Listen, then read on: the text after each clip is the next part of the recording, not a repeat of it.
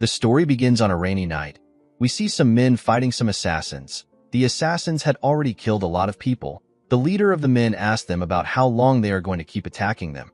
The assassins ignored the man and charged at them. The men raised their blades and fought to defend themselves. 3 assassins charged at the leader. They told him that he is going to die. The man easily tore them apart. Although he was able to take care of the assassins, the leader knew that they were still too much. He called the assassin bastards. He knew the people who sent the assassins to him. He could not believe that they would stab him in the back after he made a deal with them. He looked at the carriage behind him and promised to protect the person inside. The man asked his subordinates to hold on with everything they have. He assured them that help is on the way. The moment he said this, someone threw a person's head on the ground. He asked the leader if this is the help he is referring to.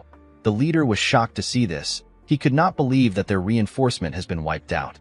He wondered about how it happened.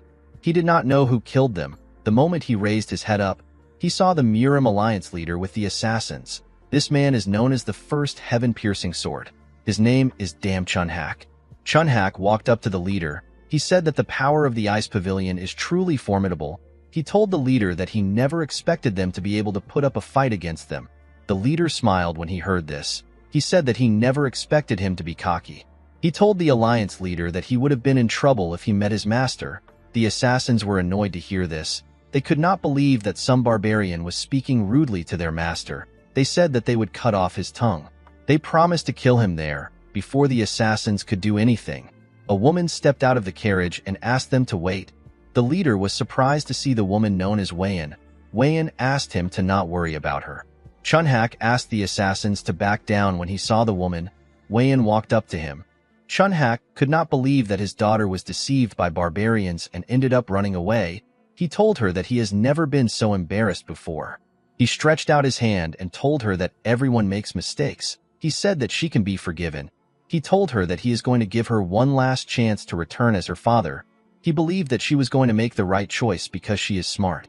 Wayan asked her father if he will let the men live if she goes back with him. Chunhak glared at her. The woman understood what he was trying to say. She apologized to him. Chunhak did not expect the apology. He realized that she wasn't leaving with him. He raised his sword. The leader was shocked to see this. Chunhak used his sword to cut his own daughter down. He turned around and said that he no longer has a daughter. He said that she has been influenced by barbarians. He told the assassins that their sole mission is to recover the soul of the Central Plains. He asked them to clean up the mess. The assassins rushed to attack the injured men when they heard this. The leader took out 3 assassins that came close to him. He asked his men to fight till the end. The men accepted his orders and began to fight without fear. While she was on the ground, Wayan told herself that she needs to return somewhere. She apologized to someone in her head for not keeping her promise. She said that it will be different next time. The scene shifts and we are taken to a palace. We see someone reporting to his master. His master asked him to repeat what he said. His master's name is Seol Mudak. He is the Northern Sea Palace Master and our protagonist. His subordinate revealed to him that Lord Bai Muyue, who went to the gathering as an envoy to conclude negotiations with the Murim Alliance, fought the alliance. He and his group were annihilated. The moment he heard this, Mudak released his terrifying cold energy in his palace. His subordinates did not flinch, they simply stood. With a look of anger on his face, Mudak said that he will never forgive the Murim Alliance. He promised to wipe them off the map. He asked his subordinates to get ready. The men quickly gathered outside. Mudak told them that they are going to the Central Plains. In the next scene, we are taken to a battlefield covered with snow. We see an injured Chunhak struggling to stay alive. Several blades were sticking out of his body. He looked around and saw countless dead bodies. He could not believe that his entire army was annihilated. He noticed that his inner energy was depleted. He realized that this might be the end for him. He asked the Northern Sea Palace Master to kill him now. Mudak glared at him when he heard this. He moved close to him. He asked Chunhak to tell him why he killed his daughter. Chunhak laughed when he heard this. He asked Mudak to stop asking a stupid question. With a deranged look on his face, he said that the daughter of the alliance leader cannot be playing love games with a barbarian like him. He said that it would have been a bigger mistake to let Wayan live. Mudak raised his hand and gathered his energy. With a creepy smile on his face, Chunhak told our boy that he won't get what he wants the most even though he took over the Central Plains. The moment he said this, Mudak pierced his heart with his sword which he fired at him. Chunhak could not believe that this is how he is going to die after everything. Memories of his daughter flashed in his head. He remembered how he raised her. He wondered why she betrayed him and associated with a bastard. He remembered how he cut Wayan down. The man said that he is infuriated and resentful. With the death of the Murim Alliance leader, the 6-year-long Great Blood Battle came to an end. The living legend of the Northern Sea Palace became the uncontested ruler of the Central Plains that day. However, Mudok showed no emotion. He simply gazed at the moon. The scene shifts and we are taken to Mudok's room. We see a flower that seems to have lost its nutrient. Our boy realized that this flower is the only thing he has left. He thought about how he got the flower. In the past, Wayan barged into his room while he was writing. She referred to him as Gaga. He asked her about what happened. The woman asked him to take a look at the flower. She said that the lotus of love has finally bloomed. Mudok was surprised to hear this. He remembered that the lotus of love is a flower that blooms when lovers truly love each other. With tears in her eyes, Wayan told our boy that she never doubted his feelings. She explained to him that she was actually upset that the lotus wouldn't bloom. She said she is fine now that it has bloomed beautifully. She was happy to see that her love was not one-sided. She said that Mudok really loves her. Our boy hugged her. He told her that he cannot love anyone else apart from her. Mudok was grateful to the flower for making Wayan so happy. He decided to fill the garden with the lotus of love in order to remember Wayan. He gently tapped the flower. He said that he cannot forget the woman no matter how much he tries. Immediately he said this. The flower bloomed again. Our boy was shocked to see this. He did not know how it was possible. He called out to someone known as Myong. The man appeared behind him. Mudok ordered him to find someone who can explain what just happened. He asked him to find the right person even if he has to search the entire Central Plains. Myong accepted his master's order and disappeared. A few days later, we see the Manbachas who are said to know everything in the world gathered at the Northern Sea Palace. The men did not know why they were called. While they were talking, someone asked them to step outside. The men were surprised to hear a voice from the sky. They all decided to step outside. When they stepped into the garden, they saw something shocking. They saw a garden filled with the lotus of love. Each of the flowers had bloomed. One of them said that this is his first time seeing a garden like this. The lotus of love is a flower that some might not get to see even once in their lives, and yet there was a garden filled with it. The men noticed that the character of love is inscribed at the stems as if it was embroidered there. They were certain that they were looking at the lotus of love. While they were looking at the flowers, Mudok appeared behind them. He asked them if they like it. The men turned around and said that they do. One of them asked him for his identity. Our boy shared his name with them. He said that he is the owner of the garden. The men were shocked to see the absolute ruler of the Central Plains. Mudok revealed to them that he and his lover made a lotus of love bloom with their love.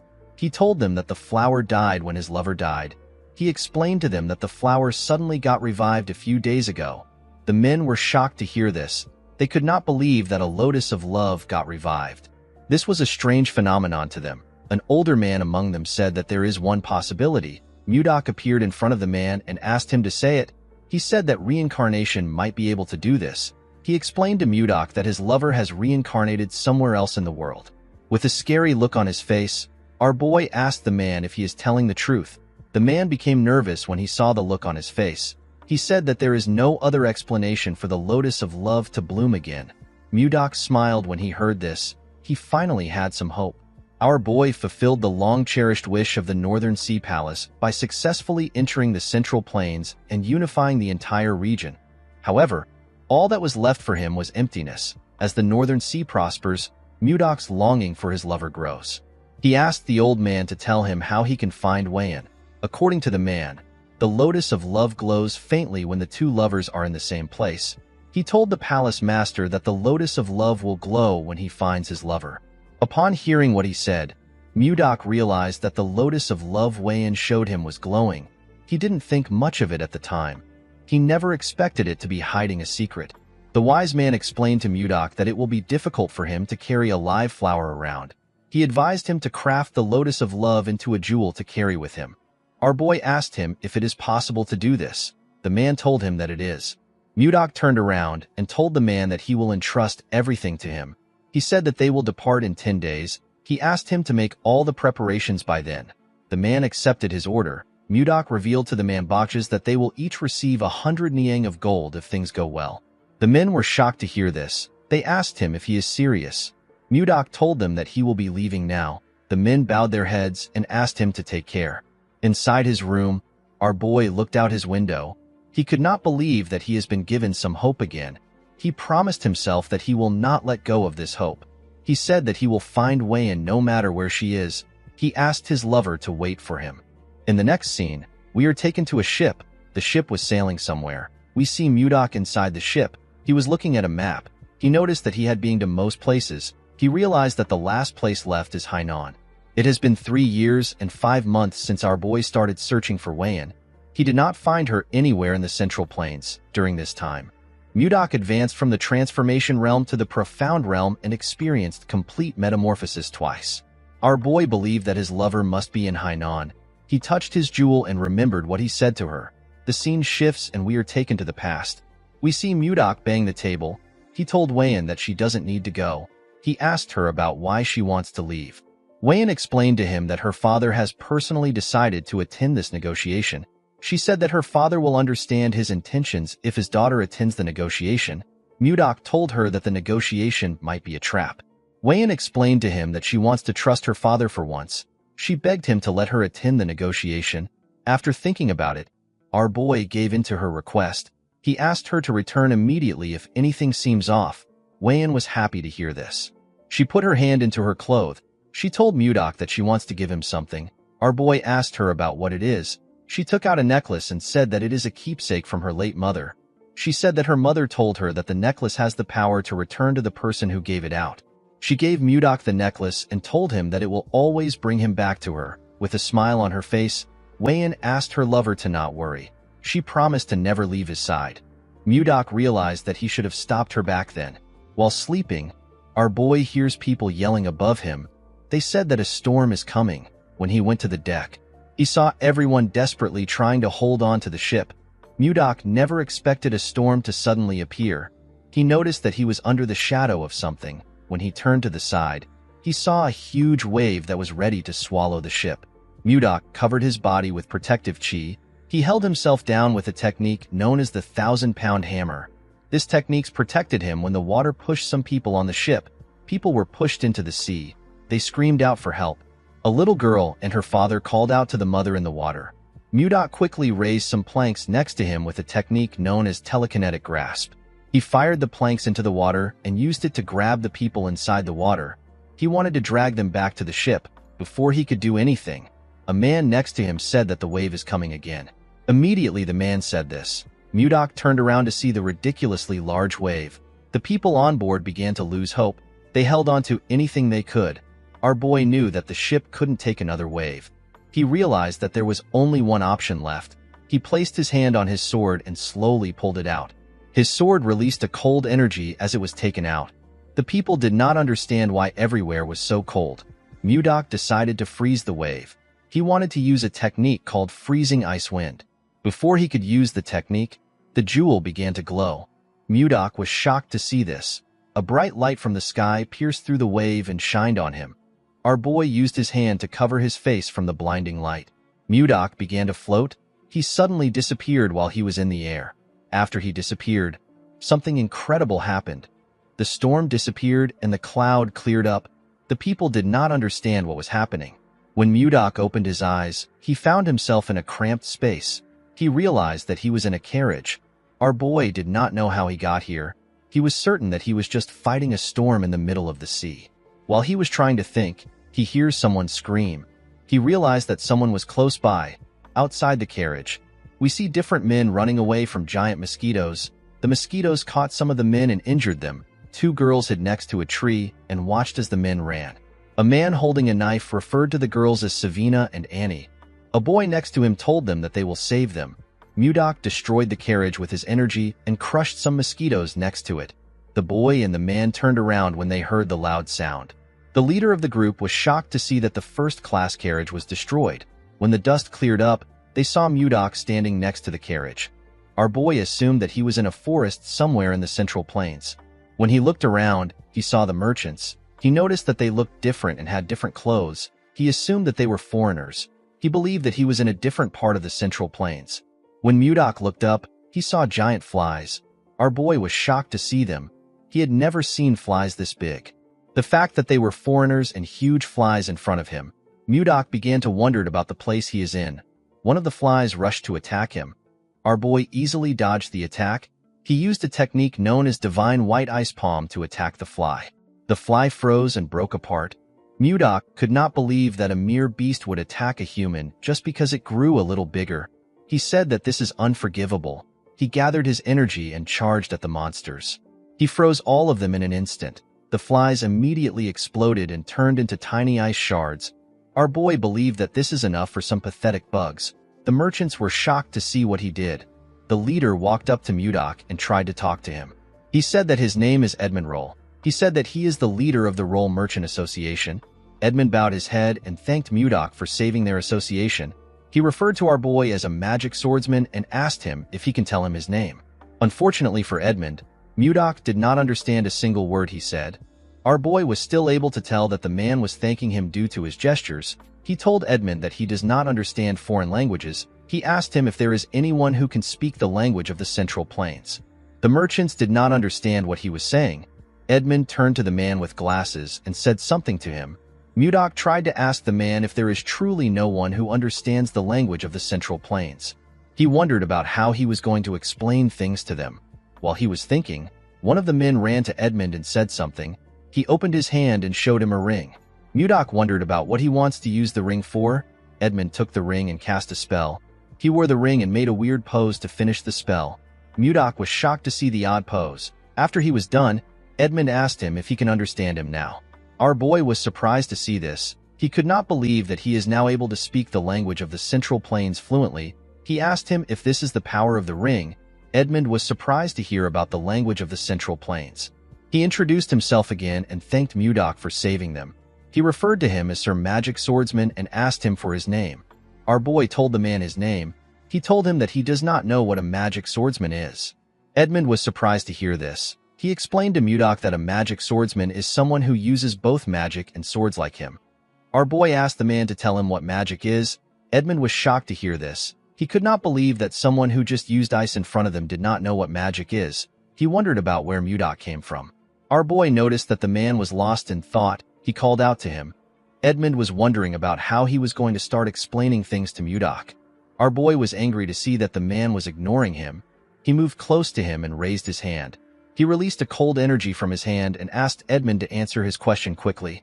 Edmund became nervous when he saw this. He realized that the person in front of him is crazy. He decided to just explain things to him. He did not want to find out about what will happen if Mudok goes on a rampage. He told our boy that he will explain. He asked him to calm down. In the evening, we see the two of them sitting next to a fire. Mudok was surprised to find out about something called magic in this part of the Central Plains. He realized that the world is quite vast. Edmund was relieved to see that our boy had finally calmed down. He asked him about where the Central Plains is. Mudok was surprised to hear this question. He asked the man if he does not know where he is right now. Edmund did not understand what our boy was saying.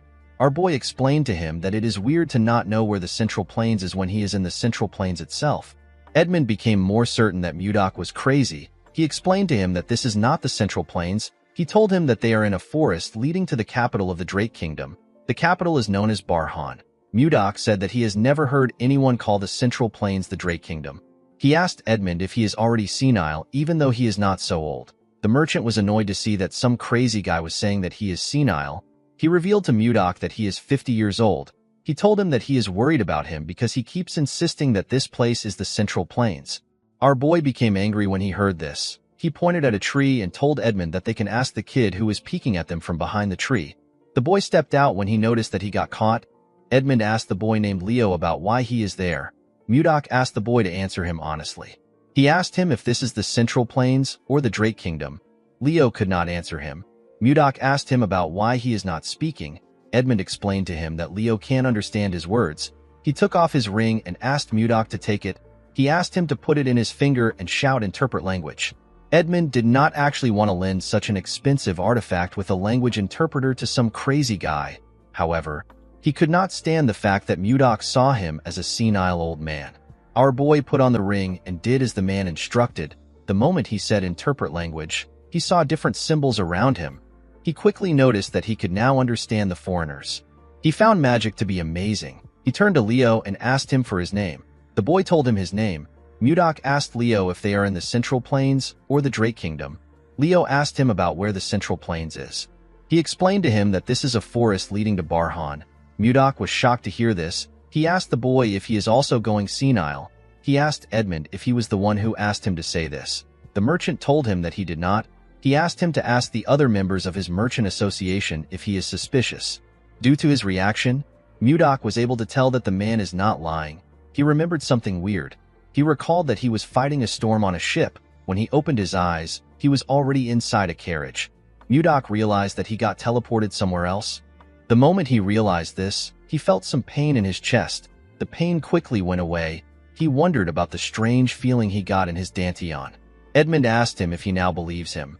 Mudok noticed that the energy here is much different from anything he has ever experienced. He realized that something is not right. He stood up and walked into the woods. He decided to check things out by himself. Edmund was surprised to see him stand up. He called out to him. As he walked deeper into the forest, Mudok noticed that this place has pure energy. He became certain that this place is not the Central Plains. Our boy jumped out of the woods. While he was in the air, he gathered and compressed his energy. After compressing his energy, Mudok released it into his body. He noticed that the amount of chi accumulated in his dantian has doubled. He turned around and moved back down. He wondered about why he got teleported here instead of a place in the Central Plains. He was still focused on finding Wayan. Before he landed on the ground, his necklace came out of his clothes. Mudok wondered if he got sent here because of the light emitted by the necklace earlier. He remembered that his lover told him that the necklace has the power to return to the person who gave it out. Our boy believed that he has been sent here to look for Wayan. He smiled when he landed. He told himself that Wayan must be here. At the camp, Edmund's subordinate asked him about where his new guest went. Edmund said that he does not know. He told him that our boy is unpredictable. The moment he said this, Mudok appeared. He explained to Edmund that he had some business to attend to. He told him that he has a question for him. Edmund noticed that our boy was smiling. He found it creepy. He asked Mudok to tell him his question. Mudok asked him if Leo was being truthful when he said that they are in the Drake Kingdom. The man told him that Leo was telling the truth. He assured him that they will reach Barhan if they travel a bit further. Mudok asked him to tell him where Barhan is. A little boy next to Edmund asked our boy if he does not know anything about this place. He asked him if he spent all his time training in the mountains. The boy said that he has heard stories about eccentric people like him. He said that this is his first time seeing an eccentric person in flesh. Mudok decided to take the boy's explanation. He told them that he has been training in the mountains, and he only just came out today to experience the world. He said that this is why he does not know anything. Mudok had never heard of places like the Drake Kingdom and Barhan. He decided to get more information about the place from the kid. Due to the fact that some of them had different colored eyes, our boy assumed that he was in the land of the Western barbarians, which he had only heard of. The boy was happy to hear what Mudok said. He was happy to see that he was right. He referred to our boy as Sir Magic Swordsman and offered to teach him a few things. Mudok accepted his offer. The boy walked forward and asked him to follow him. Mudok asked the boy for his name. The little boy introduced himself as Luffy. Edmund found it creepy that the crazy man was acting friendly. He could not understand what was going through our boy's head. Mudok began to learn about this place and the language the people use from Luffy. Our boy realized that this place wasn't a foreign land. It was actually an entirely different world. The land was oddly shaped and the writings differ from anything he had seen before. In this world, there are other species apart from humans. Elves and dwarves exist. Apart from them, beings known as beastmen also exist on the continent. Of all the species, the strongest are creatures known as dragons. Mudok believed that they were lizards with wings. There are also things known as warp magic and magic circles. According to Luffy, warp magic can be used by 5th circle mages and above. They draw a round magic circle on the ground and chant a spell. This allows one to travel to wherever they wish. The better the mage's ability, the further they can warp. To Mudok, magic was an inexplicable sorcery. He looked up to the sky and wondered about the other amazing things that this world could hold.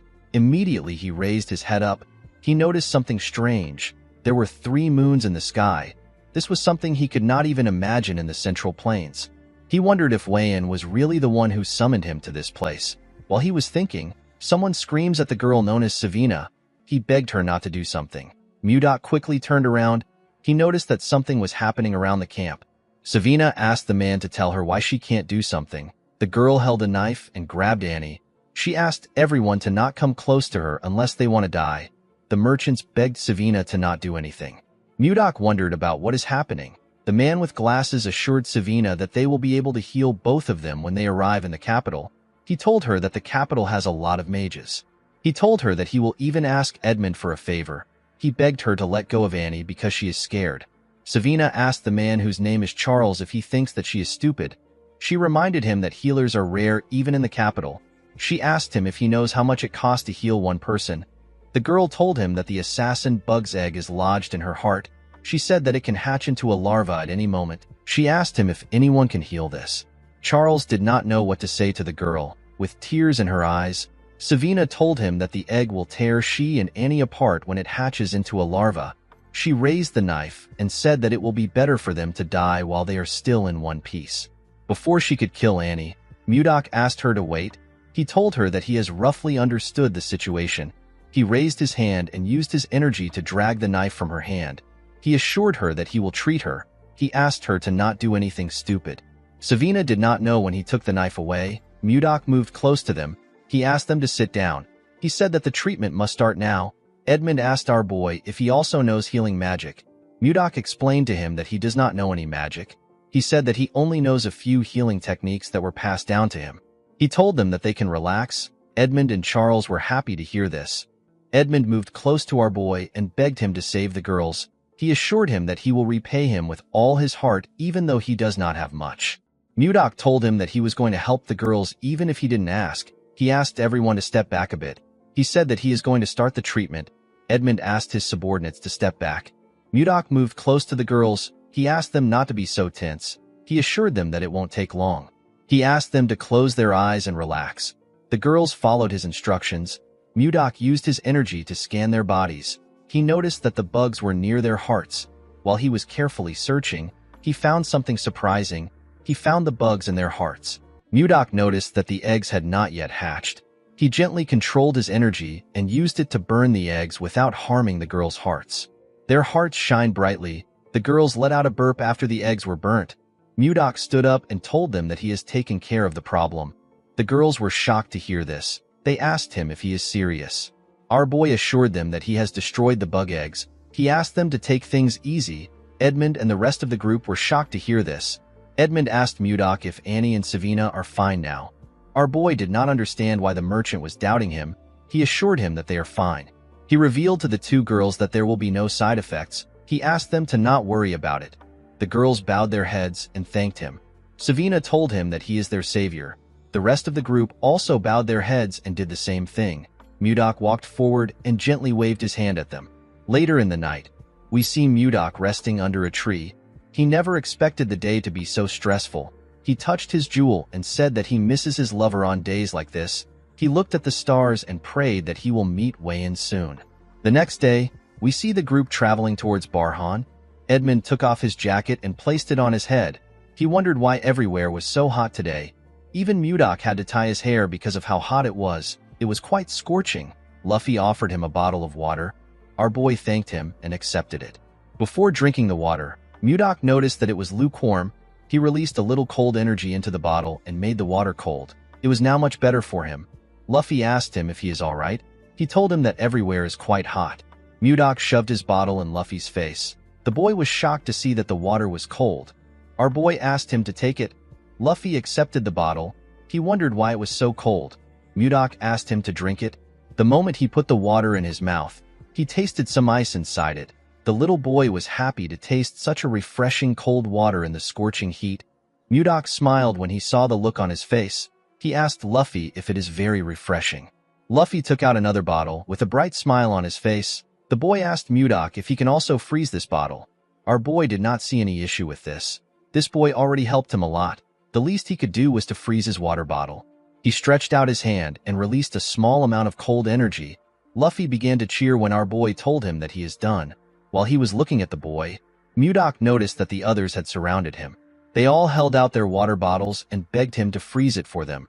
They wanted to taste the refreshing ice water that Luffy drank. Of course, This was not difficult for Mudok, but he knew that he might create more stress for himself if he grants their request. Edmund tapped one of his men and asked him about what is happening. He moved close to them and asked someone to explain what is happening to him. Luffy revealed to him that Mudok made some ice water. He told him that the seniors now want to drink this cold water. With a weird look on his face, Edmund called out to Mudok. Our boy asked him if something is wrong. Edmund went on his knees and presented his bottle to him. He said that he also wants some ice water. Our boy was surprised to see this. He asked the man to give him his bottle. Mudok decided to stay with this caravan in order to learn more about this world. This people already helped him in solving the biggest problem he had. This problem was the language barrier. Our boy did not see it as a big deal to give out ice water to them. He froze Edmund's water for him. The man thanked him. He quickly drank the ice water. Edmund noticed something odd. He told Mudok that something is strange. Our boy did not expect this. Edmund asked him about how he created the ice. Mudok asked him about why he is asking the question. He asked him if something is wrong. With a bright smile on his face, Edmund told our boy that the ice is absolutely perfect. He revealed to him that he has tried all the ice available on the continent. He said that he has never tasted this kind of ice before. The ice water was on another level to the man. He told Mudok that he is quite amazing. Mudok had never heard about ice being tasty. He said that he merely froze the water. He asked Edmund to tell him what he means when he says that the taste is different. According to Edmund, when creating ice, it is common to use the cold attributes of mana in the air to freeze water directly. It can also be done by gathering moisture from the atmosphere. During this process, impurities from the mana gets mixed into the ice. This affects its taste, however. Since each mage has a unique mana signature, it is rare to find someone who can create pure ice. It is basically hard to get pure ice. Edmund told Mudok that his ice is incredibly pure. This is why it tastes so good. Our boy now understood why the group reacted so enthusiastically. He could not believe that something as simple as ice would get him this kind of reaction. He almost felt pity for them. Since he was in a good mood, Mudok decided to create more ice. With a smile on his face, he released his energy. Before he could do anything, Edmund called him Sir Magic Swordsman. Our boy asked him if there is something wrong. Edmund pointed his hand at the sky and said that he has a proposal for him. A few days later, we see Charles directing some men carrying buckets filled with water. He asked them to take the buckets to the back of the store. At the back of the store, we see Mudok gather his energy. He used it to freeze the buckets of water in front of him. He turned the water into ice cubes. The merchants clapped for him when they saw this. They rushed to carry the buckets. While looking at them, Mudok thinks about what led him to this place. The scene shifts and we are taken to the past. We see Mudok shocked after hearing Edmund's proposal. The man explained to our boy that he wants to revive his merchant association by selling the ice that he makes. He became nervous when he said this. Mudok realized that Edmund had a hidden agenda when he kept going on about how refreshing the ice is.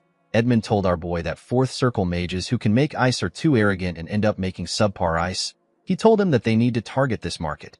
Mudok could tell that Edmund does not have any ill intentions. He actually wanted to revive his struggling merchant association. Our boy did not want to offer his service for free. He decided to negotiate. He told the merchant that it will be a 70-30 business. Edmund asked him to explain what he means. Mudok told him that he will take 70% of the profit because he is making the ice, while Edmund will take 30% for selling it. The merchant knew that this wasn't a bad offer because ice sells like hotcakes. He decided to try negotiating further. He explained to Mudok that he will need wagons for transport, workers that will pull this wagons and mages that will keep the ice from melting. He told him that the upfront cost is quite significant. He asked our boy if he can make some adjustments to the percentage. Mudok told him that he will reduce it to 60-40. The man was shocked to see that our boy easily accepted it. He took out a paper and told Mudok that they need to draft a contract. Mudok agreed to the negotiation because this place was a good place for him to learn about this world. The business was actually booming more than he expected.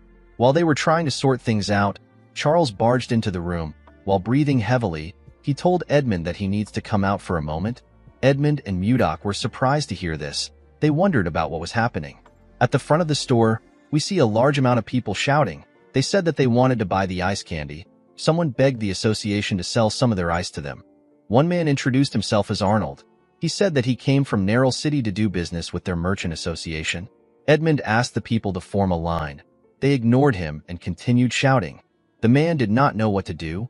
While they were shouting, someone asked them to keep quiet in their heads. Everyone was shocked to hear a person's voice in their heads. Edmund quickly turned around. He knew that only Mudok was capable of doing this. Our boy asked them to stay quiet. With a serious look on his face, he told them that they will all be sent away if it gets noisy again. He advised them to be careful. Everyone accepted his warning. Now that they were quiet, Edmund explained to them that his merchant association only sells in bulk. He apologized to those who came to purchase a small amount. He asked them to leave. He told them that they might have small-scale sales in the future. Some people begged the man. They told him that they came from far places. They asked him if he cannot just sell a small amount to them. Mudok glared at this people. They were terrified to see the scary look on his face. They decided to leave on their own. Edmund asked everyone else to line up. A merchant wearing an eye patch told Edmund that he is from the Meiji Merchant Association. The man next to him introduced himself as Benjamin. He said that he is the butler of the slave family. The brown man next to him said that he came from the Arista family. Edmund knew that the Meiji Merchant Association is one of the top 10 merchant association on the continent. He could not believe that someone from the prestigious slave family was in front of him. Edmund knew that he would make a lot of money, but he never expected to be this lucky. He turned to Mudok. He knew that this people were standing in front of him because of our boy. Although his merchant association had not completely revived yet, it was still thanks to Mudok that they reached this stage. With a smile on his face, he asked Mudok to rest for now. Our boy asked him if the busiest part is over. Edmund told him that it is. He assured him that he can handle the rest. He asked him to take a break. Mudok turned around and wished him luck. Although he felt bad that he was making our boy work, Edmund had his own reasons for reviving this merchant association. In order to avenge his parents and siblings who died unjustly, he needed to fully revive this merchant association and use it to take revenge on Duke Icarus, who ruined them by using the Akasa Merchant Association. Edmund promised himself that he won't give up until he has taken his revenge. He hoped Mudok would cooperate with him until this time comes. He promised to repay him when he succeeds. Inside his room, Mudok jumped on the bed. He was so tired. Since business was doing well and money was coming in steadily, our boy decided to start gathering information about his lover. While he was thinking, someone knocked on his door. The person turns out to be Savina. Mudok was happy to hear that the girl was at his doorstep. He realized that it was already snack time. He asked her to come in. The girl was holding a large bowl containing something. This was Mudok's new favorite snack. It was ice cream. It is a treat made by mixing ice and fruit. The treat was accidentally invented by Savina. The girl placed the bowl on the table. Mudok thanked her for bringing him the snack again. Savina smiled and asked him to enjoy. He took out his spoon and took his first bite. The ice cream had a cold, sweet, and luscious flavor. It was a taste that he could have never imagined in the Northern Sea Palace. Mudok heard that the Merchant Association was thriving because of ice cream. He fully understood why. While he was licking it, our boy noticed that the bowl was empty. He could not believe that he already finished it. He decided to get another one. He did not want to go by himself, but he had no choice since everyone was busy. When he got into the store, he could hear some noise outside. He wondered about what was causing this noise. At the front of the store, we see Savina asking someone to line up. The bastard smiled when he heard this. He asked Savina to tell him who gave her the power to order nobles around. Mudok wondered about who the young men were. The boy next to the chubby boy believed that Savina was asking them to line up because she did not know who they were. He asked her to shut up and bring out the ice cream. The chubby boy pointed at Savina and told her that they heard a rumor about the ice cream, so they came to try it. He told her that there will be consequences if the ice cream is not good. Savina told him that their merchant association does not sell ice cream to people who cut in line. She asked the boy to understand. This only made the chubby boy angrier. He could not believe that she wanted them to line up like commoners. He said that it is already annoying that they are in the same place as mere peasants. He did not like the fact that she was asking him to join the queue. He asked her if she has a death wish. Savina told the idiot that she does not serve ice cream to nobles just because of their status. The boy asked her if she is trying to defy a noble. The girl knew that Mudok would protect her if things go wrong. She decided to speak freely. She told the boy that he is not making sense. She said that she is simply stating the rules. The other boy was annoyed to hear this. He called the girl a wretch. He took out his sword and asked her if she really wants to die. Savina was not scared to see his sword. The boy was annoyed to see this. Before he could do anything, their third friend tapped his shoulder. He called him Samuel. With a cold gaze in his eyes, the boy asked Samuel to not act rashly. He asked him if he wants to lower their dignity. Samuel became nervous when he saw the look on his friend's face. He apologized to him. The boy walked up to Savina. With the same look in his eyes, he told her that they came to try the ice cream. Savina did not like his cold gaze. Her heart felt like it was freezing. She began to tremble. The boy told her that he doesn't like waiting. He asked her to bring it out now. Savina was lost in his gaze. With a shaky tone in her voice, she asked him to wait. Someone called out to Savina. The person turns out to be Edmund. The man reminded her that their merchant association does not sell ice cream to those who cut in line. He asked her if she forgot. Savina apologized to the leader. Mudok could tell that Edmund had something against this young man for him to have such a strong reaction. With a look of anger on his face, Edmund asked the boy to leave. He told him that he cannot tolerate any further disregard for their rules. The two boys were annoyed to hear this. They believed that Edmund was insulting nobles. The man asked them to not be mistaken. He told them that there is another reason why he won't sell ice cream to them. The boy who appears to be their leader asked Edmund for his reason. With a look of anger on his face, the merchant asked the boy to question Duke Icarus by himself. Charles and the other merchant were shocked to hear their leader mention the Duke's name. The boy asked Edmund about how he knows his father. The moment he said this, he noticed that Edmund looked familiar. He recognized the man's eyes. With a creepy smile on his face, the boy asked Edmund if he is one of the leftovers from the Roll Merchant Association. His friends were shocked to see the smile on his face. They knew that Justin only smiles like this when he is angry. Justin took out his sword. He told Edmund that he must pay for the crime of insulting a noble with his life. The moment he said this, he swung his sword at the man. Edmund closed his eyes out of fear. He could not believe that he will not be able to avenge his family before the sword could touch him. Mudok blocked it with his hand. Edmund was surprised to see him. Mudok swung his hand and pushed the boy back. Justin was annoyed to see this. He called our boy a bastard. He asked him if he has a death wish. Mudok could not believe that this nonsense happened when he came down to get some ice cream. He never expected Justin to try to kill someone just because they told him that they don't sell ice cream to people who cut in line. He found this to be absurd. He told the bastard that he really has no manners. He told him that he will use this opportunity to teach him some manners. Justin became angrier when he heard this. He put his energy into his sword and charged at our boy. He told him that he will kill him. Mudok easily dodged his first attack. Justin began to attack him more fiercely. Our boy dodged the attacks without stressing himself. He gently smiled at Justin as he dodged his attacks. He told him that his talent is quite impressive for someone as young as him.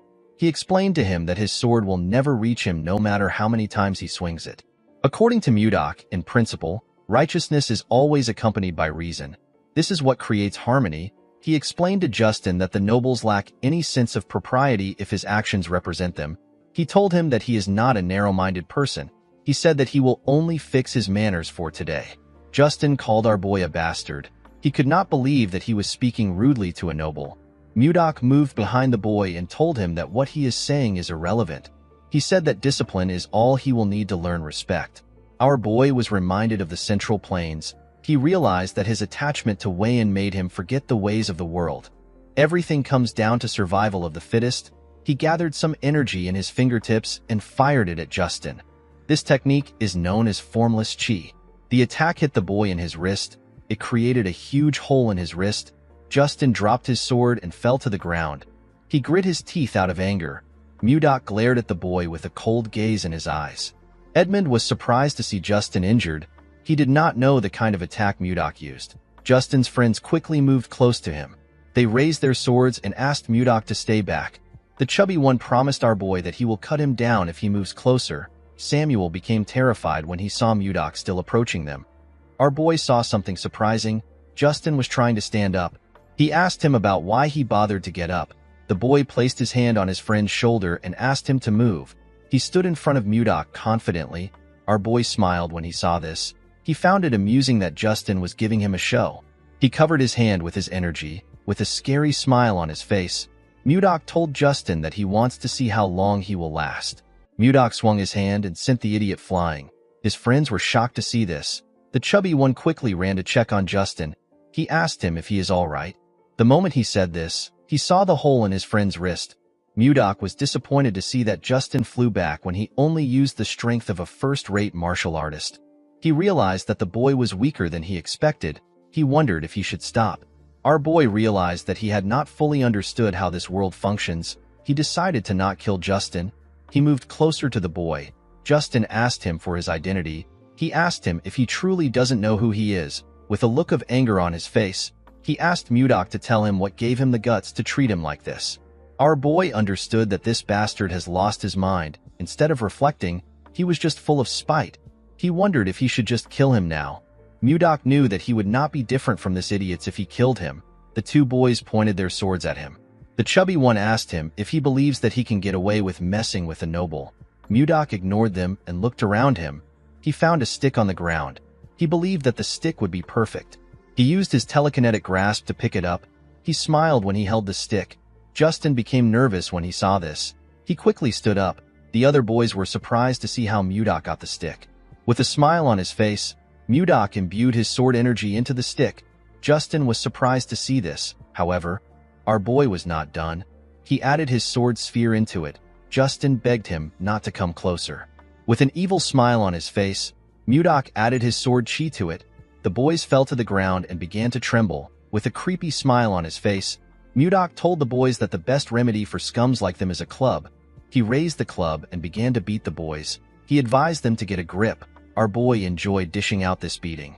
In the evening, we see the boys kneeling. They begged Mudok to forgive them. They assured him that they won't do this again. Our boy told them that he cannot hear them. He asked them to repeat what they said. Justin was annoyed to hear this. He promised himself that he will kill Mudok. He said that he will stomp on his head. Although this was his wish, the boy had no power to do it. He had no choice but to beg our boy for forgiveness. He assured him that he will never make a mistake like this again. Mudok was happy to see the outcome of the beating. He realized that nothing is better than a good beating. He advised them to be careful from now on. Edmund was touched to see what Mudok did. He thanked him in his head. The scene shifts and we are taken to a castle. We see a king and his subordinates seated. Count Slabe reports to the king that they received some information from an informant planted in the Serbia kingdom. King Tomalova III asked the count to speak. According to Slabe, the Serbia kingdom has succeeded in reclaiming the barren northern region of Blackstone. Additionally, the Hazen kingdom is trying to develop the land beyond the Sahara Desert. Duke Sergio von Icarus explained to Slabe that the land beyond the Sahara Desert is too dangerous for humans to live in because of the monsters.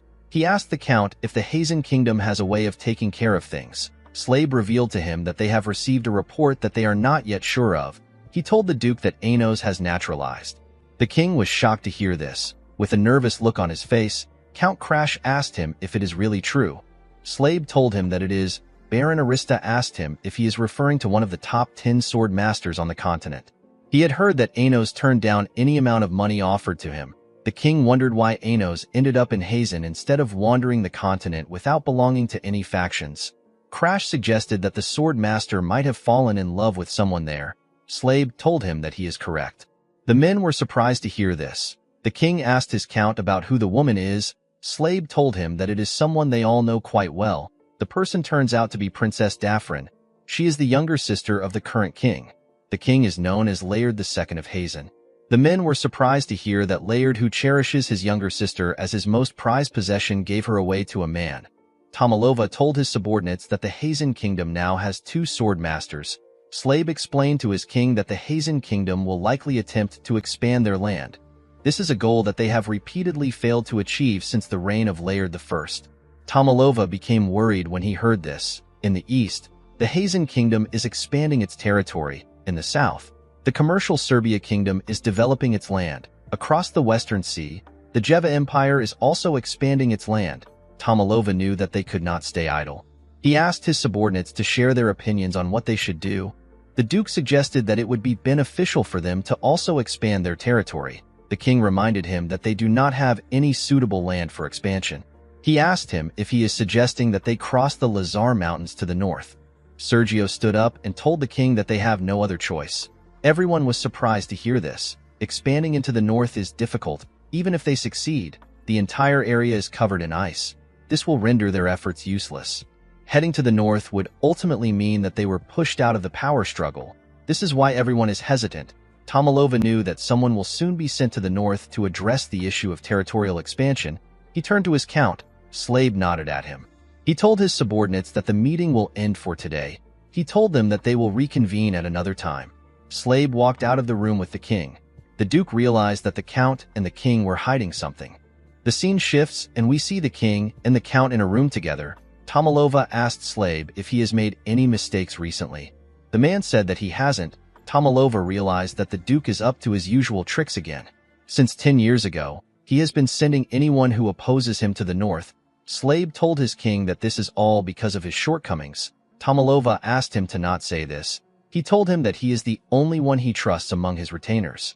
He told the Count that he heard a rumor about some kind of ice being sold in the capital. He asked him if he knows anything about it. The Count realized that the king was referring to the ice candy made by the Roll Merchant Association. Tomalova was surprised to hear the name. Slabe explained to him that the ice is different from regular ice. He told him that it earned its name because it is so sweet. The king asked the man about how long the trading company stays open. The Count said that they are open till night. He realized that the king wanted to taste the ice candy. He revealed to the king that he is planning on going on a secret outing soon. He told him that they can check the store together. Tomalova smiled when he heard this. He commended the Count for being able to read his mind. Slabe told him that it is his duty to understand his desires as his aide. Tomalova asked him about when he plans on going for this secret outing. The scene shifts and we are taken to Mudok's room. We see the kids begging our boy to teach them magic. Our boy was about to lick his ice cream. He was surprised to hear what the kids said. Savina apologized to him for barging in. She knew that it was improper. The girl also knew that not everyone can learn magic. She told him that they have no choice but to learn it. Annie explained to him that the company might face danger again like last time. She promised him that she will train hard. She begged him to teach them. Mudok found it nice to see the kids determined. He placed his ice cream down and reminded them that he does not use magic. Luffy asked him if he uses martial arts like he mentioned before. Our boy told him that he remembered it correctly. He released some of his energy and revealed to them that he uses the Ice White Divine Palm. He told them that he cannot teach them magic because he also doesn't know how to use it. Leo asked him if he can teach them martial arts instead. Mudok was surprised to hear this. The kids agreed with Leo's idea. They believed that it would be amazing to learn martial arts. They begged Mudok to teach them martial arts. Our boy did not know what to say. He noticed that they had earnest eyes and a strong resolve to see their goals through. They reminded him of his childhood. He remembered how his younger self asked someone to teach him martial arts. The person glared at him. Due to the fact that he was urgently searching for his lover, Mudok felt like it would be wrong for him to accept some students. However, these children also wanted to protect someone, and more than anything, they have been helping Mudok out in many ways even though they don't know him well. According to the rules, our boy was not allowed to teach the martial arts of the Northern Sea Palace carelessly. Mudok wondered if this rule still applied in a different world. Savina begged him to teach them. Our boy asked the children to let him think about it. He asked them to come back by this time tomorrow. He told them that he will give them his answer then. The children were happy to hear this. They believed that Mudok was going to teach them. Leo told him that they will never forget his kindness even in death. Our boy realized that the children misunderstood him. Before he could explain himself, the children turned around and left the room. They were excited to be learning martial arts. They closed the door and asked him to sleep well. Mudok decided to figure things out later. He wondered if he was like this when he was their age. He realized that his master must have had a hard time. He opened his window and looked outside. While he was thinking, he heard the sound of metal clashing from the forest. He found this odd. Inside the forest, we see Count Slabe kill someone in front of him. The person was wearing a hood that covered his face. The Count was with the king. He wondered if he could hold out before reinforcement arrives. He could not believe that they were ambushed the day they went out to eat the ice candy. While he was thinking, he hears a loud sound behind him. He quickly turned around. He saw a mage cast a spell known as Fire Bomb. The mage created several fireballs. He fired them at Slabe. The Count grit his teeth and charged at the attack. It created a huge explosion in the forest. The king was shocked to see this. He quickly ran to him.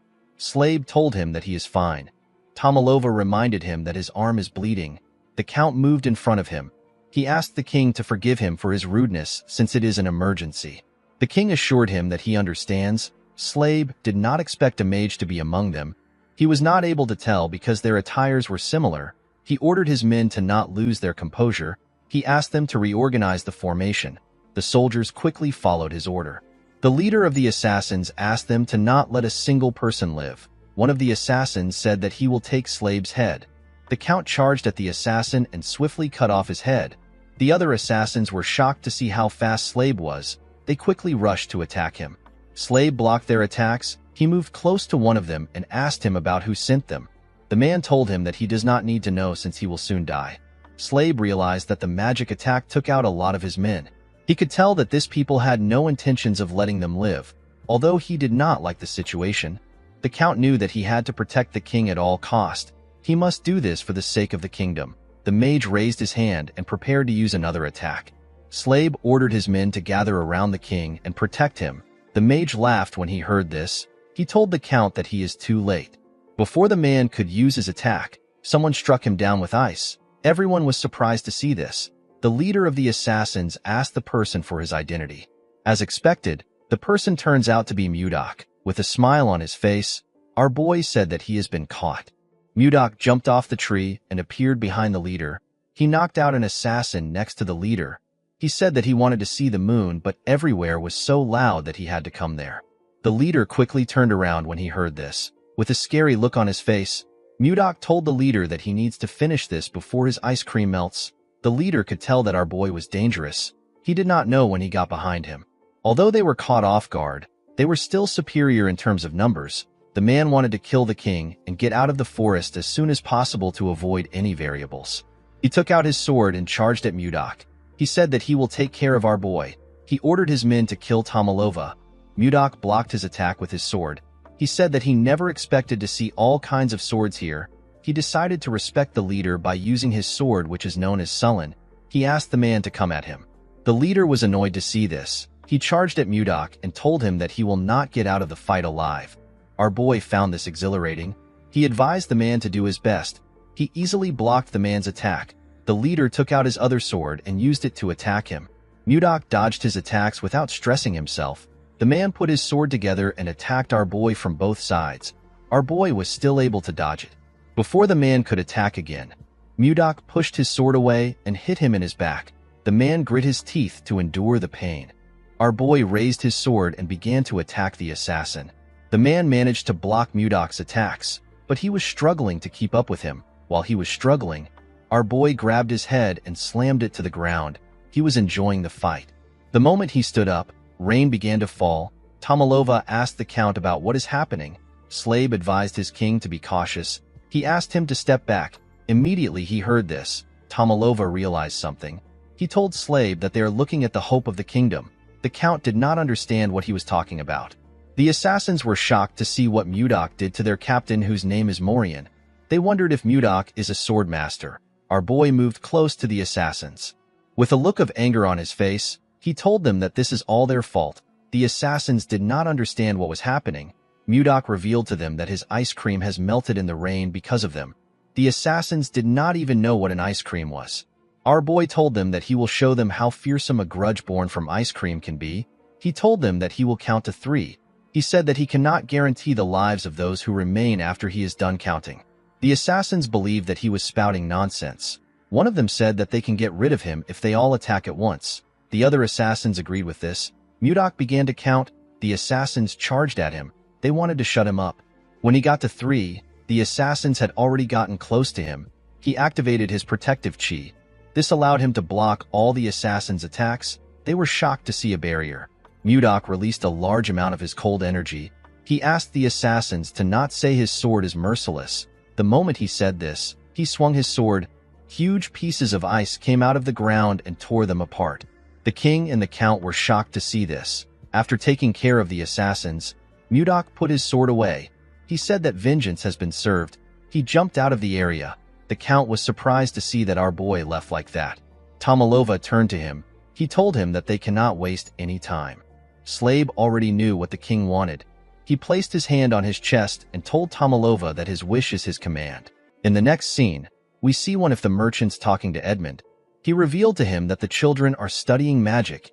Edmund was surprised to hear this. He reminded the man that magic is not something that one can study on their own. With a serious look on his face, he asked the man if Mudok is the one teaching the children. The man told him that he is correct. He explained to him that his family members also want to learn magic. He did not understand why Mudok was only teaching 4 children. Edmund began to laugh like a crazy person when he heard this. The man was surprised to see this. He assumed that Edmund was tired from overworking. The merchant was actually happy that Mudok was teaching the children, especially since numerous people want to learn magic. He stood up and asked the man about where the children are learning. He asked him to lead the way. Edmund believed that the day his trading group will reach the top is no longer far. The scene shifts, and we see the merchant talking to Mudok. With a smile on his face, Edmund told our boy that he knows everything. Mudok asked him to explain what he means. Edmund revealed to him that he heard that he is teaching the children magic. Mudok realized that this is what the other merchants were gossiping about. He did not want them to know about it. With tears in his eyes, Edmund thanked Mudok for what he is doing. He told him that he does not know how he can repay him. While they were talking, Charles came to meet them. Edmund asked him if something happened. The man said that there is a guest for Mudok. Our boy seemed to be annoyed to hear this. Edmund was surprised to hear that Mudok has a guest. The guest moved close to Charles. Edmund did not recognize the man. The young man went on his knees and begged Mudok to help him. Our boy asked him to leave. The man grabbed his leg and revealed to him that the king said that he will come by himself if he is not able to bring him to the castle. Mudok told the man that he has no reason to trust him. Edmund was surprised to hear about the king. Our boy used his leg to hit the man's face. The servant begged him not to decline the king's invitation. Mudok gently moved his leg out of the man's hand. He asked him about why he always comes to this place to harass others every day. He walked forward and advised the man to stop wasting his time. He asked him to leave. Mudok did not want to get involved with things like this because he did not think that it would give him a clue about Wayan. As he walked forward, our boy took a look at his necklace. He remembered the conversation he had with someone. The scene shifts and we are taken to the past. We see a man begging Mudok. Our boy told the man that he has no interest. He explained to him that he has gotten the entire gangbuck in 3 years. He said that the people of the Central Plains will soon come looking for them. He asked the man to tell him why they need to negotiate with the slimy bastards. Manhwa explained to him that there are situations where a person shows their strength, and there are times when a person does not do anything. He told Mudok that this is the time to show others that the Northern Sea Palace is not just about brute force. He assured our boy that they can show their power again if this method doesn't work. He told him that he will take charge of the negotiation. Mudok smiled when he heard this. He told him that he will leave everything to him. He took a sip of his tea and told Manhwa that they will attack the Central Plains if the negotiations fail. Manhwa laughed when he heard this. He believed that it was impossible for the negotiations to fail. On his way to the negotiations, Mudok met Wayan for the first time. The two of them immediately locked eyes. They could feel their hearts beating. Mudok knew that this was the woman of his destiny. That day was the best day of his life. In the present, Mudok smiled when he remembered the day he met his lover. He decided to only think about her. He did not want to focus on any stupid thing. While he was thinking, Luffy waved at him. He and the other children seemed to be meditating. Mudok smiled when he saw him. He realized that there are many things for him to do. He knew that he had to act with caution. Later in the day, we are taken to the castle. Tomalova was annoyed to hear that Mudok refused his invitation again. The servant bowed his head and begged the king to forgive him. Tomalova began to dislike our boy the more he heard about him. He simply wanted to thank him for saving his life. The young man said that he will go again tomorrow. He assured the king that he will get a different response. Tomalova asked him not to bother himself. He believed that the man has already done enough. While they were talking, someone knocked on the door. The person turns out to be the princess. Her name is Ishilda. Tomalova quickly took a look at himself in the mirror. He asked the servant to get out. The man felt bad that he wasn't able to complete his mission. As she walked into the room, the princess noticed that the man looked sad. The beautiful red-head princess greeted her father in an elegant manner. She told him that the chamberlain looked sad. She asked him if something happened. Tomalova became nervous when he heard this. When his daughter sat next to him, he explained everything that happened to her. Ishilda was shocked to hear about what her father went through. She quickly stood up and asked him if he is all right. Tomalova grabbed her hands. He assured her that he is fine. He asked her to not worry about it. Ishilda sat down back. She asked Tomalova if he knows the reason why Mudok rejected his invitation. The king said that he has no idea. He revealed to his daughter that he wishes to keep our boy by his side because he is very skilled. Unfortunately, Mudok wasn't answering his summons. Ishilda believed that our boy must be a great person for her father to be interested in him. Tomalova nodded his head. He asked his daughter if she knows about the ice and ice cream created by the Roll Trading Company. Ishilda said that she has also tried the ice cream. Her father revealed to her that Mudok is the one who made that ice. Ishilda was surprised to hear this. Tomalova explained to her that he started feeling greedy after finding out that our boy was the one who created the ice. Ishilda completely understood her father. She remembered the feeling she got when she first tasted ice cream. She could not forget this feeling even if she tried. The woman looked outside the window. She found it intriguing that the mage who created the ice cream is the one who her father is looking for. She wondered about who our boy was. While she was thinking, she saw two kids happily licking their ice creams. Ishilda wondered if she should use this opportunity to meet Mudok in person. In the next scene, we see Mudok watching the children meditate. He has only been teaching them for half a month, but they had already reached the stage where they can emit chi. Our boy was not surprised to see this. The concentration of chi is much denser here than in the Central Plains. He put his hands together and asked the children to stop. He told them that they can properly control mana. He told them that they will be moving to the next stage. The children said that they understand. The moment they said this, the Chamberlain appeared and greeted him. Mudok was annoyed to hear his voice. He already knew who it was without turning around.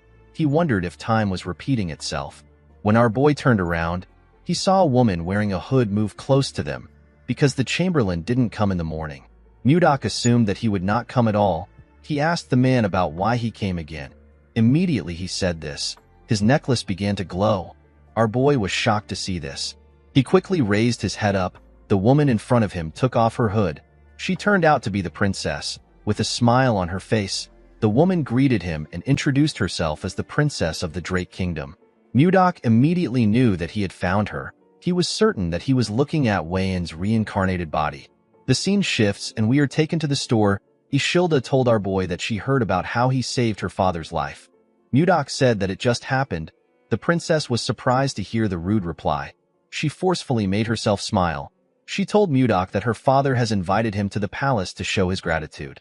She referred to him as Sir Magic Swordsman and asked him about why he refused the invitation. She said that he has rejected the invitation more than 2 times. She heard that he rejected it in a cold manner every time. Mudok only saw Wayan's face while she was talking. Even Ishilda's angry expression and her tone were exactly like Wayan's. Our boy was certain that he was looking at his lover. The princess noticed that Mudok wasn't saying anything. She called out to him. Mudok came back to reality when he heard her voice. He told her that he will come to the palace. He asked her to tell him the day he should come. The princess was actually about to argue with our boy. She was shocked to hear that he accepted the invitation. She stood up from the chair. Mudok placed his cup down. He reminded her that she came to invite him. The princess realized that he was right. She sat down back and told him that he is correct. Mudok asked her to tell him when he should come to the palace. Ishilda asked him to be there by 11 in the morning. The woman actually felt annoyed that Mudok easily accepted the invitation. She assumed that she was going to have to convince him. She stood up and told him that she has to leave. Mudok clenched his fist and told himself that he will see her when he goes to the palace tomorrow. The only problem our boy had was that Ishilda is a princess. She has the highest status in the country. Mudok wondered about how he was going to get close to her and marry her. He remembered that her father in her past life killed her because she was in love with him. In order to avoid this problem, Mudok realized that he needed to plan everything meticulously.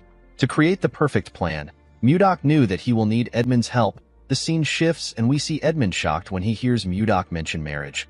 Our boy revealed to him that he plans on getting married to the princess. Edmund asked him if he is insane. With a scary tone in his voice, Mudok asked him to repeat what he said. The merchant became terrified. Our boy decided to stay calm. He asked Edmund to tell him why he thinks it is a bad idea. The man revealed to him that Ishilda is the only child of Queen Swan. Unfortunately, the queen is dead. Ishilda is the sole legitimate heir and first in line to the throne. He told our boy that it makes no sense for someone like him who has no proper status to think about marrying the princess. Mudok was annoyed to hear this. Edmund explained to him that he needs to be a prince from another country in order to become the princess's suitor. Even if he is not a prince, he should at least come from a high-ranking noble family.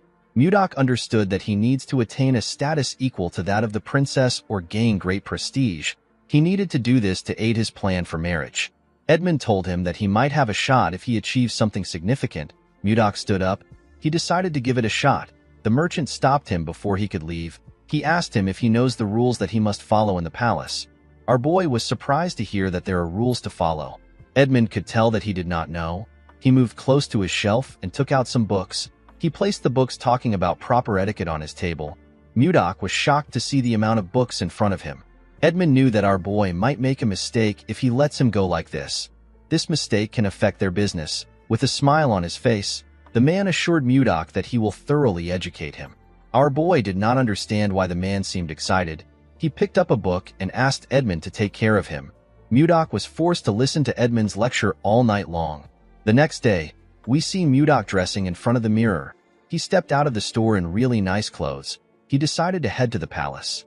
The scene shifts and we see our boy arrive at the palace. He greeted the king in an elegant manner. The king welcomed him with a bright smile.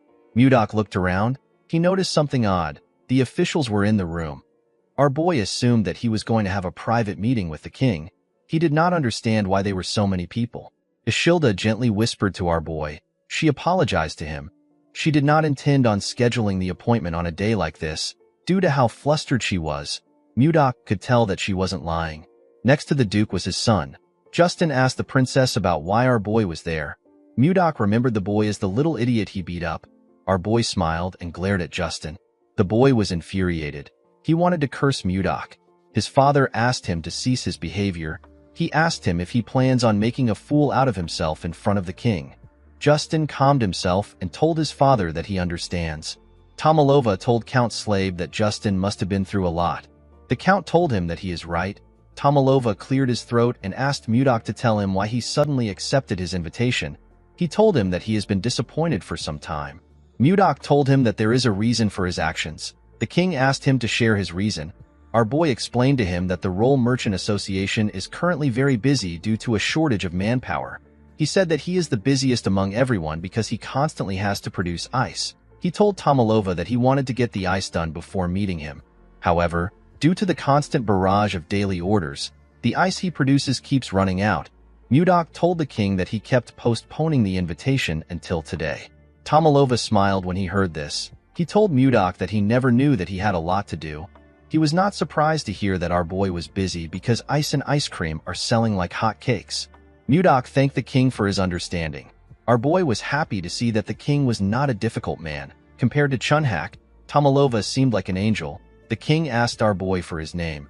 Mudok told him that he does not use his name. He asked the king to simply call him Magic Swordsman.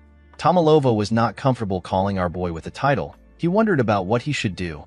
Mudok felt like the king should just give him a name if he is not comfortable using a title. Ishilda actually told her father that he can personally give Mudok a name. Tomalova was surprised to hear this. Ishilda explained to him that he can bestow our boy with a title. The Duke was surprised to hear this. Tomalova was also surprised to hear this. The princess told him that a title is a perfect reward for someone who saved his life. Duke Icarus smiled when he heard this. He told the princess that she is right. He said that it is a brilliant idea.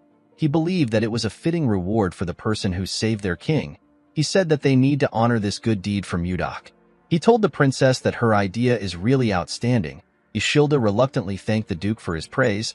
She found it weird to see the Duke praising her. Tomalova told them that they are correct. He said that he cannot turn a blind eye to his benefactor. He stood up and told Mudok that he will give him a title. He grabbed a sword. He said that one word came to his mind when he saw our boy saving him. Tomalova asked Mudok to move closer to him. Our boy moved close to him and went on his knees. Although he did not like the fact that he was kneeling, it did not matter to him as long as he gets to marry the woman of his dreams. Tomalova took out the sword from its sheath. He referred to Mudok as the brave one who saved his life and the lives of his retainers without hesitation. He placed the sword on our boy's shoulder and gave him the title of Baronet along with the name Blizzard. Mudok remembered that Blizzard means snowstorm in this world. Tomalova told Mudok that he has granted him permission for his name to be passed down to future generations as long as the Drake Kingdom exists. He referred to Mudok as Baronet Blizzard and asked him to rise. The king placed his hand on Mudok's shoulder. He told him that he would not have been there to do this if he did not save him. He thanked our boy for saving him. With a smile on his face, Mudok told the king that he will make this choice all over again if another situation arises. Duke Icarus reminded the king that Mudok saved his life. He said that they need to give him a land that fits his title. No baronet has ever been given a land. Tomalova told the duke that there will be some opposition to this decision. Icarus said that no one will dare to oppose the king's command. With a serious look on his face, the Duke said that he will personally remind anyone who opposes about the weight of a king's decree. Tomalova did not understand the kind of game the Duke was trying to play. He asked the other officials if they share the same opinion as the Duke. The men seemed to be nervous. They noticed that Icarus was glaring at them. They quickly accepted his suggestion. Tomalova decided to accept the idea. However, he could not think of a land suitable for our boy. The Duke told him that they actually have a land for Mudak. He reminded Tomalova about the northern icy lands he mentioned during the meeting they had a few days ago. The king was surprised to hear this.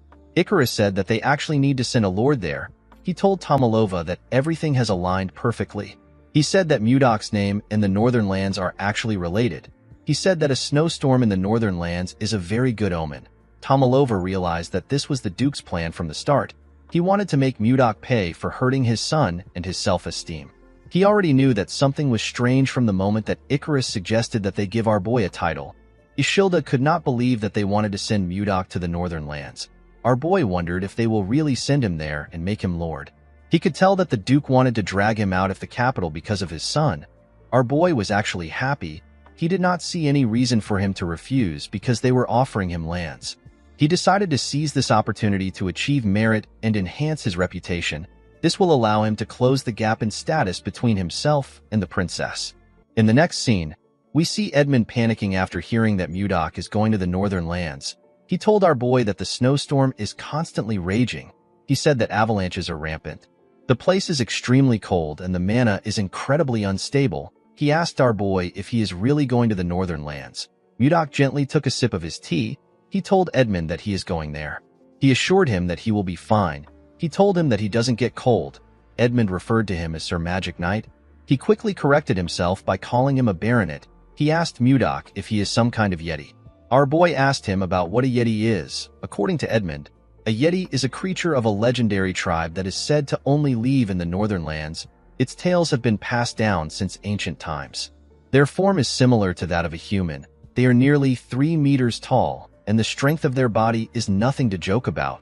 They don't feel cold, and they are known to be very violent. Mudok told the man that he finds his story interesting. Edmund said that it might be a legend since no one has ever seen a yeti. He revealed to our boy that people say that the people of the northern lands are warriors capable of defeating 100 men. Because of this, they hate being ruled over and refuse to acknowledge leaders. Mudok laughed when he heard this. He stood up and said that things will be interesting. Edmund did not expect this answer. Our boy explained to him that his fame will rise if he gains recognition from the northern people. Edmund believed that this was a very difficult task. When our boy opened the door, he saw something surprising. He saw his students outside waiting for him. Their eyes were filled with tears. In the next scene, we see Mudok talking to Savina and Leo. Our boy denied their request. He told them that the northern lands is a dangerous place to people like them who have barely started learning martial arts. Savina explained to their master that they still have so much things to learn. She asked him to tell her who will teach them once he leaves. Leo agreed with the girl. Savina bowed her head and begged him to allow them to follow him. Leo was surprised to see this. He quickly copied the girl. Before Mudok could scold them, he saw someone behind him. He saw the princess. Ishilda greeted him. Our boy wondered about why she came. He told her that she doesn't look well. He asked her if something is wrong. Ishilda told him that they can talk once he sends the children away. Mudok quickly turned around and asked his students to leave. Savina and Leo realized that this was their opportunity. Savina asked her master if he will grant their request. Mudok was startled when he heard this. Leo told him that they will leave once he gives them an answer. Mudok decided to accept his pesky student's request. The children were very happy to hear that they were going to follow him. They began to cheer. Savina bowed her head and thanked her master. Our boy asked her to go. Ishilda told Mudok that his disciples are very lively. Our boy said that it is their rebellious spirits that is lively. The princess laughed when she heard this. Our boy was happy to see this. He asked her if she is feeling better now. With a sad look on her face, Ishilda apologized to Mudok. She said that she never expected her father to grant him a title that would send him to the northern lands. Our boy was actually happy to hear the apology. He thought that Ishilda just resembled Wayan. However, they both shared the same kindness. He remembered that Wayan actually apologized to him in the past because of her father's behavior. She also said that it was her fault. Mudok decided to tease Ishilda. He said that he wouldn't have had to go to the northern lands if he did not receive a title. Ishilda was surprised to hear this. With a sad look on her face, the girl said that it is her fault. Mudok found it adorable that she was taking responsibility. He told her that an apology will not change the fact that he still has to go to the northern lands. Ishilda started feeling bad. She asked him if there is anything that she can do to ease his mind. Our boy said that it will be good if he receives a lucky charm or a talisman. The princess asked him about what a lucky charm is. Mudok moved close to her and grabbed her. He told her that a lucky charm is a kiss filled with genuine concern for the other person. Ishilda screamed when she saw our boy close to her. Mudok realized that he teased her too much. He turned around and told her that he needs to prepare for his departure. He asked her to forget what he said.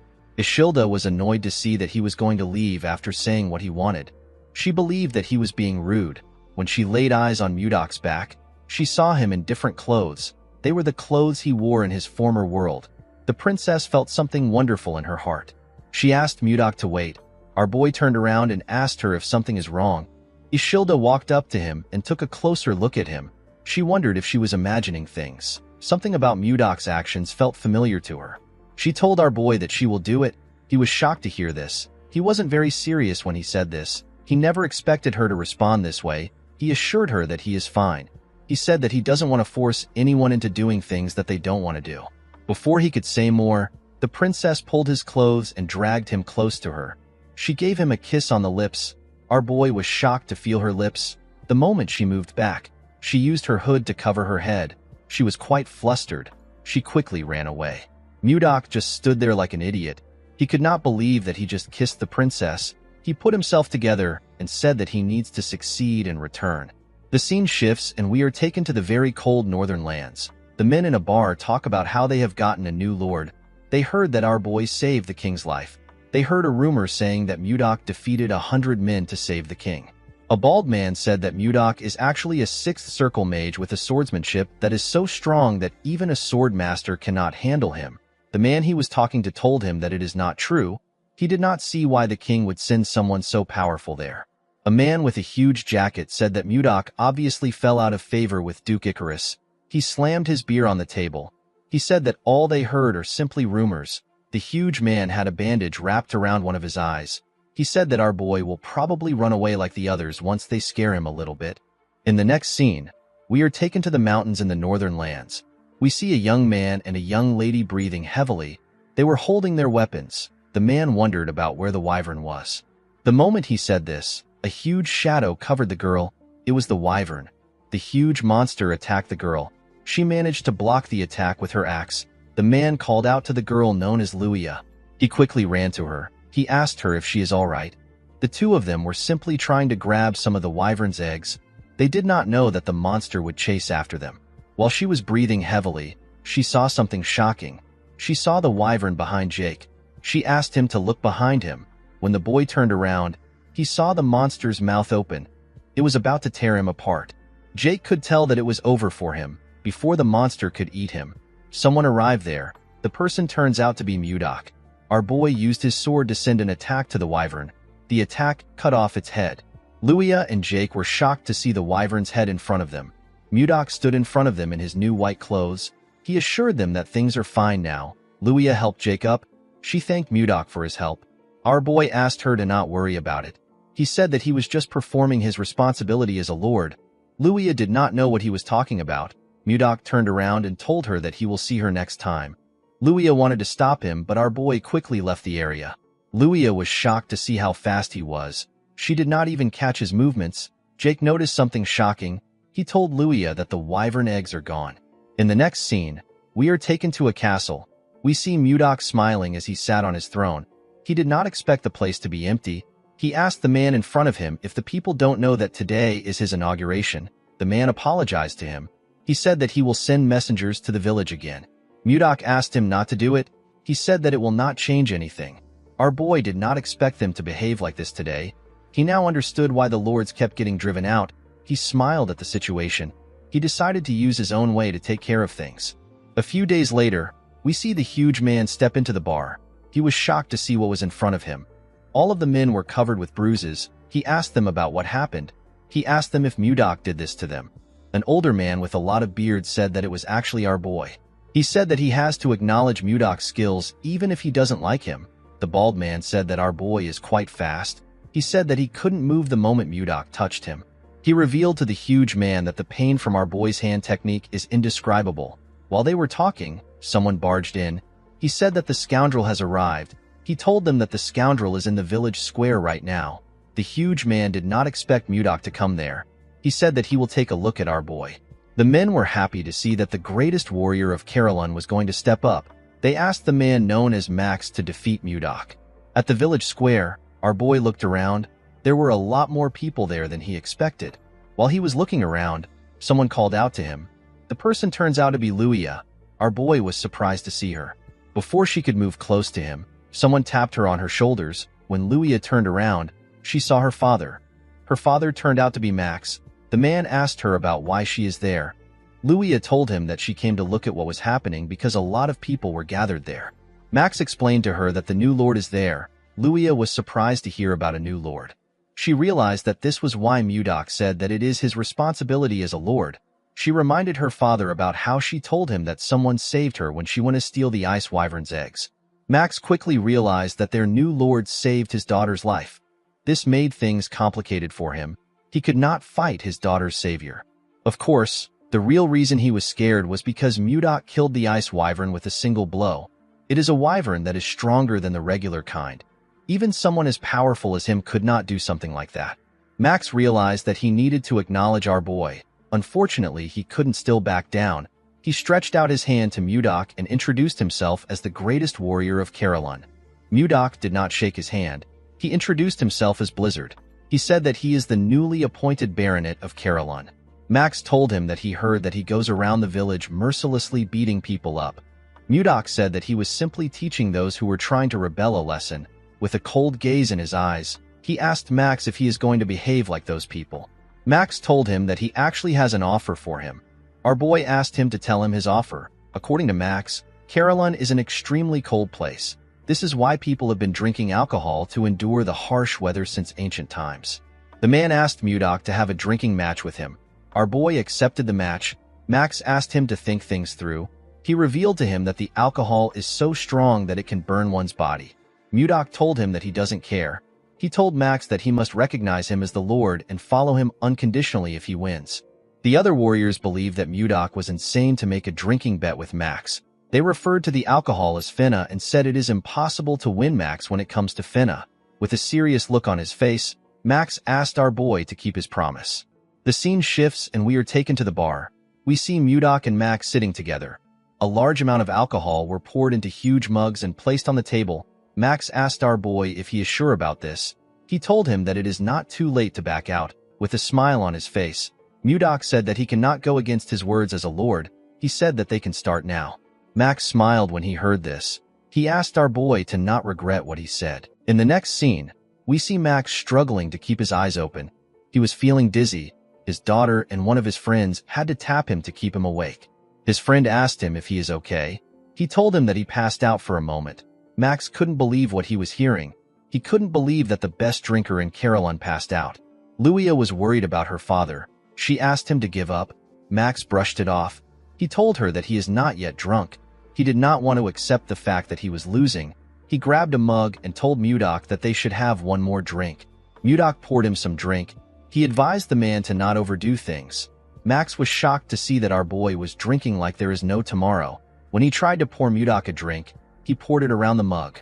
Our boy asked him to focus on pouring the drink into the mug. Max placed his hand on his head. He wondered about how Mudok was still fine. Our boy asked him if he is going to give up now. Max put himself together and told him that he is good. He said that they can continue. The moment he said this, he drank another cup of liquor. Luia and Jake were quite worried when they saw this. Mudok simply drank his liquor in a calm manner. Luia and Jake were shocked to see that he wasn't drunk at all. Our boy dropped the mug on the table. He wondered if he was able to drink well because it had been a while since he had a drink. The moment he thought of this, he heard a loud sound. He quickly looked down. He smiled when he saw what was on the ground. He saw Max on the ground. The man had collapsed from drinking too much. Mudok said that he won. Everyone was shocked to see that Max actually lost. Our boy stood up. He said that everyone must gather at his castle in exactly 5 days. With a serious look on his face, He told them that he wants to see if they are the kind of people who keep their promises. 5 days later, we are taken to Mudok's castle. We see our boy on his throne. He was surprised to see the people in front of him. The people from the tavern were all gathered there. He told them that he did not expect them to come. He did not expect them to actually keep their promise. Max told him that they definitely keep their promises. Before he could go on, Mudok cut him off. Since they all knew who he was, our boy decided to go straight to the point. He told them that he will give them 10 days to prepare to move. Everyone was confused by Mudok's words. Our boy asked them to give him an answer. Luia asked him if they will all come and live in the castle with him. Mudok asked her if she really thinks that all of them will be able to live in the castle. Luia reminded him that he told them to pack their belongings. Mudok told her that he never said that they would live at the castle. With a smile on his face, our boy revealed to them that they are going to migrate to the north. Everyone was shocked to hear this. Mudok revealed to them that he has been wandering around for the past 5 days. He told them that he found a place in the north that could easily support 10,000 people. He said that they will no longer live scattered. He told them that they can live as one. The people were skeptical about Mudok's idea. Max revealed to our boy that the place he is talking about is currently inhabited by groups of ice ogres. Mudok asked him about what ice ogres are. Max told him that they are similar to normal ogres. Our boy asked the man if he is referring to the bald monsters who walk on 2 legs. Max asked him if he has met them. Mudok smiled when he heard this. He revealed to Max that he has eliminated all the ice ogres. Everyone was shocked to hear this. Mudok sat back down. He could not believe that they were worried about the ice ogres. He asked them to get ready to migrate. He assured them that he found a great place. After passing on his message, he asked them to leave. The next day, we see Mudok stretching his body. While he was stretching, someone greeted him. When he turned around, he saw Luia and Jake. Luia explained to him that she was frustrated that she wasn't able to greet him properly. She told Mudok her name. Jake also introduced himself. Our boy told them that he understands why they came to see him. He revealed to them that he was actually going to call for them. The two of them were surprised to hear this. Mudok assured them that it is not a big deal. He asked them to not be too nervous. With a smile on his face, he asked them to follow him. Our boy took the two of them to another part of the castle. When they arrived there, Luia and Jake saw something shocking. They saw the hatchlings of the ice wyvern. Luia was annoyed to see that it was Mudok who snatched the eggs. She asked him if he knows how hard they worked to get them. She asked him about why he did such a thing. With a smile on his face, Mudok asked them to tell him the person who saved them that day. Luia and Jake did not know what to say. When Jake tried to scold Mudok, he cut him off. He asked them to take the ice wyverns away. Luia was shocked to hear this. She asked him if he is certain. Mudok explained to her that he thought about raising them, but they eat too much and are very loud and noisy. He said that he can't think straight with them around. The wyverns were just too much for our boy. Luia told him that there is no point in taking the wyverns now. This is because wyverns perceive the first person they see after hatching as their mother. Mudok was annoyed to hear this. He could not believe that he had to continue taking care of this troublesome monsters. Jake asked him to stop spouting nonsense. He told him that ice wyverns are precious. Luia explained to him that ice wyverns are larger and stronger than most monsters. She told him that he has the opportunity to raise very powerful creatures. Jake said that he would have properly trained the wyverns and comfortably flew to Texten. Mudok asked him about where Texten is. According to Jake, Texten is located 1,000 kilometers west of Carolyn. It is the second capital of the Gaia Kingdom. It is a place that doesn't lack anything. Mudok asked Jake if they can fly to such a distant place on the wyverns. Jake said that they should be able to reach there and be back in an hour. Our boy was shocked to hear this. He asked Luia to tell him how he can tame the wyverns. She asked him if he has changed his mind. Mudok said that he has. With a smile on his face, he said that he has come up with a brilliant idea. A few days later, the residents of Carolyn began a large migration under Mudok's instructions. While they were walking, Savina ran up to her master. She called out to him. Mudok turned around. The girl informed him that people are having a hard time. Our boy was not surprised to hear this.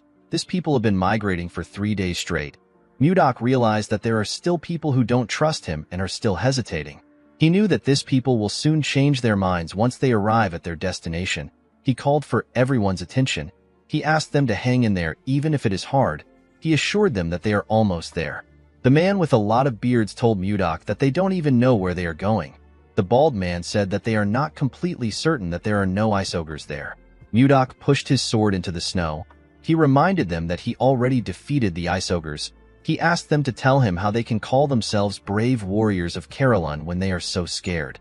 The moment he said this, he turned around. Savina called out to her master. Mudok told her that this is enough for them to understand. With a smile on his face, he told his student that she will understand everything once she sees the place by herself. In the next scene, we see Mudok and his students arrive at a huge cave with a large entrance. The cave was quite spacious and deep. Leo could tell that this was the place his master was talking about. Mudok told him that he had a hard time finding this place. He said that he liked it a bit. The people were shocked to see how big the cave was. Luia was surprised to see that there was warm water in the cave. While they were looking around, Mudok called for their attention. He told them that the place used to be the hideout for ice ogres. He told them that they will now live in this place. He said that they need to name the place since they will be living there. The people began to cheer when they heard this. Our boy wanted to give the place a name similar to the Northern Sea Palace. While he was thinking, he got an idea. He announced that this place will now be known as the White Castle. The people seemed to like the name. Mudok looked into the cave. He wondered about when the ice wyverns were going to return. The moment he thought of this, he heard a loud sound. He recognized this sound. Inside the cave, we see a cube fire lightning bolts at the wyverns. The monsters were electrocuted. They fainted on the ground. The person who was controlling the cube wondered about why wyverns were inside the cave. Immediately he asked this question. Mudok appeared behind him. He asked him about why a mage is inside the cave. The man was startled when he heard our boy's voice. He quickly turned around. Before he could attack, Mudok appeared in front of him. He used his finger to strike his acupoints. The mage lost control of his body. Our boy grabbed his neck and slammed his body to the ground. With a scary look on his face, he promised the mage that he will not show him mercy a second time. He asked him for his identity. Mudok asked the man to tell him why he attacked his wyverns. The mage noticed that he couldn't move his body. He wondered if he was paralyzed. With a scary look on his face, Mudok told him that his mouth is not paralyzed. He asked him to start talking. The man was scared to see the look on his face. He said that he will talk. He introduced himself as Count Jerome von Karaewen. Mudok did not expect the man to be a count. He revealed to him that he is a baronet. The moment he heard this, Jerome realized that our boy is the man known as Blizzard, the person who saved the king's life and received a title and a land. Mudok did not expect him to know him. Our boy realized that something was off. He asked Jerome if he is the former lord who was appointed here and got kicked out by the people. The count told him that he has his circumstances. Mudok told him that it is none of his business. He moved Jerome closer and told him that he has been talking to him freely for a while. The mage told him that he is now aware of his identity, and he knows that they are on the same side. Mudok did not respond to him. Jerome asked him if he said something wrong.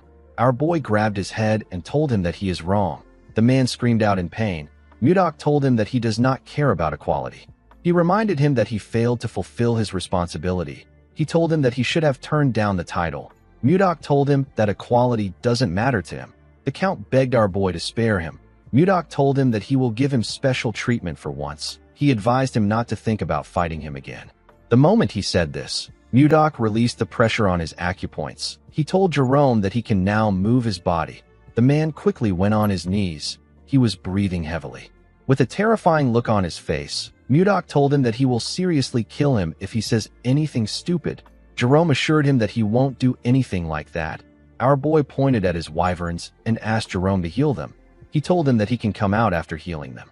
Jerome was surprised to hear that he had to heal them. Mudok told him that he is excellent in judging people. He told Jerome that he has a lot of guts to use magic in front of the Lord. He asked him to do his best. The moment he said this, he turned around. Jerome tried to stop him, but our boy simply left him there. The count fell to the ground. He realized that something was seriously wrong. In the next scene, we see Mudok and Jerome in a tent. Our boy told the man that he wants him to send a letter to the king. Jerome was surprised to hear this. Mudok asked him about why he is so surprised. He asked him if it is really difficult to send a letter to the king. Jerome told him that the letter isn't the problem. He reminded Mudok that he asked him to send a letter asking for tax exemption. Our boy explained to him that he needs it because the people are doing their best to make a living and they don't have a lot to spare. Jerome revealed to Mudok that the other nobles will be against it. Our boy asked him about why they will be against it. Jerome said that it will seem unfair from the nobles' perspective. If this bill is passed, The nobles will threaten the king by telling him that they won't pay tax either because their circumstances are also as bad as Mudok's own. Jerome told our boy that the king will refuse his request no matter how much he favors him. Upon hearing this, Mudok became more certain that the nobles are the problem of the kingdom and Duke Icarus is the one controlling them. He asked Jerome to suspend the idea. The count was relieved to hear this. Mudok moved close to him and shared another idea with him. Jerome was surprised to hear his idea. He asked Mudok if this is possible. Our boy told him that it is not impossible. Jerome said that it might work because it is the same case. Mudok told him that they need to get ready without delay. In the next scene, we see the citizens gather in another part of the cave. Jake asked someone if he knows why their lord suddenly gathered them. Before the person could reply, Mudok asked if everyone is already gathered there. Everyone quickly turned to him. Luia told him that she came armed as instructed. She asked Mudok about why they are gathered there. Our boy said that he will explain now. He ordered everyone to hunt down ice wyverns. He told them that their goal is to get the eggs of the ice wyverns.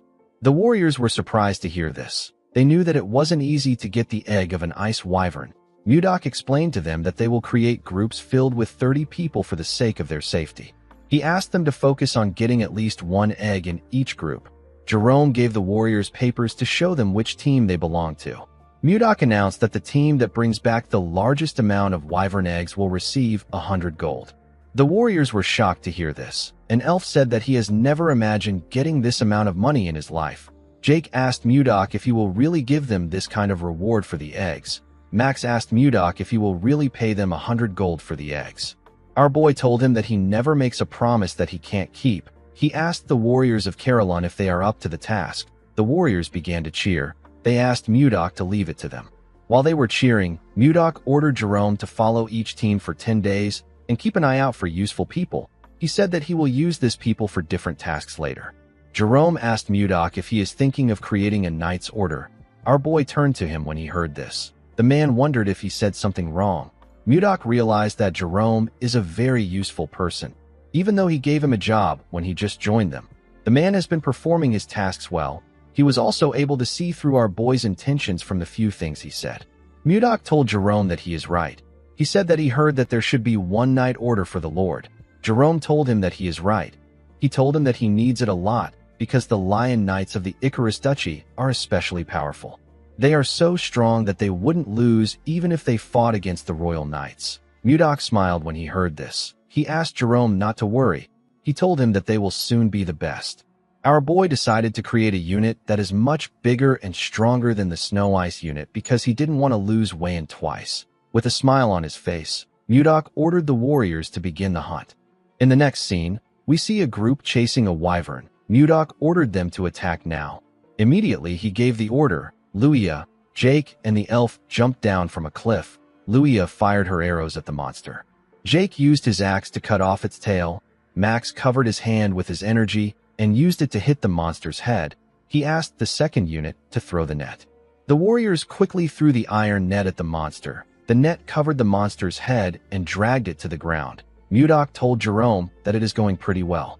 The man said that they have been hunting for days. He said that their hands and feet are already in a perfect sync. Jerome found our boy's idea to be bold. He never thought about stealing the eggs of the ice wyvern and taming it while it is still a baby.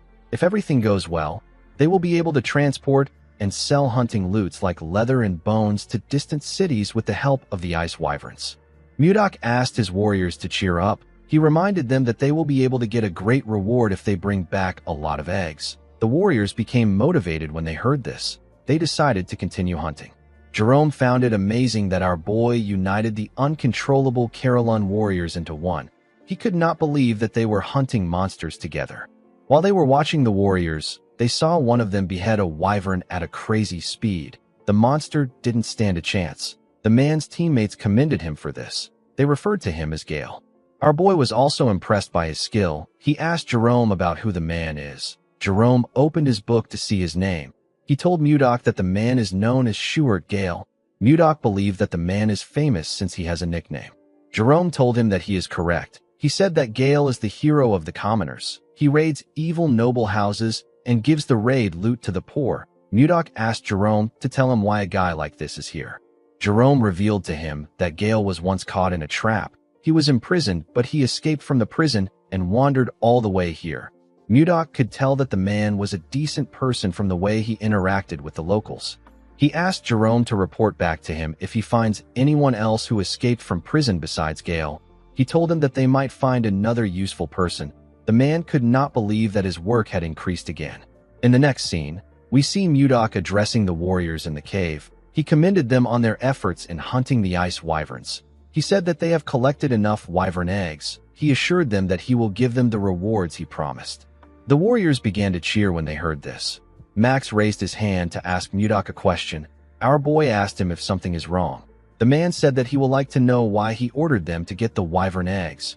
Mudok realized that everyone was probably wondering why he asked them to gather wyvern eggs. He reminded them that ice wyverns recognize the first thing they see when they hatch as their mother. He said that he wants to tame the monsters using this method. He revealed to the warriors that he plans to use the tamed ice wyverns as transportation.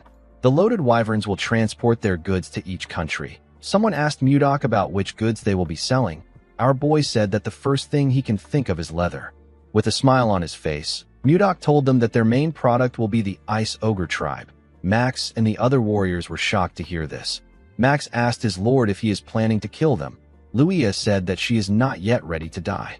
Mudok ordered his warriors to calm themselves. They quickly closed their mouths. Our boy asked them to tell him the person who wiped out the Ice Ogre that had been lurking around this white castle not too long ago.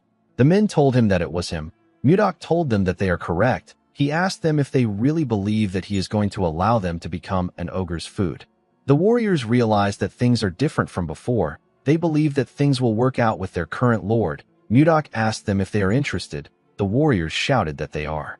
Our boy told them that he will give them the rewards like he promised. Before he could say anything else, one of his disciples ran to him. The boy called out to him.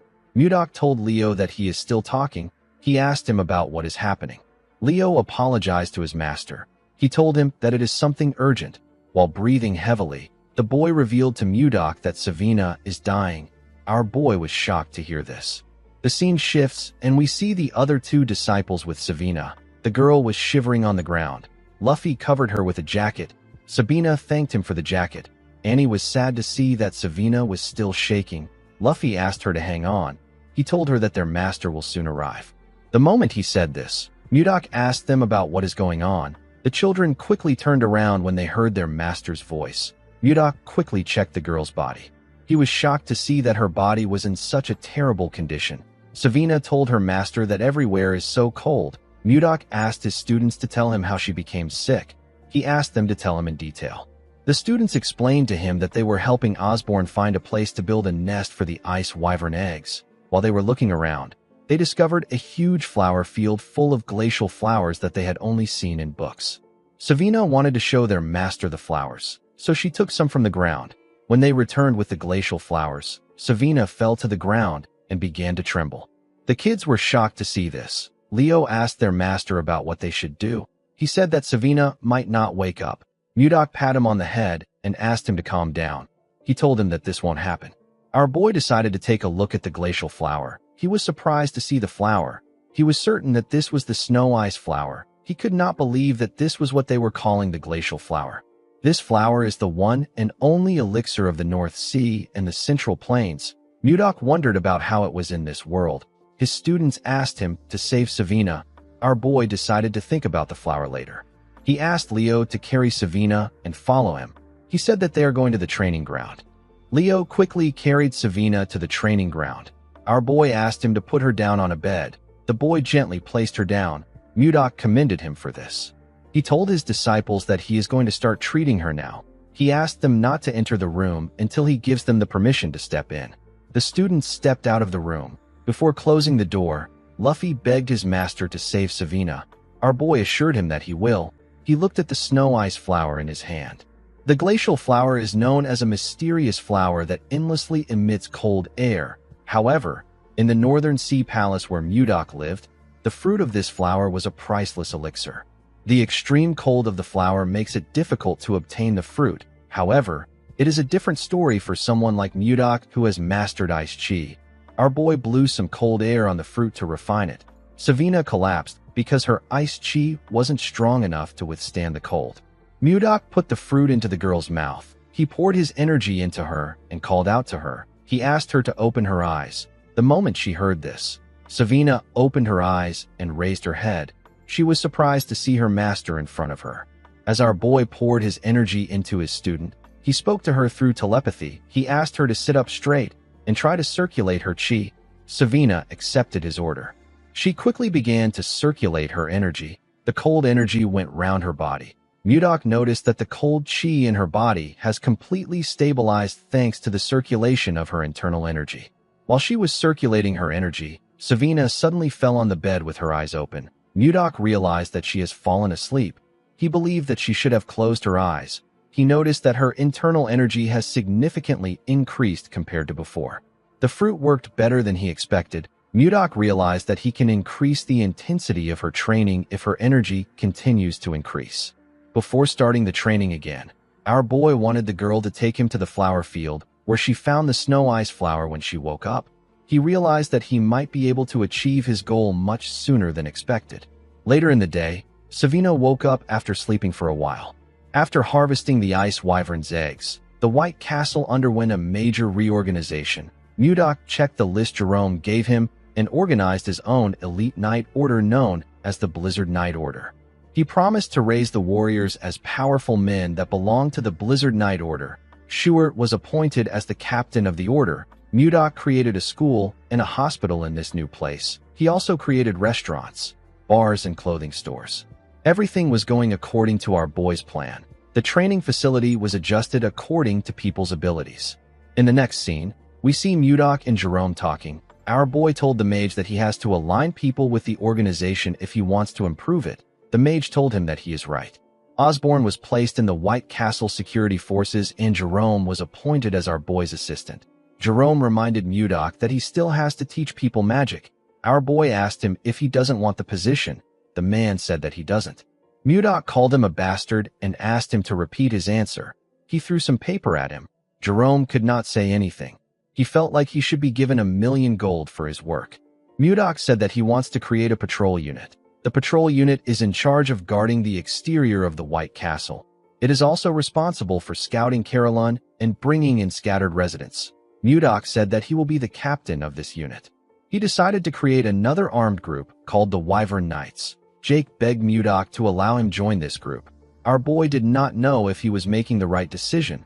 For now, there weren't any wyverns big enough to carry adults, so the group was put on hold. Once the number of Wyvern Knights is finalized, the remaining eggs will be used by the Carolyn merchants. Mudok told Luia that it is a secret that he is the chief of the merchants. He told the girl that she will act as his proxy. Luia accepted his offer. A few days later, we see Jerome running somewhere. He was carrying a briefcase. He remembered that Mudok told him that he will reduce his workload. He wondered about how troublesome things will be today. While thinking, he stepped into a room. He apologized for being late. Max asked him not to worry. He said that the meeting just started. When Jerome looked around, he noticed something odd. Savina was also in the room. He remembered that the girl was unwell recently. He wondered why she was there. Mudok asked him to sit down. He asked Osborne to continue his report. Osborne said that the security unit hasn't been around for a long time, and yet they have already locked up 20 people in prison. The problem is that more than half of these people are fugitives who came from outside. Max stood up and told his lord that these people are criminals. He asked Mudok to keep them locked up so that they don't cause any trouble. Mudok asked him if they should start by locking him up. He reminded the man that he is the main culprit of the rebellion that drove out the former leaders like Jerome. Max said that this is different. He said that it was self-defense to protect Carolyn from the central nobles. Mudok asked him if he considers his actions as a noble struggle and Schuart's actions as petty theft. Max realized that he was being irrational. He apologized to Schuart for his actions. The man asked Max to not forget what causes the suffering of the commoners. He told him that they will discuss this later since they are in a meeting. Mudok did not expect Max to be so narrow-minded. He asked the others if they have another opinion to share. Savina asked him if she can share her opinion. Our boy asked her to go ahead. Savina told Mudok that the villagers must have a terrible view of fugitives for Max to react like this. Our boy agreed with her. The girl reminded him that they have to start ogre hunting tomorrow. Mudok asked her about what this has to do with anything. Savina suggested that they put the prisoners at the forefront of the hunt. Everyone was shocked to hear this. Mudok actually liked the idea. He asked Savina to keep talking. In the next scene, we see an ogre screaming in the forest. A man with some bandages on his face informed Shuert that they could have lost the ogre. This man is Lennon. He is a grade 1 escapee. There was a huge man holding an axe behind Shuert. This man is Gregor. He is also a grade 1 escapee. Shuert ordered the men to attack the ogre once they get far enough. He asked them to erase the monster's tracks and attack it. The men accepted his order. While the ogre was looking around, Lennon and Gregor charged at it from behind. They landed their attacks on the monster's back. The ogre screamed out in pain. It quickly turned around. Gregor asked Lennon to watch out. He told him that a counterattack is coming. The monster swung its huge club at Lennon. The man was surprised to see its club coming towards him. He realized that it was too late for him to dodge. Before the club could hit him, Shuert charged at the monster. He ordered Lennon to get down. Lennon quickly bent his head to dodge the attack. Shuert used the opportunity to land multiple attacks on the ogre. The monster screamed out in pain. While it was screaming, Shuert and the men charged at it. They used their weapons to tear the ogre apart. The scene shifts, and we are taken back to the time that Savina suggested that they put the escapees at the forefront of the hunt. Mudok really liked her idea. Osborne asked her if she wants to send them to the front lines and get rid of them. He told her that her plan is very extreme. Savina shook her head. She explained to the man that it will be much more humane than locking them up in prison. She reminded him that her master is going to join them. She told Osborne that her master is not someone who discards manpower so easily. With a smile on her face, Savina told the men that people's perceptions of the escapees will start to change once they fight with them. The scene shifts, and we are taken back to the present. We see the rest of the group arrive to the hunt. They were all looking at the ogre that Shuert caught with the men. Shuert asked Lennon if he is okay. The man said that he can still manage even though it was close. With a smile on his face, a man told the captain that Lennon is bluffing again. Lennon told the man that he barely dodged the attack. He told him that it was like the time he threw his pickaxe at the prison staff and got slammed. The man asked him to stop joking around. Gregor placed his hand on his friend's shoulder and told him that they got a hefty reward. He told him that they need to celebrate with a round of drinks. Lennon told his friend that they need to take this chance to make a fresh start. He told Gregor that he won't pay no matter how he tries to sweet-talk him. Gregor laughed when he heard this. He told his friend that he got smacked too hard. Mudok smiled when he saw how they interacted with one another. He could tell that they have built up their teamwork through cooperation. He couldn't believe that his disciple thought of this idea. He realized that he made the right choice by accepting her as his disciple. While Mudok was watching the man, we see something watching him from the distance. The monster was carefully watching him as if it was cautious of him. In the next scene, we see one of the hunting groups tracking an ogre. A man asked another man with a mask to slowly fall back in the direction of the ambush. One of them heard a sound coming from the woods. He asked the masked man if he heard it too. The man raised his bow. He said that he will fire a few shots. He asked his teammates to get ready. The other men quickly took a stance. The man fired his arrows at some trees. He and his teammates waited for something to come out. Fortunately for them, nothing happened. The masked man was relieved to see this. The other man said that it must have been the sound of falling leaves rustling in the wind. The masked man told him that he must be right.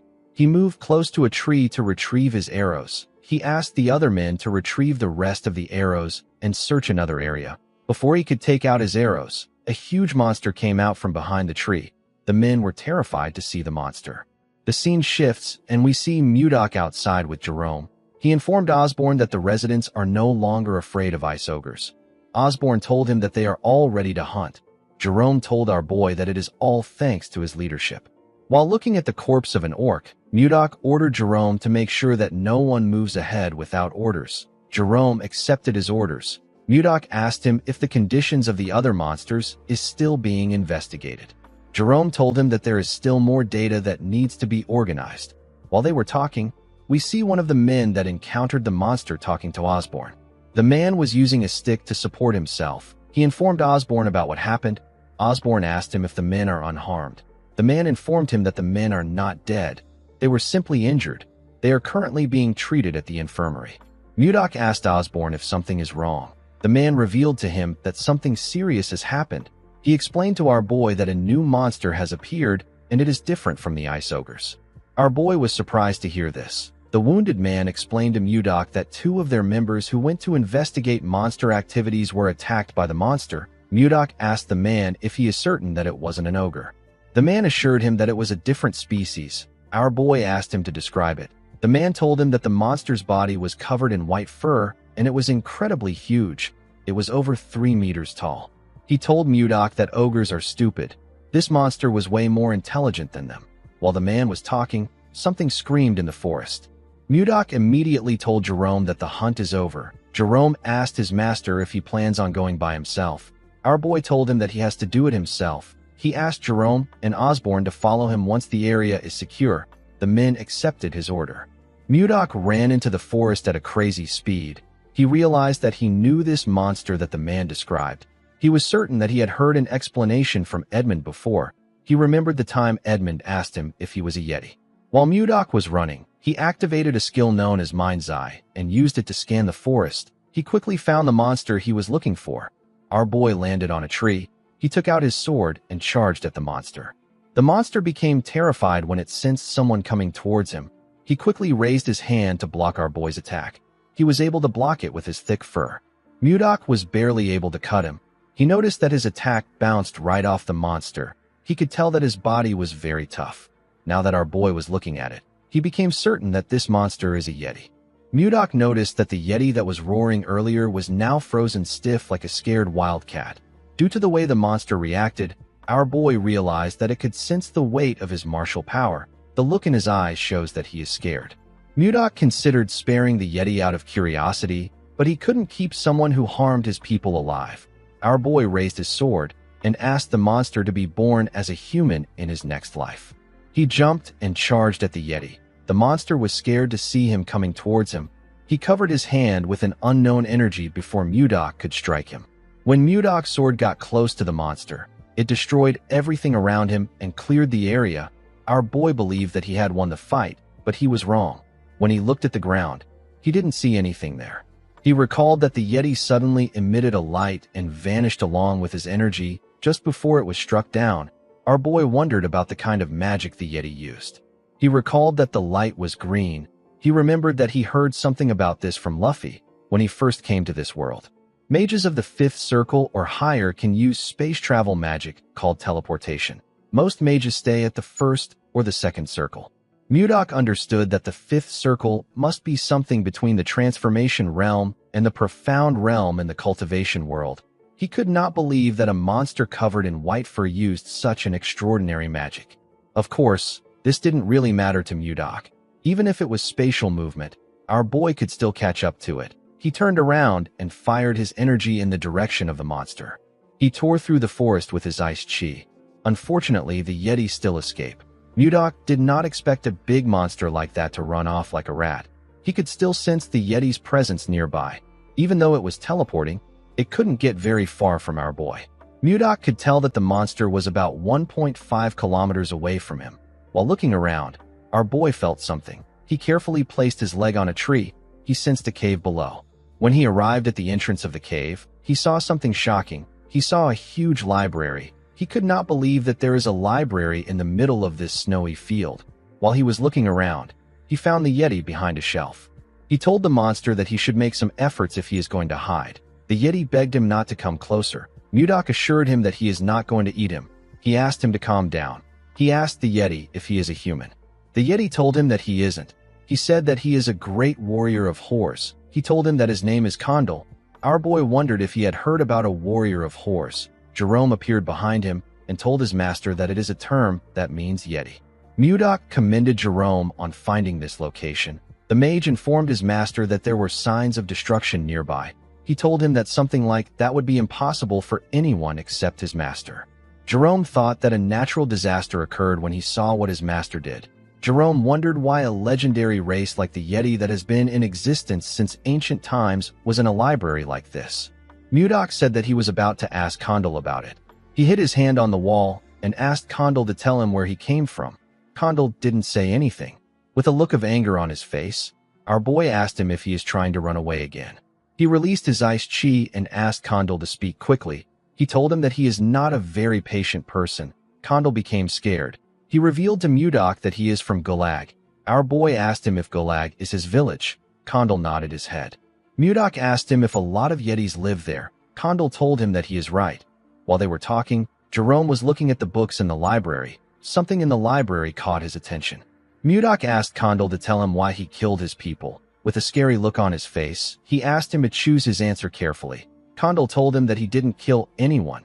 He used his hand to beat his chest and told our boy that he is a great warrior of horrors. He said that people don't die after getting hit by his bat. With a serious look on his face, Mudok asked him if he is telling the truth. Kondal looked into his eyes and told him that he is. While looking through the books, Jerome told his master that Kondal is telling them the truth. He said that the two men only sustained injuries. There were no deaths.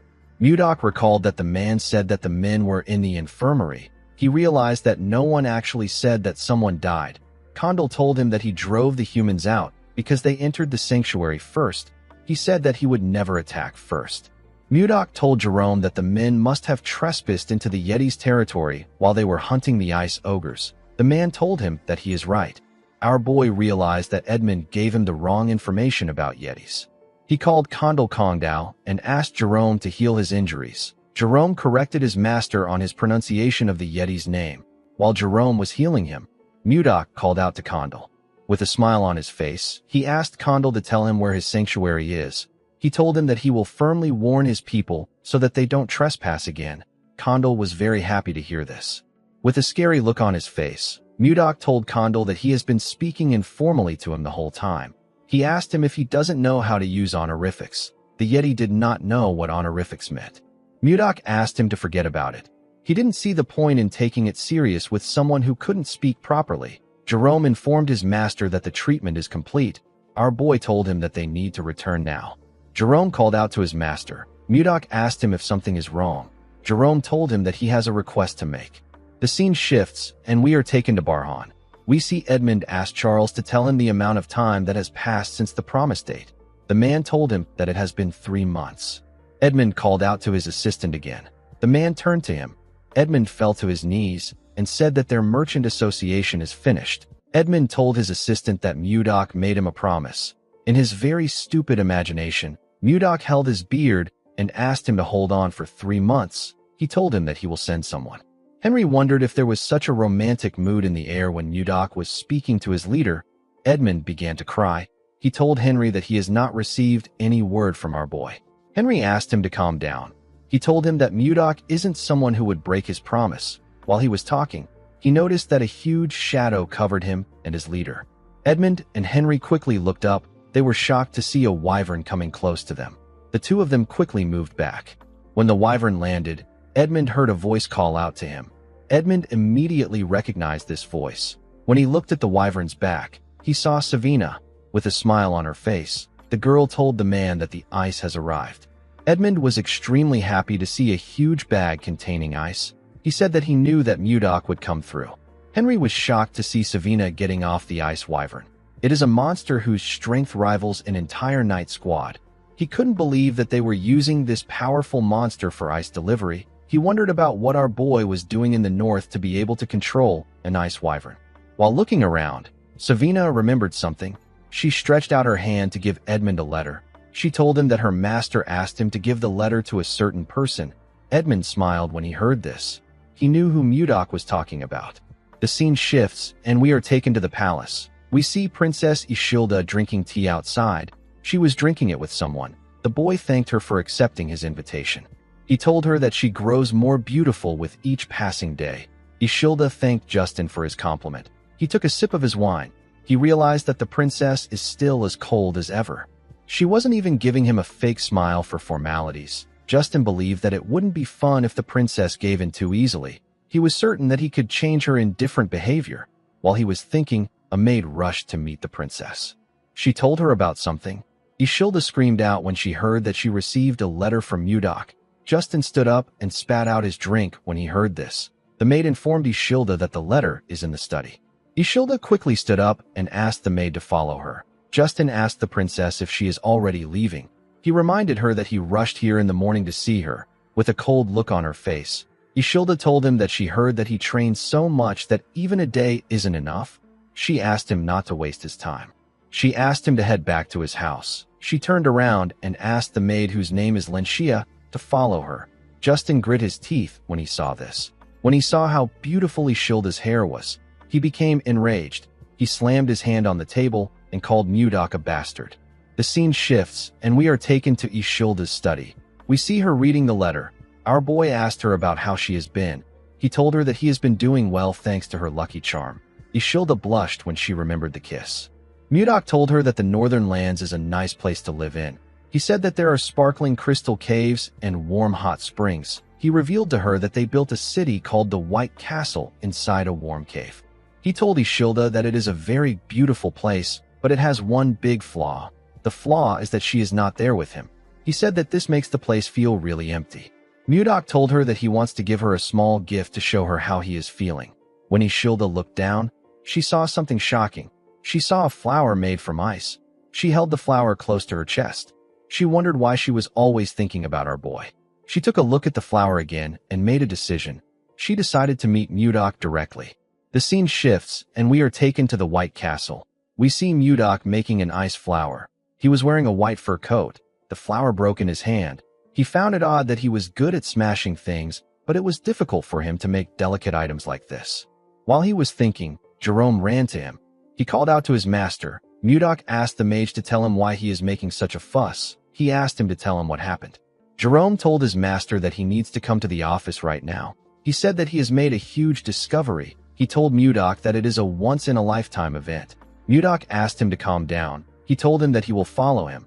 He poured the ice shards on the numerous ice shards next to him. Those were the ice shards from the previous ice flowers he tried to make. At the office, Jerome revealed to our boy that the library he found belongs to an ancient mage. Mudok acted surprised. He asked Jerome to tell him what the big deal is. The mage told his master that his reaction is too poor. He explained to him that this is a huge discovery. He told Mudok that it is a relic of ancient humans, a key to reviving lost magic and a stepping stone to break past the fifth circle. Mudok didn't really care. He noticed something odd. He turned to Jerome and told him that he is sensing something intense coming from his waist. Jerome was shocked to hear this. With a shaky tone in his voice, he told Mudok that it is not important. He said that he didn't report it because it was worthless. Mudok used his chi to drag a bag out of Jerome's clothes. Jerome became scared. With a smile on his face, our boy told the mage that he needs to see it since he is trying so hard to hide it.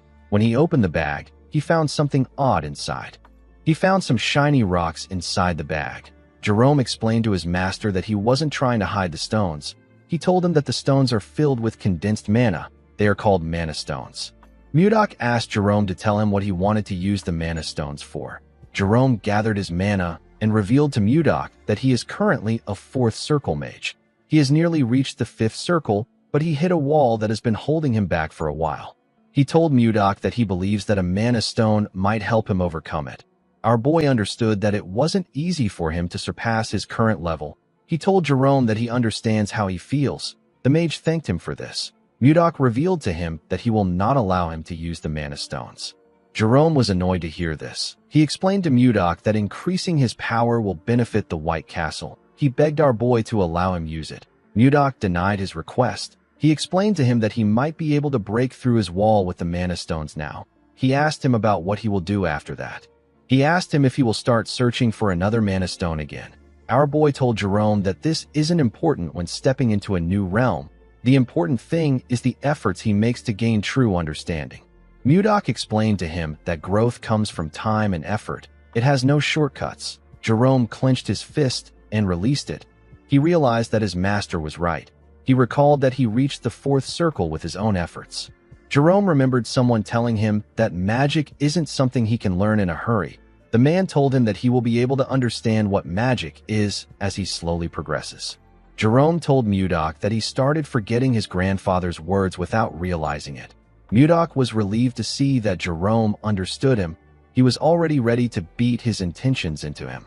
He asked Jerome to tell him what they can use the stones for apart from increasing his ability. The mage revealed to him that it can be used in almost every magic. It is extremely versatile. It can be used in mana amplification, barrier shields, and even communication spells. Mudok was shocked to hear this. He asked Jerome if a person can communicate without a mage with the mana stones. Jerome told him that he is correct. He explained to him that someone without magic can communicate with it, as long as he casts communication spells on the Mana Stone. He told Mudok that this is a high-quality Mana Stone. They can use it to communicate all the way to the Zeba Empire across the sea. Our boy picked up a cup and asked Jerome if he knows the most important thing in governing a country. Jerome said that he is not sure. Our boy revealed to him that it is the speed of information. He told him that the country that gathers and delivers information faster can change the game.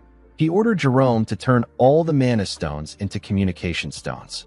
The scene shifts, and we are taken outside the White Castle. We see Mudok, Jerome, and Osborne standing outside. Jake called out to our boy with the Mana Stone and asked him if he can hear him. Mudok and Osborne were surprised to see this. Our boy told Jake that he can hear him clearly. He asked Jake about how far he has gotten. While riding a wyvern, Jake told Mudok that he is 10 kilometers above the plains from the White Castle. He told our boy that he can hear him perfectly. Mudok was happy to see that the signal did not have any interference. He said that the communication stones test is a success.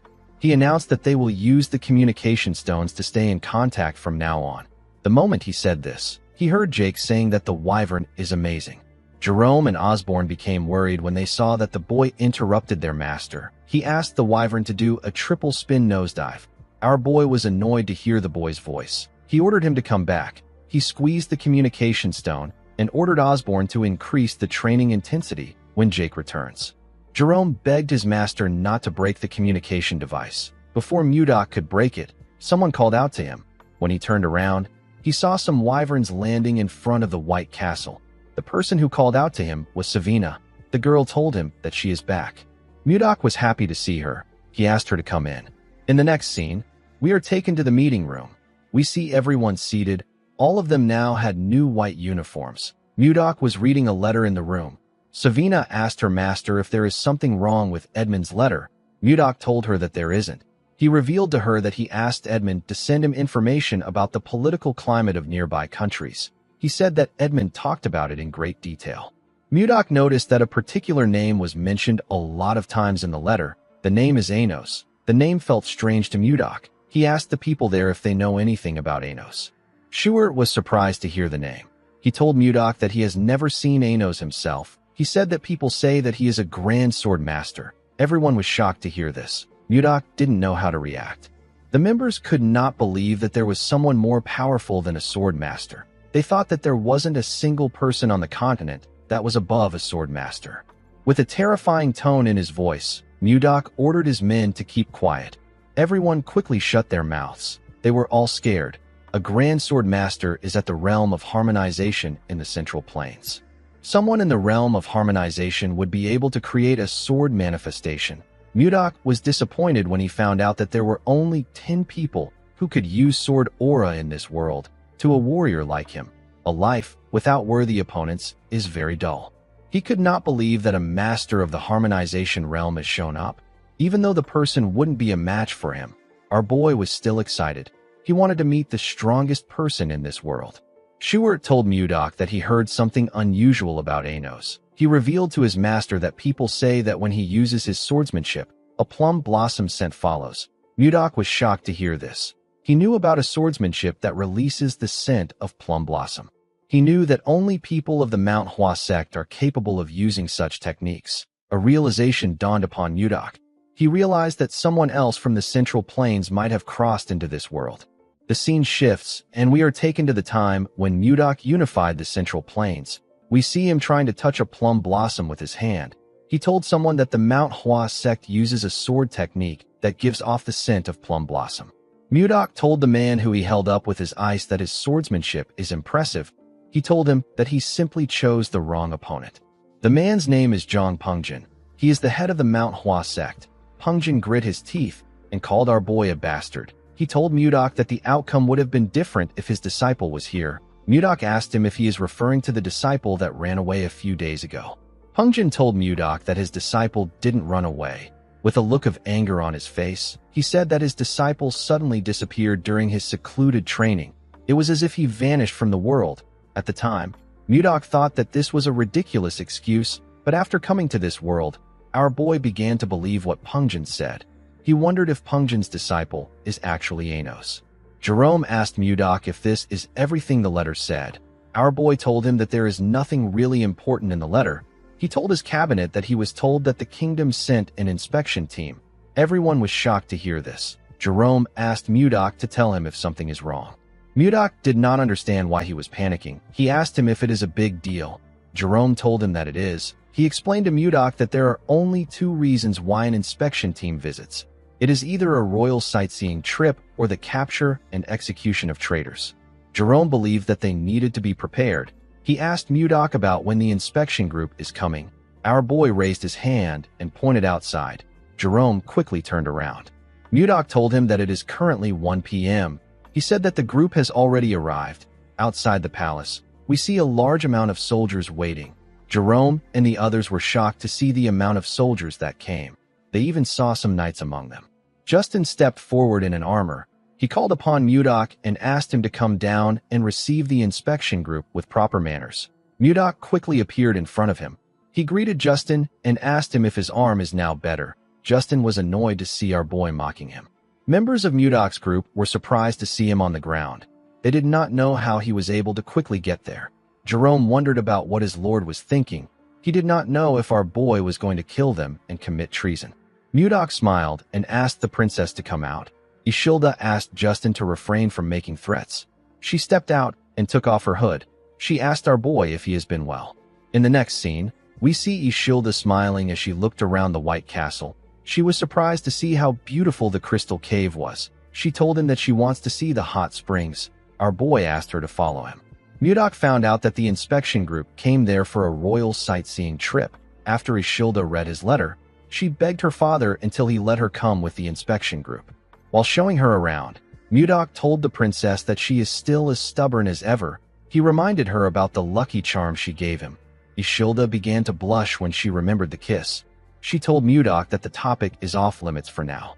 Upon seeing how shy she was, Mudok realized that she is still the same way she was in the Central Plains. As he walked past some ice crystals, our boy realized that it has been a long journey for him.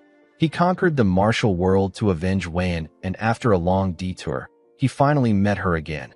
Even though her appearance has changed, Mudok was simply happy that he gets to be reunited with her. Ishilda was quite happy to see the hot springs. She said that it is quite beautiful.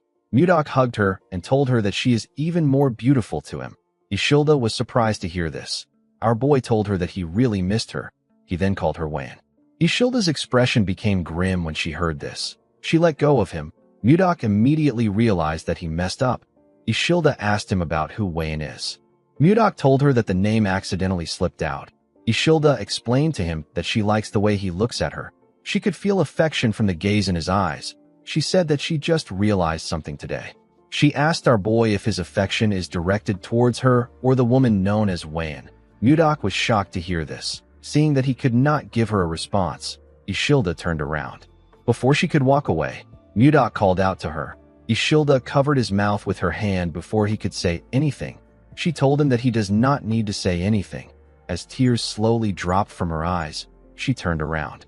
She told Mudok that she has already gotten her answer. Mudok wanted to stop her. He clenched his fist out of anger because he didn't know what to say. At night, we see Mudok walking in the forest. He thought about Wan and Ishilda.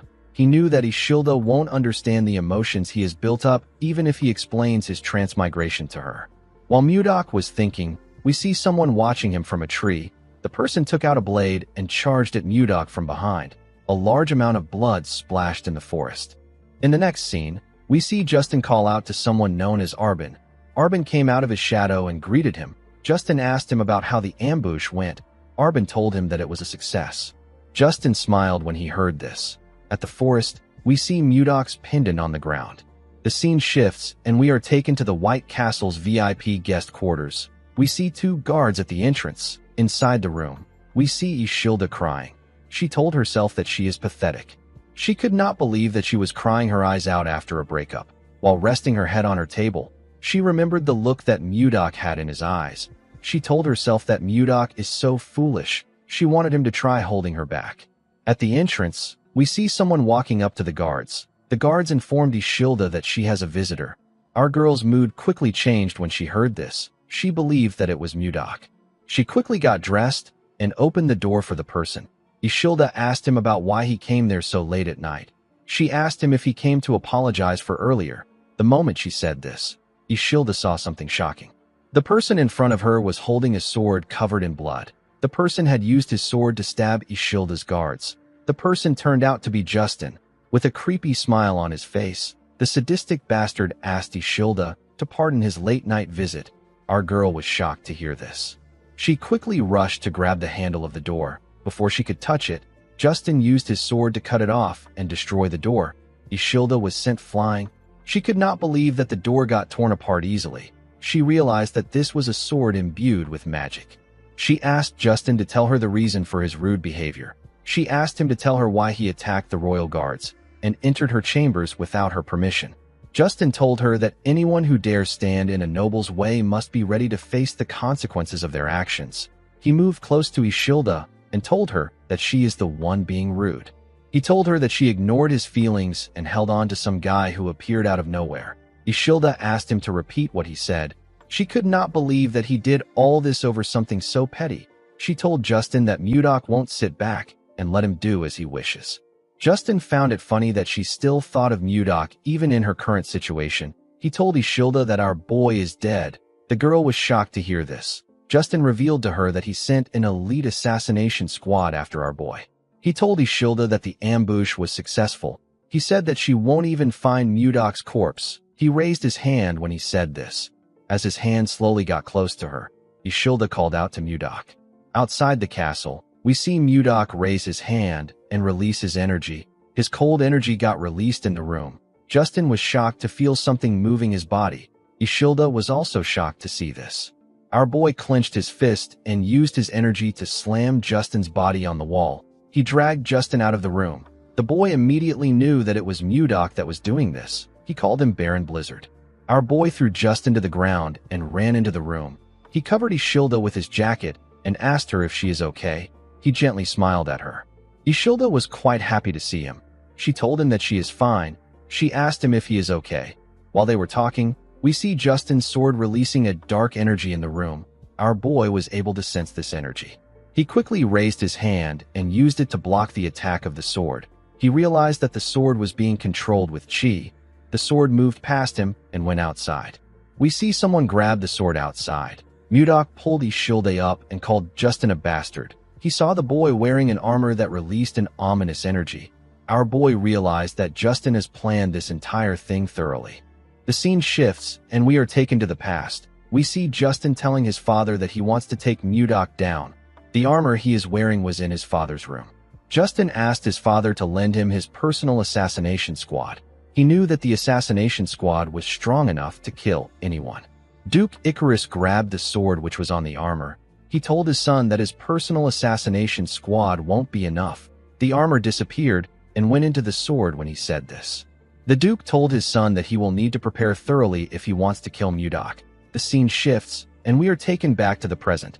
We see Justin holding the magic sword that moved freely with the user's mana and creates a magic armor. Justin swung his sword and released a huge attack at Mudok. Our boy quickly pushed Ishilda away to protect her. The attack destroyed the building. Justin believed that he could defeat a grand sword master with this sword.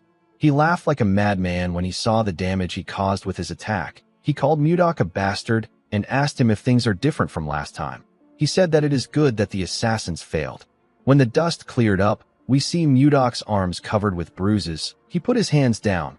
Justin said that he wants to rip our boy apart with his own hands. Ishilda told Mudok that he is bleeding from his arm. Our boy asked her to stay back. He told her that she needs to stay in a secure place. Ishilda knew that he was right. She asked him if he will come back. Mudok turned around and gently smiled at her. He asked her to hide well and stay put. The moment he said this, he jumped down. He told Justin that he looks different from last time. The boy laughed when he heard this. His helmet slowly covered his face as he laughed. Mudok told him that he doesn't still see any reason in him. Justin raised his sword and asked our boy not to give him more of his useless lectures. Immediately he said this. He threw his sword at our boy. Mudok pushed it aside with a simple swing of his hand. Justin appeared in front of him the moment he did this. He swung his sword at Mudok. Our boy covered his arm with his energy and used it to block the attack. Due to the clash of their energies, they both got pushed back. Justin appeared in front of Mudok and asked him to stop his nonsense. He smiled when he saw that he was in front of our boy. He believed that he got him on the ropes. He believed that Mudok was already worn out from fighting the assassination squad. He was certain that this was the perfect time to kill Mudok. He raised his sword and told our boy that this is the end. The moment he said this, Mudok fired his energy at him and used it to knock his sword out of his hand. Justin was shocked to see that our boy fired at the same hand which he injured before. He fell on his knees and held his wrist, which had turned red. Mudok moved close to him and told him that they are at a good range. He told him that his attacks won't be able to reach the princess at their current range. Justin was surprised to see that Mudok pretended to be hit just to create some distance between them and Ishilda. Our boy explained to him that a cornered rat will bite a cat if it is desperate. He told him that a rat bastard like him could harm Ishilda. Justin grit his teeth out of anger when he heard this. He stood up and quickly put the armor together. He told Mudok that he has underestimated him. Immediately he said this, Mudok placed his hand on his breastplate. He told Justin that he was actually just being cautious. He told the boy that he does not want to lose Ishilda again. The moment he said this, Mudok released his attack on Justin. His attack froze the entire cold forest. It touched everything around them. Justin fell on his knees. His armor began to fall apart. Justin did not understand what was happening. While shivering, the boy realized that something was wrong with his mana. He could not gather his mana. Mudok advised him not to waste his time trying to gather mana. He revealed to him that he destroyed his Dantian, which is also known as Energy Core. With a cold gaze in his eyes, he revealed to Justin that he will no longer be able to gather and use mana for the rest of his life. Justin was horrified when he heard this. He clenched his fist. He wanted to punch Mudok. Our boy gave him a hard slap on his face. Justin fell to the ground. Mudok asked him to live the rest of his life atoning for his mistakes. He told him that he has finally become one of the weak, even though he tormented other weak people.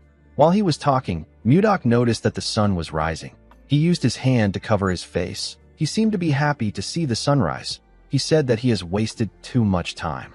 Mudok locked Justin and his men in prison. The boy was still traumatized by the fact that he couldn't use his mana. Since he had taken care of Justin, Mudok planned to have a date with Ishilda. Unfortunately, our boy's mood got ruined by what he saw. He saw Ishilda holding someone's hand outside.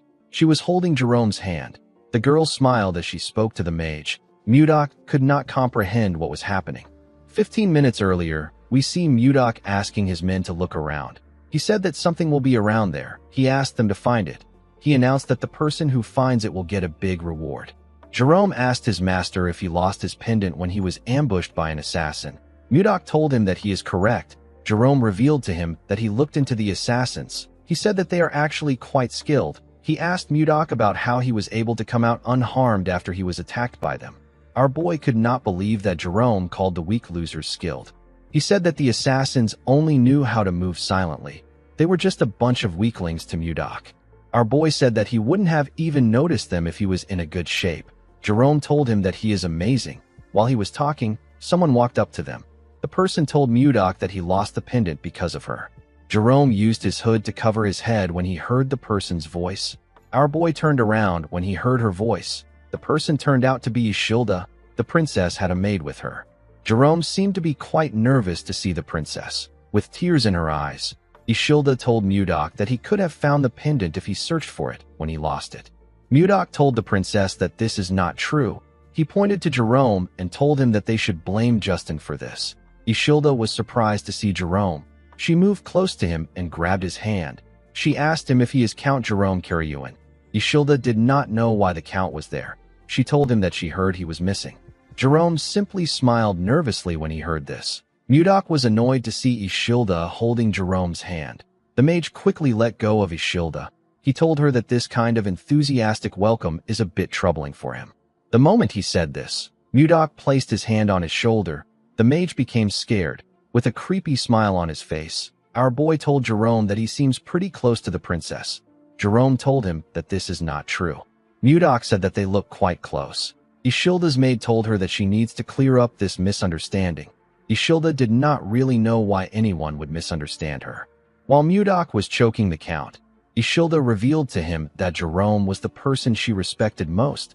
She said that the Count is an amazing person. According to the princess, Jerome is a true noble who cares for the people. She said that she felt bad that he got exiled to a barren place. She was quite sad when she found out that he went missing. Mudok asked him about why he never spoke about this. Jerome told him that no one goes around bragging about their own good deeds. Mudok asked the princess about why she spoke about Jerome in the past tense. The princess said that things are different now that she knows him. She blushed when she said this. Our boy also blushed. Before he could say anything, Ishilda turned around and ran. She said that she will help him look for the pendant on this side. Her maid quickly ran after her. After separating herself from Mudok, Ishilda stopped to catch her breath. While breathing heavily, Ishilda looked down. She saw the pendant buried in the snow. She quickly bent down to pick it up. Her maid caught up to her when she went down. Ishilda called out to the maid, whose name is Renchia. She said that this is the pendant that Mudok is looking for. The maid did not expect her to find it. She said that she will tell Mudok immediately. While looking at the pendant, the princess remembered the look on our boy's face when he mentioned Wan. She was certain that this pendant had something to do with Wan. Renchia called out to the princess. She told her that she has the same expression as Mudok. Ishilda was quite angry when she remembered how Mudok reacted. She asked her maid if she really looked like him. The woman nodded her head at her. She told Ishilda that there is no need for her to rush. She assured her that Mudok is thinking about her the same way she is thinking about him. Ishilda stared at the pendant when she heard this. At first she was jealous, but now she is curious about the situation. She wondered about the woman who could win the heart of someone like Mudok. Ishilda gave our boy back his pendant. She was quite curious about who Wayne is. The scene shifts, and we see someone break a glass containing the lotus of love. The person turned out to be Wayne's father. Chunhak asked his daughter to move the trash away. He could not believe that she was telling him about a lotus that blooms for true love. He told Wayne that she is spouting nonsense. He reminded her that she already has a fiancé. He advised her to stop getting distracted by such stupid things. He asked Wayne to get ready for the marriage he arranged. Wayne stood up and told her father that he needs to open his eyes. She said that lovers who make the twin lotus flower bloom are blessed by everyone as soulmates. The girl was sad that her father only spoke about a political marriage even after witnessing such a miracle. She told her father that the martial alliance must matter to him more than his daughter. Chunhak was hurt by her words. He clenched his fist out of anger. Wayne reminded him that he abandoned her mother for the martial alliance. Before she could say anything, Chunhak ordered his guards to lock her up. He ordered them not to allow her go to the ice palace until the wedding is over. He asked them to keep her under strict surveillance. With tears in her eyes, Wayne called out to her father. She begged him to not do this. The girl told herself that she should have never returned there. In the next scene, we see Ishilda open her eyes. She wondered why she had such a weird dream. The scene shifts and we see Ishilda and her maid looking at a hot spring. Ishilda was still thinking about the woman she saw in her dreams. She wondered about who she was. While she was thinking, Mudok walked up to her. He asked her if something is wrong. The girl turned around and told him that she is fine. With a sad look on her face, she told Mudok that there is nothing to worry about. Our boy noticed that she was sad. He turned around and asked the princess to join him on a trip to clear her mind. Ishilda did not expect to hear about a trip. When they went outside, they saw a screaming wyvern slowly coming close to them. Renchia went down and put her hands on her head. She was quite terrified. Ishilda was actually fascinated. She did not expect to see ice wyverns. She was quite excited. She said that she has never seen ice wyverns that were tamed. Mudok explained to her that the wyverns have been trained since they were little. He assured her that the wyverns are very friendly. He asked her not to fear them. The moment he said this, he saw some people walking towards them. It was Jerome and Jake. Jerome was carrying a suitcase. He told his master that departure preparations are complete. Mudok asked him if he also prepared something. Jerome said that he did. Immediately he said this. Something jumped out and landed on the ground. Renchia screamed when she saw the thing. Jerome apologized to her for scaring her. He introduced her to a smaller version of Kondal. He told her that he is a Yeti. Ishilda was shocked to hear that she was looking at a Yeti. She recalled that the Yetis are a legendary tribe said to live in the snowy fields. The princess quickly picked the Yeti up. She said that she never imagined Yetis to be a small and cute race. With a nervous look on his face, Jerome told the princess that he is glad she likes him. Our boy gave him a thumbs up. Before seeing Ishilda, Mudok told Jerome that the princess will be startled if she sees Kondal. He asked the mage to shrink him with magic. Jerome told his master that magic isn't almighty. He said that he will still do it. Ishilda placed Condal on her head and pressed his fluffy fur. She smiled brightly as she touched the Yeti. Mudok was happy to see her smiling. He told the princess that they need to go now. He called out to a wyvern called Lilith. The wyvern bowed her head to him. Mudok got on her and stretched his hand out to Ishilda. He asked her to take his hand. Ishilda blushed when she heard this. She raised her hand and grabbed Mudok's hand. Our boy helped her sit on the wyvern. After the princess sat down comfortably, Mudok tapped Lilith's rope. The wyvern began to flap its wings when this happened.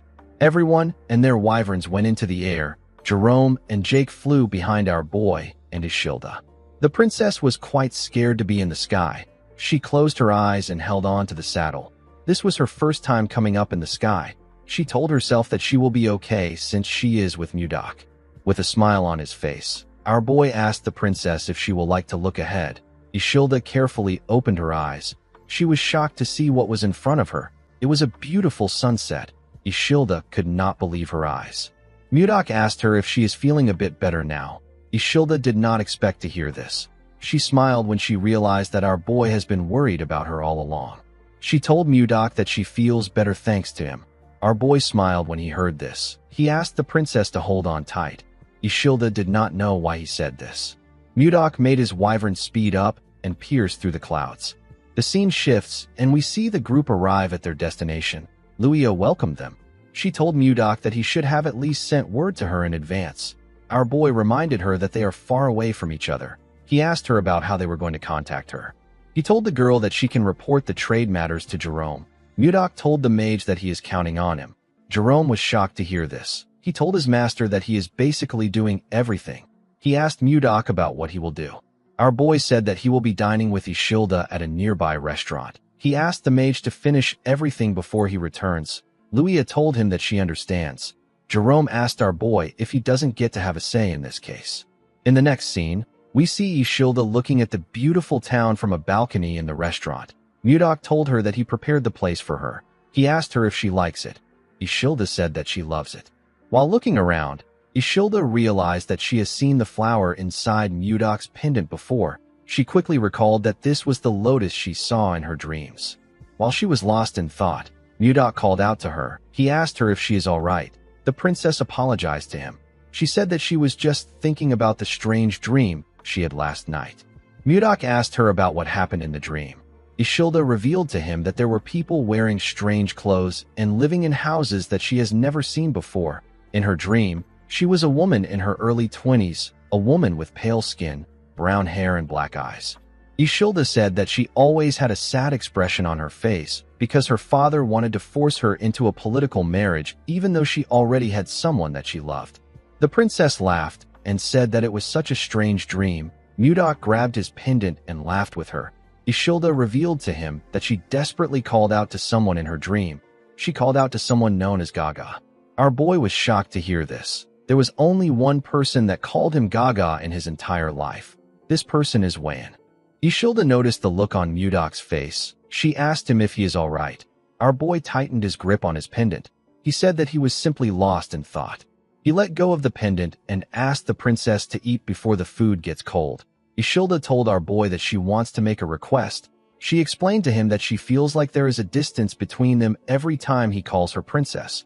With a smile on her face, the girl asked him to call her Ishilda if it is okay with him. While looking at her, Mudok remembered Wan. He smiled when he remembered his lover. He told Ishilda that he can do this. Later in the evening, we see Mudok and Ishilda finish their food. While our boy was cleaning his mouth, Jerome called out to him. He asked him if he enjoyed his meal. He revealed to him that he has finished the work with the 1010 firm. Ishilda was surprised to hear the name of the firm. She asked Jerome if there is a place in the Drake Kingdom called 1010. Mudok realized that he messed up. He revealed to her that 1010 is not in the Drake Kingdom. It is actually in the Gaia Kingdom. Ishilda was shocked to hear this. The Gaia Kingdom is a powerful nation in the northwest of the continent. It is ruled by queens. It is also known as the country for women. The Knight Order of the kingdom is composed entirely of women. They are known to rival the Wyvern Knights of the Zeba Empire in strength. Ishilda knew that she was far from the White Castle, but she did not think that she would be in the Gaia Kingdom.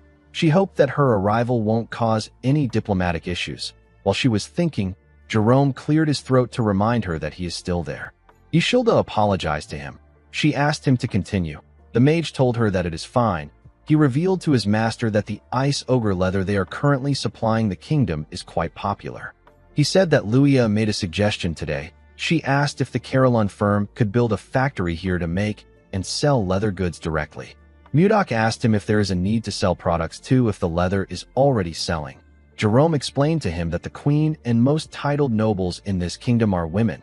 If they are able to make clothes and bags that the royals and the nobles like, it will become a trend. This will allow them to earn a lot more money than before. Jerome revealed to Mudok that Luia knows a famous craftsman from Carillon. The girl said that they can start immediately if they get Mudok's approval. Our boy was happy to hear this. He realized that he made the right decision by making Luia in charge of the firm. He told Jerome that he will provide all the leather they need. He asked him to start production. The man bowed his head and accepted the order. He revealed to Mudok that their leather is so popular that it sells out the same day it arrives. The moment he said this, he and Mudok heard a loud sound. Jerome raised his head and our boy turned around. They saw a building burning far away from them. Jerome was shocked to see the building burning. He revealed to our boy that their firm is in that area. He said that the fire can ride the wind and spread to their building. Our boy said that he will check it out. He asked Jerome to stay with Ishilda. Jerome asked his master if he is going alone. He told him that it is too dangerous. Ishilda told our boy that she will follow him. Mudok told her that it will only take a moment. He assured her that he will be back soon. Immediately he said this, he jumped down from the balcony.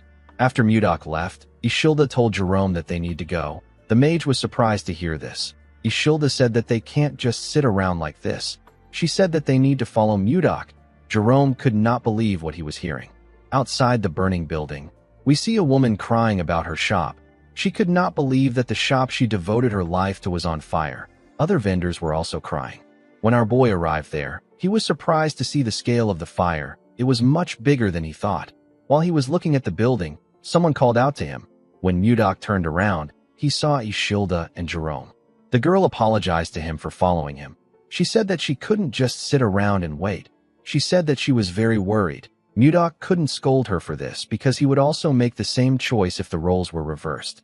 While he was looking at the princess, he heard someone call for help. He quickly turned to the burning building. Ishilda did not know why Mudok was looking at the building. She called out to him. Mudok jumped before she could say anything. He found a window at the top floor. He broke into the building through the window. The moment he landed inside, he used his ice-white divine palm to freeze the ground and reduce the heat. The ice clashed with fire and released a large amount of cold air. Mudok used his hand to cover his head. When he looked down, he saw something shocking. He saw a woman lying on the ground. He quickly checked her pulse to see if she was still alive. Fortunately, she was still breathing. Mudok picked her up and placed her on his shoulder. He believed that the woman was exceptionally lucky to survive in a massive fire like this. Before he could leave the building, the wood holding the ceiling collapsed. Before the wood could touch our boy, he released his energy and froze everything around him. He didn't just freeze the top floor, he froze the entire building with his chi. Jerome was shocked to see the precise control and scale of his master's power. He was certain that this level of magic is at the 9th circle. While he was looking at the top floor, someone walked out of the building. Ishilda was quite happy to see the person. The person turned out to be Mudok. Our boy froze the ground with each step he took. The scene shifts, and we see a man and a woman having a meeting near a fireplace. The man poured the woman some liquor. He referred to her as princess and told her that there are signs of rebellion. The princess wasn't pleased to hear this. She asked the man to tell her who dares to try it. The moment she said this, the princess began to feel dizzy. She saw the man reaching out to her. She saw that the man was smiling. The next person the princess saw was Mudok. The princess opened her eyes when she saw our boy. She found herself in a different room. She raised her head up to look around. She wondered about where she was. When she looked at the door, she noticed that it was open. The princess decided to step out of the room. When she opened the door, she found herself in a dining room with Mudok and the rest of the group. Luia stood up and asked the princess if she is feeling better now. The princess crossed her arms and looked around. She asked Luia to tell her where she is. The woman told her that she is with the Carillon merchant group. The princess recalled that this is the merchant group that has recently become famous thanks to the leather trade. She could not believe that no one in the group could recognize her. She asked Luia if there is no one from the Gaia kingdom in their group. The woman revealed to her that they are from Carolun village, a place in the northern part of the Drake kingdom. She told the princess that this is why they are known as Carolun merchants. The princess asked Luia to tell her the person who saved her. Luia pointed to her master and introduced him as the Lord of Carolun. She told her that Mudok was the one who saved her. The princess's eyes shined brightly when she saw our boy. She moved close to Mudok and told him that she has to thank him for saving her. With a confident look on her face, the princess introduced herself as Siler McMahon. Ishilda and Jerome were shocked to hear her name. Even Luia could not believe what she was hearing. Jake asked Luia to tell her who Siler is. The woman was annoyed to hear this. She clenched her fist and called the man an idiot. She revealed to him that Princess Siler is the second princess of the Gaia kingdom. At the age of 25, she reached the realm of Sword Master. She is the captain of the Royal Knights and the most famous person in the kingdom. Luia pressed Jake's head down and bowed her head. She apologized to the princess for their rudeness. Siler told her that it is fine. She told the woman that she will forgive her because they are not from the Gaia kingdom. Ishilda began to tremble. She couldn't believe that she ran into a princess of another nation. She knew that she might cause an international issue if Siler finds out who she is. Mudok noticed that Ishilda was shaking. Siler told our boy that she will personally reward him for saving her life. She asked him to follow her to the castle when they are done eating. Mudok declined her offer. He told her that he has to return to his country. Siler was shocked to hear this. Luia became scared when she heard her master's response. She knew that it was extremely rude to reject a reward from the royal family in this kingdom. She decided to change the topic. She moved close to the princess and told her that her lord is quite nervous in front of her. She asked the princess to tell her how she ended up in the burning building. Siler realized that she was left there by Baron Dayton. She couldn't believe that the Baron betrayed her and tried to assassinate her even after she took great care of him. Siler told Luia that it is nothing serious. She said that a pathetic man with no confidence tried to assassinate her with poison. Luia was shocked to hear what she said. The princess revealed to her that the assassins set the building on fire to make sure that no evidence is left behind. She turned to Mudok and told him that she must repay him for saving her life. She asked him to tell her what he wants. Before Mudok could say anything, Siler's stomach growled loudly. The princess was quite embarrassed to see this. Our boy told her that what she wants is the food in front of her. Siler was annoyed to hear this. She called him an insolent bastard. She asked Mudok if he is mocking her. Our boy explained to her that she must be hungry since she hasn't eaten since yesterday. He asked her to sit down and eat. The princess ate the steak in front of her in anger. She was annoyed that our boy rejected her offer. She told herself that she would have sent him to prison if he wasn't her benefactor. While eating, she saw a sword in the room. She asked the group about who owns the sword. Mudok revealed to her that he is the owner. Siler wondered if our boy is a noble who used to be a knight. As the captain of the Royal Knights, the woman was curious about Mudok's swordsmanship skills. She referred to our boy as Baron and asked him to spar with her after the meal. Everyone was shocked to hear this. Mudok declined her request. He told her that he does not spar with those weaker than him. Siler was annoyed to hear this. She couldn't believe that Mudok was saying this to her face. She released her energy and held her cutleries tightly. She wondered why Mudok was acting like he doesn't know that she is a sword master. In the past, there were times when male knights from other countries refused to duel with her simply because she was a woman. Siler found it easy to get those knights to accept her duel. She laughed and asked Mudok if he is afraid of losing. Everyone was shocked to hear this. They couldn't believe that she was provoking our boy. Mudok stood up and grabbed his sword. He asked the princess to come out. With a look of anger on his face, Mudok told her that he wants to show her a technique. The scene shifts, and we see the group outside. Siler and Mudok were standing in a grass field. Siler told our boy that they will be following the knight's rules. She said that their mana will be restricted. The first to subdue the other wins. Mudok accepted her condition. Jerome reminded his master that Siler is a princess of the Gaia kingdom. He told him that they can have diplomatic issues if Siler gets a scratch. Our boy told him that he understands. He asked him to stop talking. Siler asked Mudok if he is ready. The woman believed that she has met plenty men like our boy. She told herself that every single man ends up kneeling in front of her. Siler smiled like a lunatic when she thought about how our boy will kneel in front of her. She turned her blade and made the sun reflect on it. She directed the reflection at Mudok's eyes. Our boy seemed annoyed by her cheap trick. Siler charged at him because she believed that she had seen an opportunity. Mudok easily blocked her attack by raising his sword. Siler did not expect him to block her surprise attack. She realized that our boy was skilled. She charged at him again from behind. She thrust her rapier at him at a crazy speed. Mudok was able to dodge the attack by moving his head. He smiled when he dodged the attack. Siler wasn't done with him. She made her attacks faster and stronger. She attacked him multiple times. Our boy blocked her attacks, but he was getting pushed back. Siler didn't stop for a moment. She directed each swing at his head. Mudok didn't seem bothered by her attacks. Siler noticed that our boy was blocking her attacks with minimal movements and no effort at all. She couldn't believe that he was able to block a sword master's attack. She had to admit that Mudok was skilled. She moved close to him and swung her sword with a large amount of strength. Her attack destroyed the ground. Our boy was able to dodge it by jumping back. Siler jumped to move close to him. She gave Mudok a heavy kick in the air. Our boy was able to block the kick with his sword, but he was still sent flying. He pushed his sword into the ground in order to hold himself down. He raised his head and glared at Siler. He realized that the princess is like a master of the piercing spear style at the harmonization stage that is running wild. She used an endless barrage of thrusts. Mudok knew that he couldn't just continue blocking her attacks. He knew that they would eventually destroy the entire area if they continue like this. He decided to end the fight in one strike. He and the princess charged at each other. The princess swung her sword at him. Our boy blocked her attacks. The princess tried to kick him with her leg. Mudok blocked her leg with his sword. He moved to the side and gave her a heavy blow in her stomach. The punch made her lose her balance. Mudok grabbed her neck and slammed her body into the ground. Siler quickly tried to get up, but our boy pointed his sword at her neck. He asked the princess to admit her defeat. Siler rejected this offer. She asked Mudok to fight with her again. Jerome clapped for them and said that they both displayed wonderful swordsmanship skills. He suggested that everyone should head back inside to finish their meal. With a serious look on her face, Siler told Mudok that she will officially challenge the Drake Kingdom if he doesn't accept the rematch. Everyone was shocked to hear this.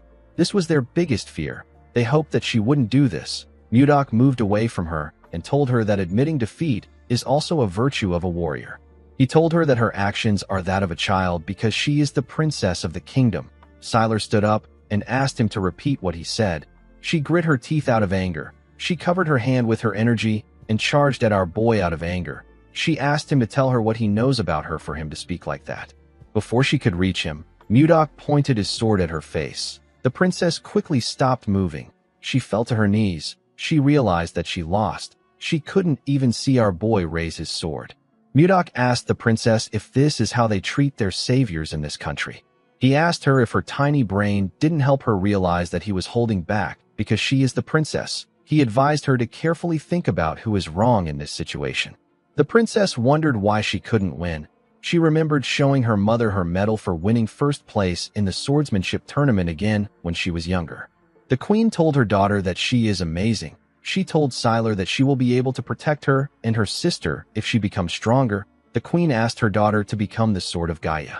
Siler followed her mother's words. She lived as the Sword of Gaia. She spent her whole life trying to become someone who protects the kingdom, someone who no one can ignore. Siler wondered about who Mudok was. While our boy was looking at the princess, Ishilda moved close to him and called out to him. Mudok advised the princess to choose her opponents wisely next time. He turned to Ishilda and put his hand around her waist. He smiled at her. He told her that they are returning to Carolyn tomorrow. He said that they need to finish sightseeing. Ishilda nervously walked away with Mudok. Our boy tapped Jerome on the shoulder and asked him to tell Jake to buy a few swords for him. The mage told his master that the swords will be ready before he returns. After Mudok left, the princess called out to Jerome and Luia. The two of them became nervous. The princess moved close to them and asked them if Ishilda is Mudok's wife. Jerome told her that she isn't. He told her that Ishilda is a noblewoman from a respected family. Siler seemed to be relieved to hear that they weren't married yet. She turned to Luia and asked her to fetch a carriage. She said that she is returning to the palace. Luia accepted her order. Since she became a sword master, This was her first time meeting someone stronger than her. Sylar wondered if things would have been different if she had someone like Mudok by her side. After returning to the palace, Sylar sent her closest aides out to find Baron Dayton. He was found dead in his basement. There was a letter in the Baron's hand. The Baron wrote that his family had been taken hostage. The letter was already torn, so this was the only thing Sylar could find out. The torn part probably had the name of the mastermind on it. The killer tore the letter after taking out the Baron. Sylar continued searching for the person who attempted to kill her. She couldn't find any clear evidence or information. There was only one person that Sylar strongly suspected. At the castle, we see a maid announce to someone that Sylar has arrived. The person asked the maid to let Sylar in. Sylar stepped into a greenhouse. She saw a young woman drinking tea inside the greenhouse. This person is the first in line to the Gaia Kingdom throne and the person Sylar suspects the most. Her name is Rowan McMahon. Sylar sat with her sister in the greenhouse. Rowan seemed shocked to find out that Baron Dayton tried to kill her sister. Sylar revealed to her that the Baron drugged her and set the building on fire. She said that she would have died if someone hadn't saved her. Rowan stood up and asked if someone is at the door. She asked someone to bring the Baron to her. Sylar asked her sister not to bother herself. She revealed to her that the Baron was already dead by the time she found him. She told her that the person who tried to kill her must have silenced the Baron. Rowan hugged Sylar and referred to her as her beloved sister. Sylar was surprised to see this. Rowan told her that she thought she will be fine because she is a sword master. She said that she was too careless. With a horrifying look on her face, Rowan told Sylar that she is extremely happy to see that she is safe. Sylar could tell that her sister was faking it. She could not believe that her own sister was this upset that she didn't die. Even though all the clues point to Rowan, Sylar told herself that it wasn't true since there was no solid evidence. She wanted them to go back to the way they were before. The princess wondered about what Mudok would have done at a time like this. The moment she thought of this, she grabbed her sister's shoulders. With a smile on her face, she asked Rowan if she is going to be part of the royal delegation of King Tomalova's birthday. Rowan said that she is. Sylar asked her sister if she can go in her place. Rowan found this odd. She knew that her sister never attends events like this. She quickly got an idea. She asked her sister if the man that saved her is from the Drake Kingdom. Sylar blushed when she heard this. Rowan asked her sister if she wants to see him again. Sylar stood up and told her sister that it is nothing like that. Rowan smiled when she saw how her sister reacted. 3 days have passed since Mudok returned from Tens 10. After Justin's attack, assets like the Wyverns and the Glacial Flower were deemed at risk of being discovered by the enemy. Due to this, official exchanges and public activities were moved to the previous castle they used before they found the White Castle. While looking at his clothes, Mudok realized that today is the day that Ishilda is leaving. While thinking, Mudok remembered Jerome telling him that they need to strengthen their forces in case Sylar attacks them. Our boy stepped out of his office. He was relieved to see that everywhere was quiet today. The moment he closed his door, we see Jerome appear out of nowhere. Condal was on his head. The mage moved close to his master and told him that Sylar will be attacking them soon. He told Mudok that they must execute their military reinforcement strategy immediately. The moment he said this, someone said that she is also a little worried. The person turned out to be Ishilda. The princess told Mudok that Sylar is a princess of the Gaia Kingdom. She said that she is worried that this issue could escalate into a diplomatic issue. Mudok understood everyone's concern, but he was not really worried. In the Central Plains, especially during his time with the Murim Alliance, our boy often saw the proud gaze of a true martial artist. He knew that someone like Sylar won't carelessly reveal this matter to anyone else. Mudok asked Ishilda not to worry too much. He explained to her that he was the one who was right. He assured her that Sylar understood his intentions. He put his hand into his clothes and took out a box. He asked Ishilda to contact him if anything happens to her. He opened the box and showed her what was in it. The princess was shocked to see what was inside. Mudok revealed to her that she is looking at a communication stone that is made from a mana stone. He explained to her that it allows a person to communicate over long distances without a mage. He told her that it can even work from the capital of the kingdom. Ishilda was surprised to hear this. Mudok asked her to contact him anytime. At the entrance of the White Castle, we see Ishilda and Mudok talking. The maid who was standing next to the carriage told the princess that it is time for them to depart. Mudok moved close to the princess and gently whispered that communication stones are not known in the world yet. He advised her to only use it when she is alone to avoid exposure. He told her that Jake will follow them from the sky to watch over them, and Justin. Ishilda smiled when she heard this.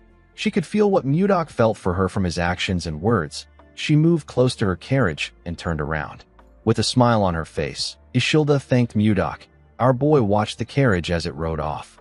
He realized that his current status is too low. There was a vast difference between him and the princess. It was like heaven and earth. To become a man worthy of her, Mudok needed to raise his status. Our boy said that it is time for him to visit a certain place. Jerome followed his lord to the place he wanted to visit. He was shocked to see what was inside this place. He saw different unconscious bodies on the ground. He asked his master about what happened there. He asked him to tell him who these people are. Mudok revealed to him that they are the ones who tried to kill him. Jerome asked him if they are the assassins that Justin brought. Our boy told him that he is correct. Mudok and Jerome walked past the assassins lying on the ground. The mage asked his master if Justin knows about them. Our boy told him that Justin probably thinks they are dead. Mudok seemed dissatisfied when he looked at the assassins. He locked them up without food to test how long they would last. He could not believe that they were already in this state after only 10 days. Compared to the assassins in the Central Plains, these people lack skills and survival abilities. While thinking, our boy saw something. He saw 2 assassins who he considered decent. He ordered Jerome to bring food for them with Shuart. The mage accepted his order. Mudok let out a sigh when he realized that it is going to take a while to make these guys useful. In the next scene, we see the assassins shoving food down their throats. Shuart advised them to slow down.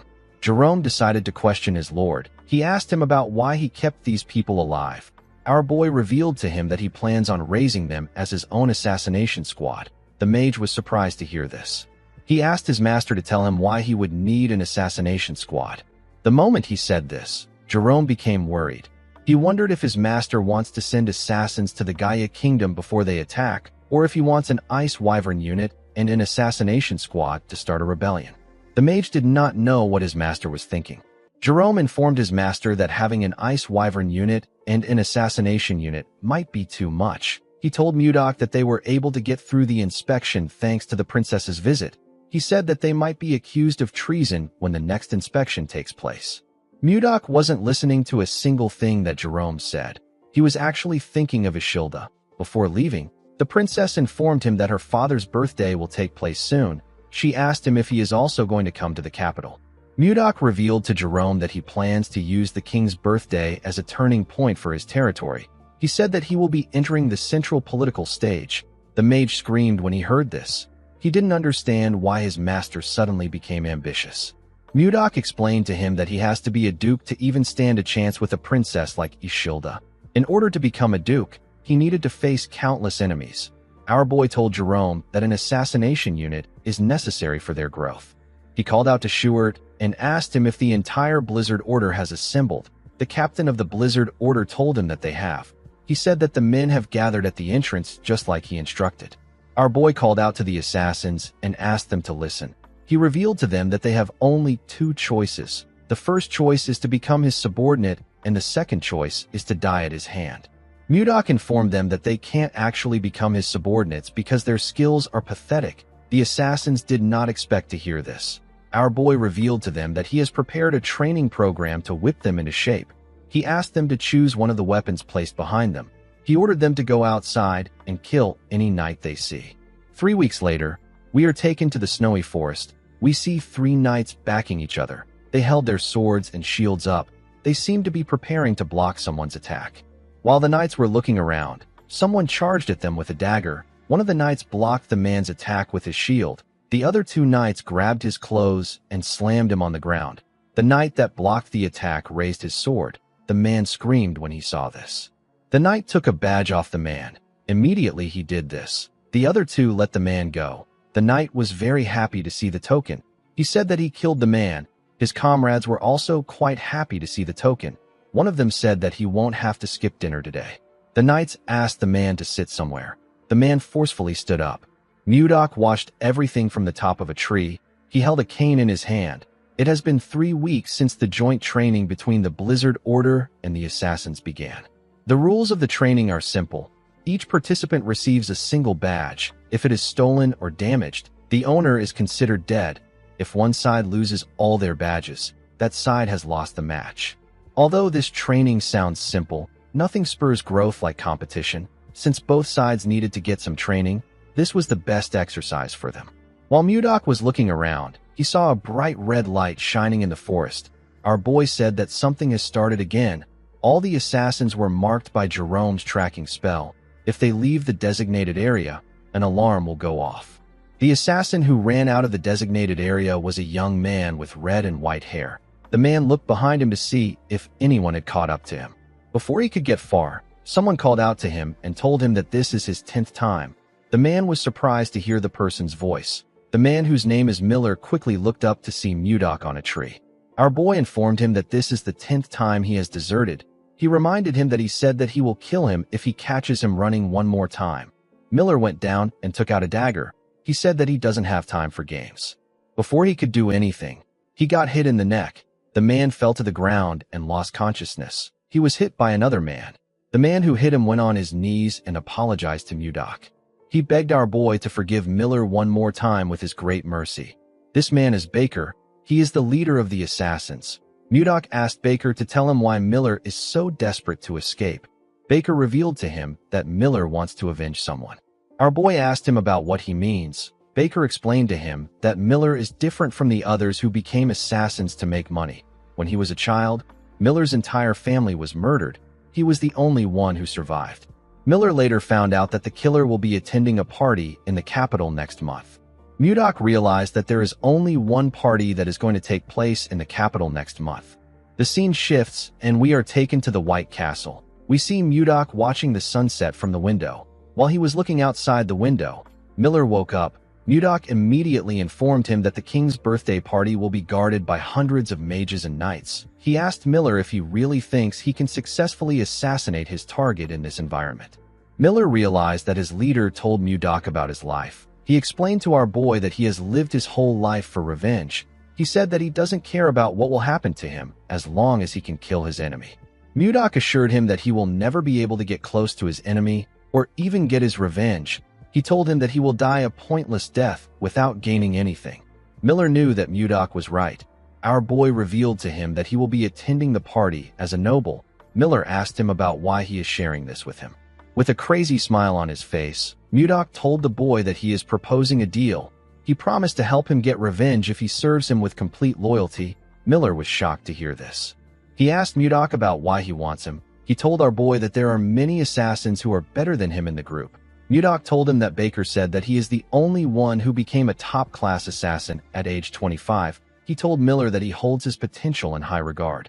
Although the man was still lacking in Mudok's eyes, it was certain that he would still grow stronger. Our boy told him that he needs him in the assassination unit he is forming. He asked Miller if he will make a deal with him. The man remembered the bodies of his family members. He went on his knees and told Mudok that he will do anything as long as he can get his revenge. Our boy walked past him and told him that they have a deal. He revealed to him that they are traveling in a few days. He asked him to prepare.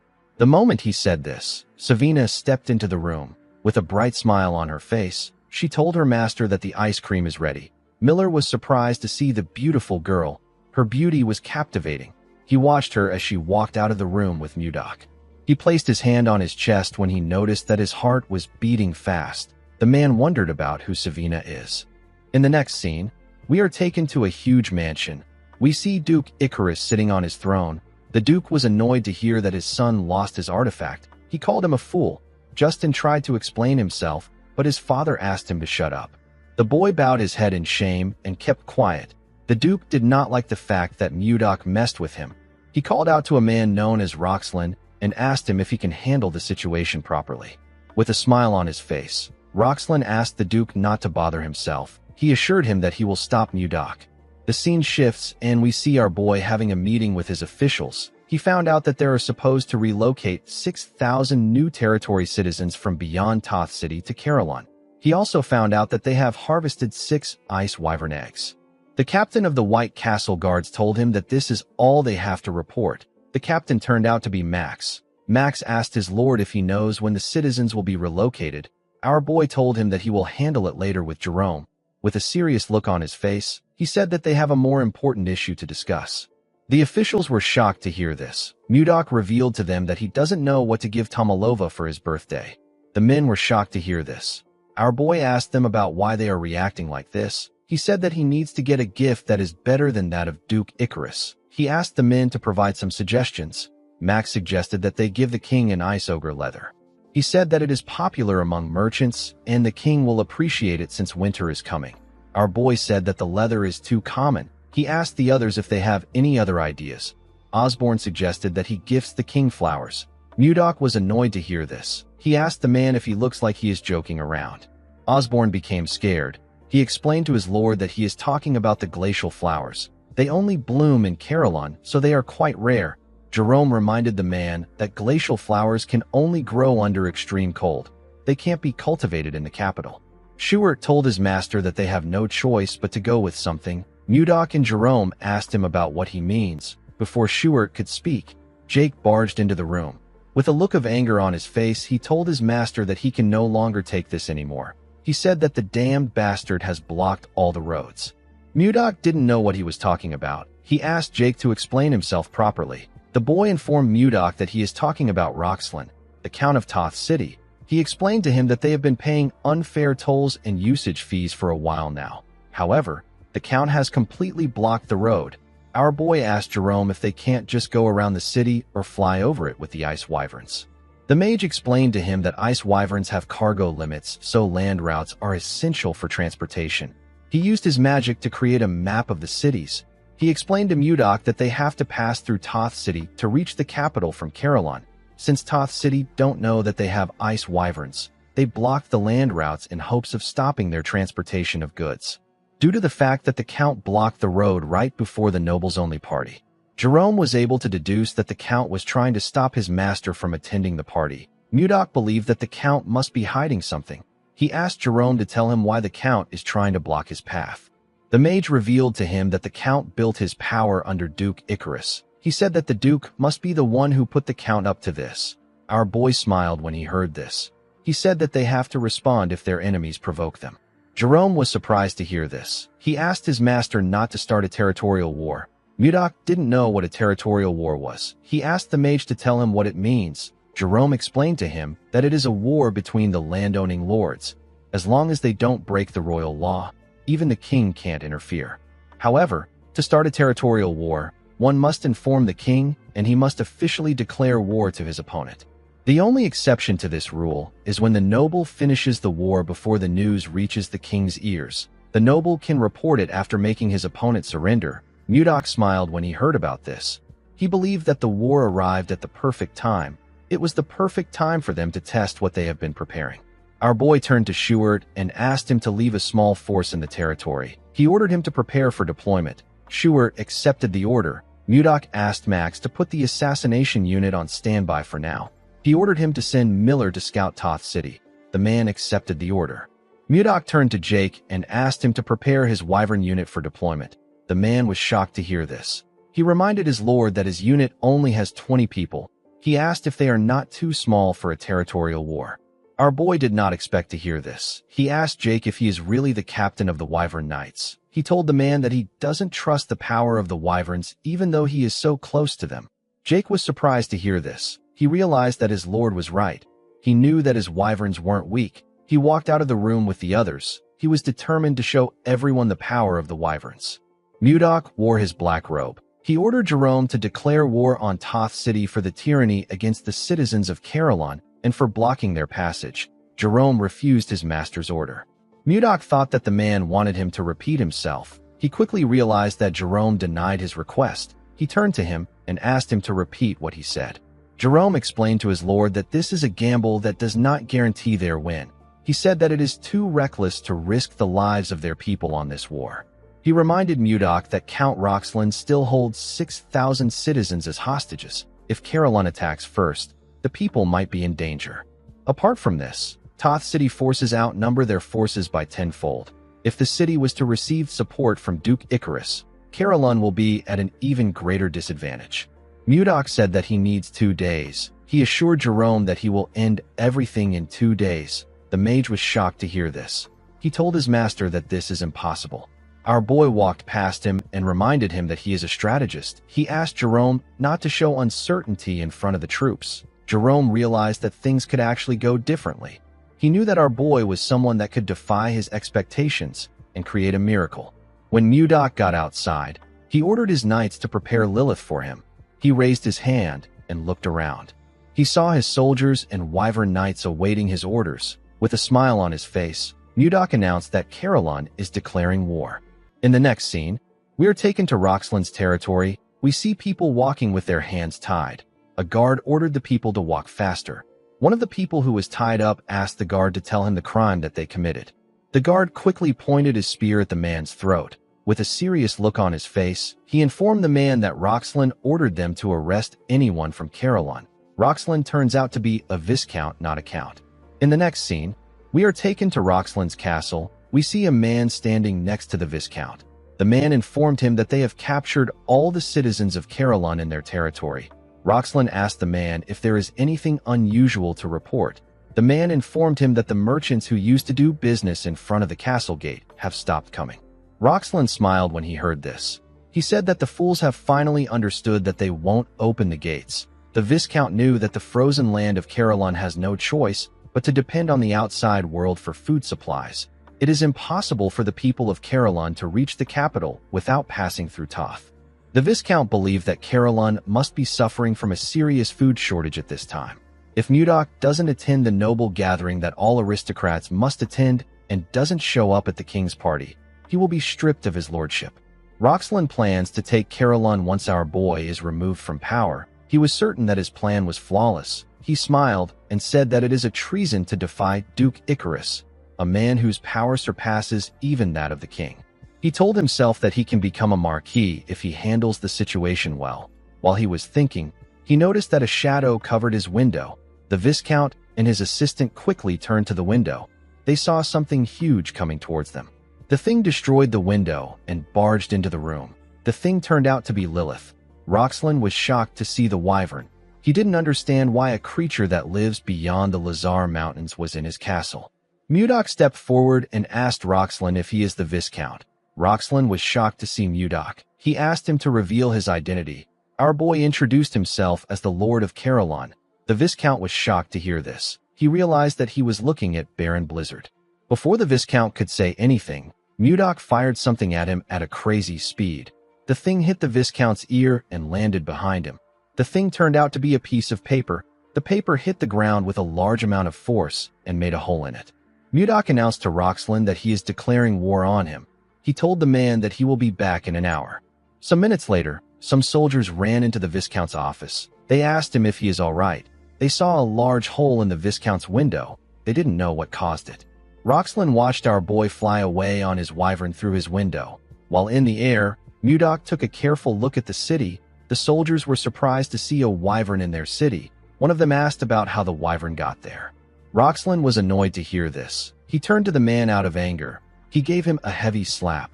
The man fell to the ground. He raised his head up in confusion. He didn't understand why the Viscount hit him. Roxland hit the man in his chest. He hit him multiple times. The man screamed out in pain.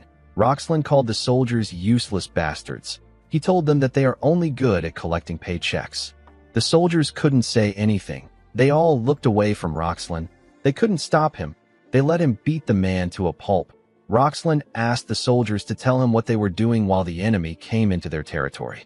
After taking his anger out on the man, Roxland ordered his administrator to dress the prisoners as soldiers and equip them with weapons. The man asked him if he is saying that he should provide the prisoners with military gear. The Viscount told him that he is correct. With a smile on his face, he told the administrator that he wants to see the look in Mudok's eyes when he realizes that he killed his own people with his own hands. The man was shocked to hear this. Roxland walked past him and picked up the paper on the ground. He tore it apart and said that he will frame Mudok. He couldn't believe that our boy declared a territorial war on him. He moved close to his broken window and looked down at the soldiers in front of his castle. He threw the shredded paper to the ground and announced that they will be declaring war on Caroline. He told his men that he will share his wealth with the one who achieves the greatest merit in this war. The soldiers began to cheer when they heard this. They were ready to tear the people of Caroline apart. While Roxland was laughing like a maniac, we see a soldier staring heavily at him. The soldier turned out to be Miller. The man was dressed as a Toth knight. He asked his master if he heard what the Viscount said. Outside Toth City, we see Mudok in the air. He had a communication stone in his hand. He told Miller that he can hear him loud and clear. Immediately he said this. We see Jake and the Wyvern Knight unit standing behind him. They were ready to attack. In the next scene, we see the soldiers standing on the city walls. The prisoners stood outside the city walls. They were dressed like soldiers and equipped with weapons. The prisoners trembled in fear. They believed that they were going to die. The Viscount smiled when he looked down from the city walls. He wanted Mudok to fall into despair after killing his own people with his own hands. The scene shifts and we see Mudok standing with his soldiers. They were all prepared for battle. Our boy smiled and ordered them to start the attack. Immediately they heard this. The soldiers charged at Toth City at full speed. The people of Carolyn began to scream when they saw something coming towards them. They couldn't believe their eyes. The Viscount and his soldiers were more shocked to see what was in the sky. They saw a large amount of wyverns coming towards the city. They saw people riding these wyverns. Each wyvern was carrying a huge rock. One of the soldiers screamed and said that these are Wyvern Knights. Before the soldiers could do anything, the knights dropped the huge rocks on the city from the sky. The rocks instantly destroyed the city walls. The soldiers were sent flying. The broken walls slowly fell upon the citizens of Carolyn. A mother quickly closed her eyes and hugged her son to protect him. To her surprise, the stones did not crush her and her child. When she opened her eyes, she saw Jerome standing in front of her. The mage used his magic to stop the wall from falling on the people. He called out to the Blizzard Knights and informed them that the soldiers outside the city are the people of Carolyn. He ordered the first unit to evacuate the people to a safe place. The people of Carolyn couldn't believe what they were hearing. Jerome ordered the rest of the troops to infiltrate the collapsed city walls. He asked them to show the soldiers of Toth the power of Carolyn. Max led the troops to attack. He and Schuart easily tore their enemies apart. The poor bastards didn't stand a chance. The Viscount could not understand what was happening. He didn't know how the soldiers were able to find out that the soldiers outside were people of Carolyn. As he watched his soldiers run from the Knights of Carolyn, Roxlin wondered about when Carolyn got so strong. He watched his soldiers run away in fear when they saw a wyvern land on the city walls. Mudok watched everything from the sky. He decided to join the fight. He jumped down from his wyvern and gently landed on the ground. The soldiers were surprised to see him. One of them asked about where our boy came from. His comrade said that Mudok is alone. The soldiers decided to attack our boy together. Mudok raised his hand and moved past them in an instant. He touched their bodies with his fingers as he moved past them. He shook his hand and took away his energy. When he turned around, he saw ice burst out of the soldiers' bodies. The ice came out of the place that he touched them in. It destroyed their bodies. After taking care of the ants, Mudok turned to a forest. He saw a wyvern in the forest. Inside the forest, we see a knight trembling in fear. The knight's comrades were also trembling. They were shaking because of the wyvern in front of them. Roxlin ordered the knights to fight the monster. The knights were too scared to attack. Roxlin kicked one of them out of anger. He told them that they shouldn't call themselves knights. The Viscount had already sent someone to request help from Duke Icarus. He was certain that he will be victorious if he can hold out until reinforcement arrives. The knight that Roxlin kicked got angry. He punched the Viscount in his face. He fell to the ground. The knight and his comrades ran immediately. The Viscount fell to the ground. The knight called the Viscount a pig and asked him to die alone if he wants to die. Roxlin was shocked to hear this. He ordered the men to come back. Of course, none of them listened to him. While the Viscount was looking at them, the wyvern moved closer to him. Roxlin could feel her breath in his back. Before Lilith could eat him, someone called out to her and told her that her stomach will hurt if she eats trash. The person turned out to be Mudok. Lilith moved away from the Viscount. When Roxlin saw our boy, he quickly bowed his head on the ground. He told Mudok that he was wrong. He said that this is his defeat. He explained to our boy that he couldn't do anything because of Duke Icarus's order. He begged him to forgive him. While he was begging for mercy, Jake landed next to Mudok with his wyvern. His wyvern was carrying someone in its mouth. Jake informed his lord that he has captured the soldier who was heading to the Duchy of Icarus. Roxlin was shocked to hear this. He realized that he messed up badly. Mudok told the Viscount that it must have been hard for him to lie about things he didn't mean. Our boy released his energy and told the man that he has to repay him with his life for trying to persecute his people. Immediately he said this, Mudok swung his hand at him. A shield appeared in front of the Viscount and blocked Mudok's attack. Jake was shocked to see that the Viscount was able to block his master's attack. With a look of anger on his face, Mudok turned to the side and asked Jerome to tell him what he is trying to do. It turns out that the mage was the one who protected the Viscount with his magic. Jerome explained to his lord that no matter how heinous the crime a noble commits, the authority to decide his life or death belongs solely to the king. He told Mudok that they will be put in a difficult position if they kill the Viscount there. With a nervous look on his face, Roxlin called our boy a senseless brute and told him that Jerome is right. The moment he said this, the Viscount told himself that someone should have arrived. Immediately he thought of this. He heard someone's footsteps. He smiled and turned around. He said that the person has arrived. The person turns out to be his administrator. His name is Volmer. The Viscount laughed and called our boy a fool. He asked him if he really believes that he only sent troops to Duke Icarus. He explained to Mudok that a territorial war must be reported to the king first and must be carried out with a royal observer present. He told our boy that he sent Volmer to the capital because he didn't report it. He said that the king has already found out about the war before he could force him to surrender. He laughed and told Mudok that his arrogance ruined everything. Jerome couldn't believe what he was hearing. He was certain that they stationed soldiers in the path that leads to the capital. He wondered about how Volmer was able to get through the soldiers. Mudok didn't say anything to the Viscount. He simply smiled.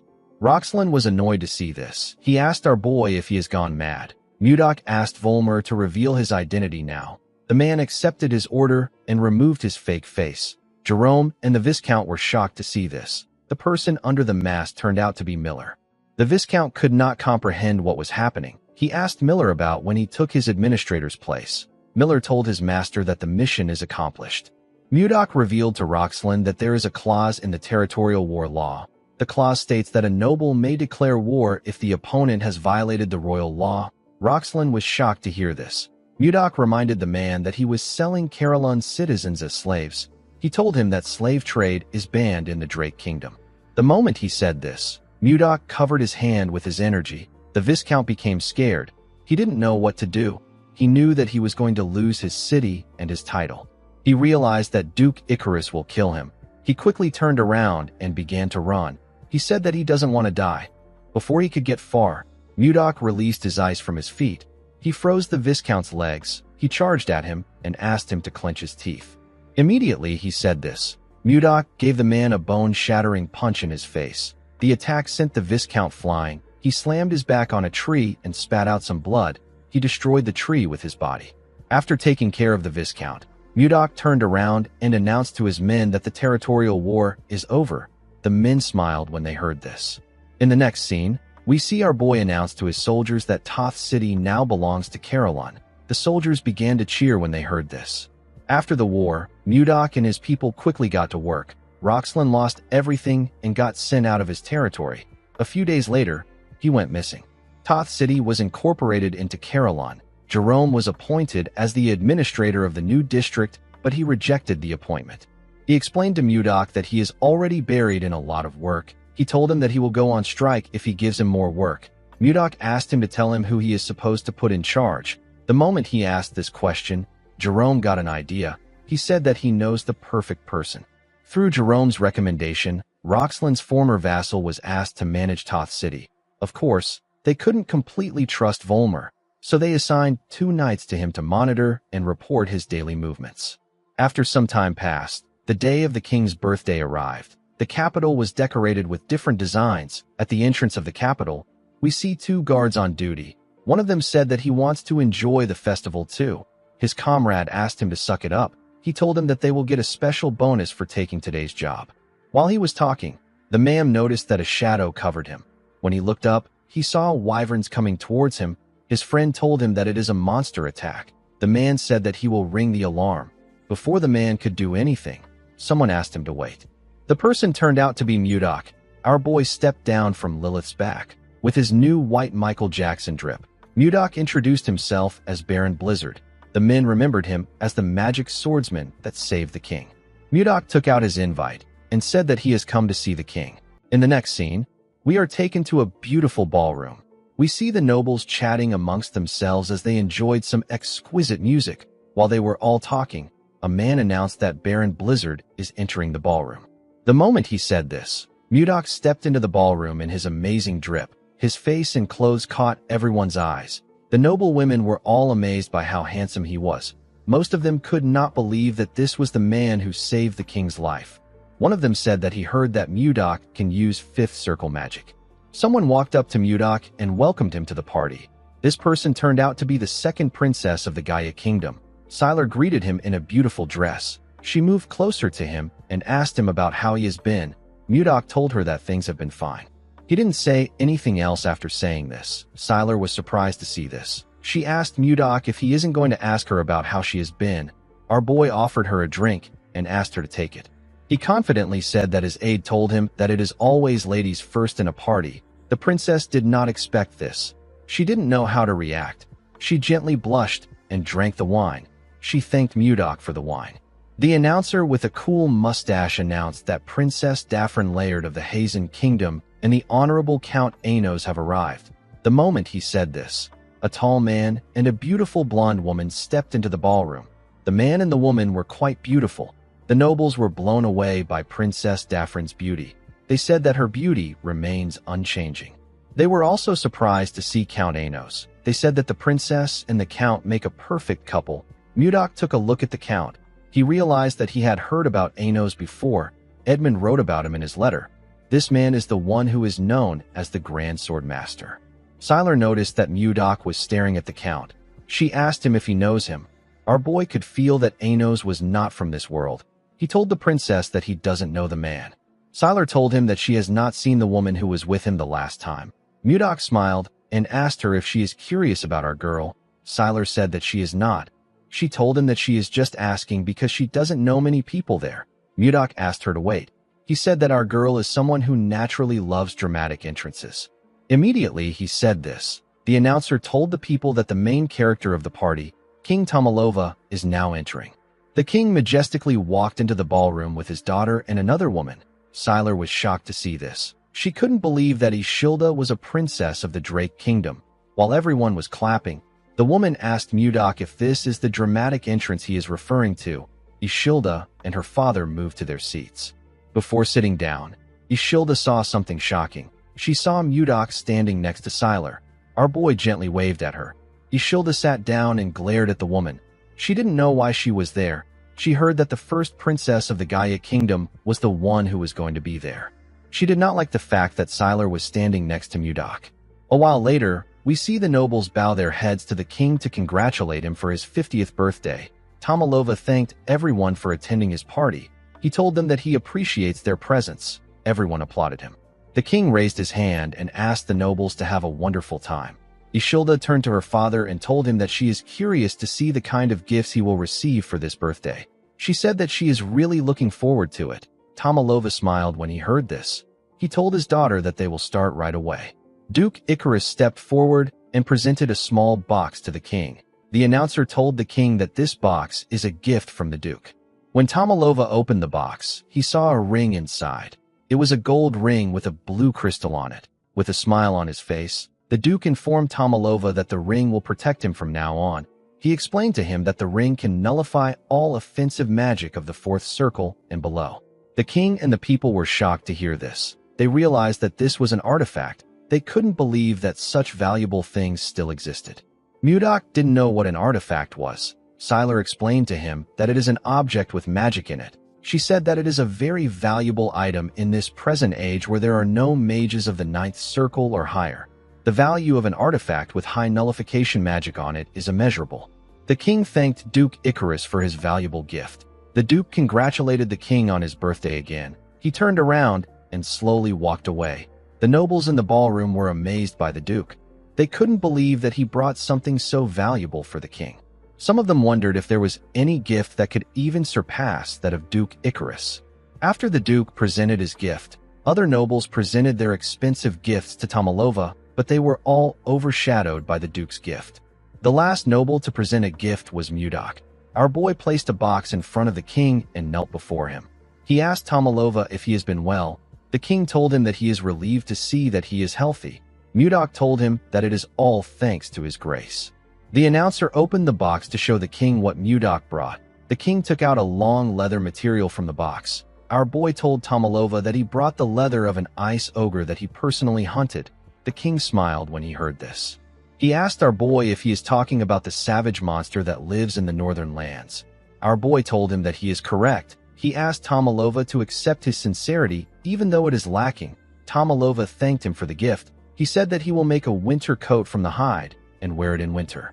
The Duke could not believe that Mudok offered this kind of gift to the king. He said that a pathetic gift is expected from someone of commoner origins. With a smile on his face, our boy told the king that he brought another gift because the leather alone seemed lacking.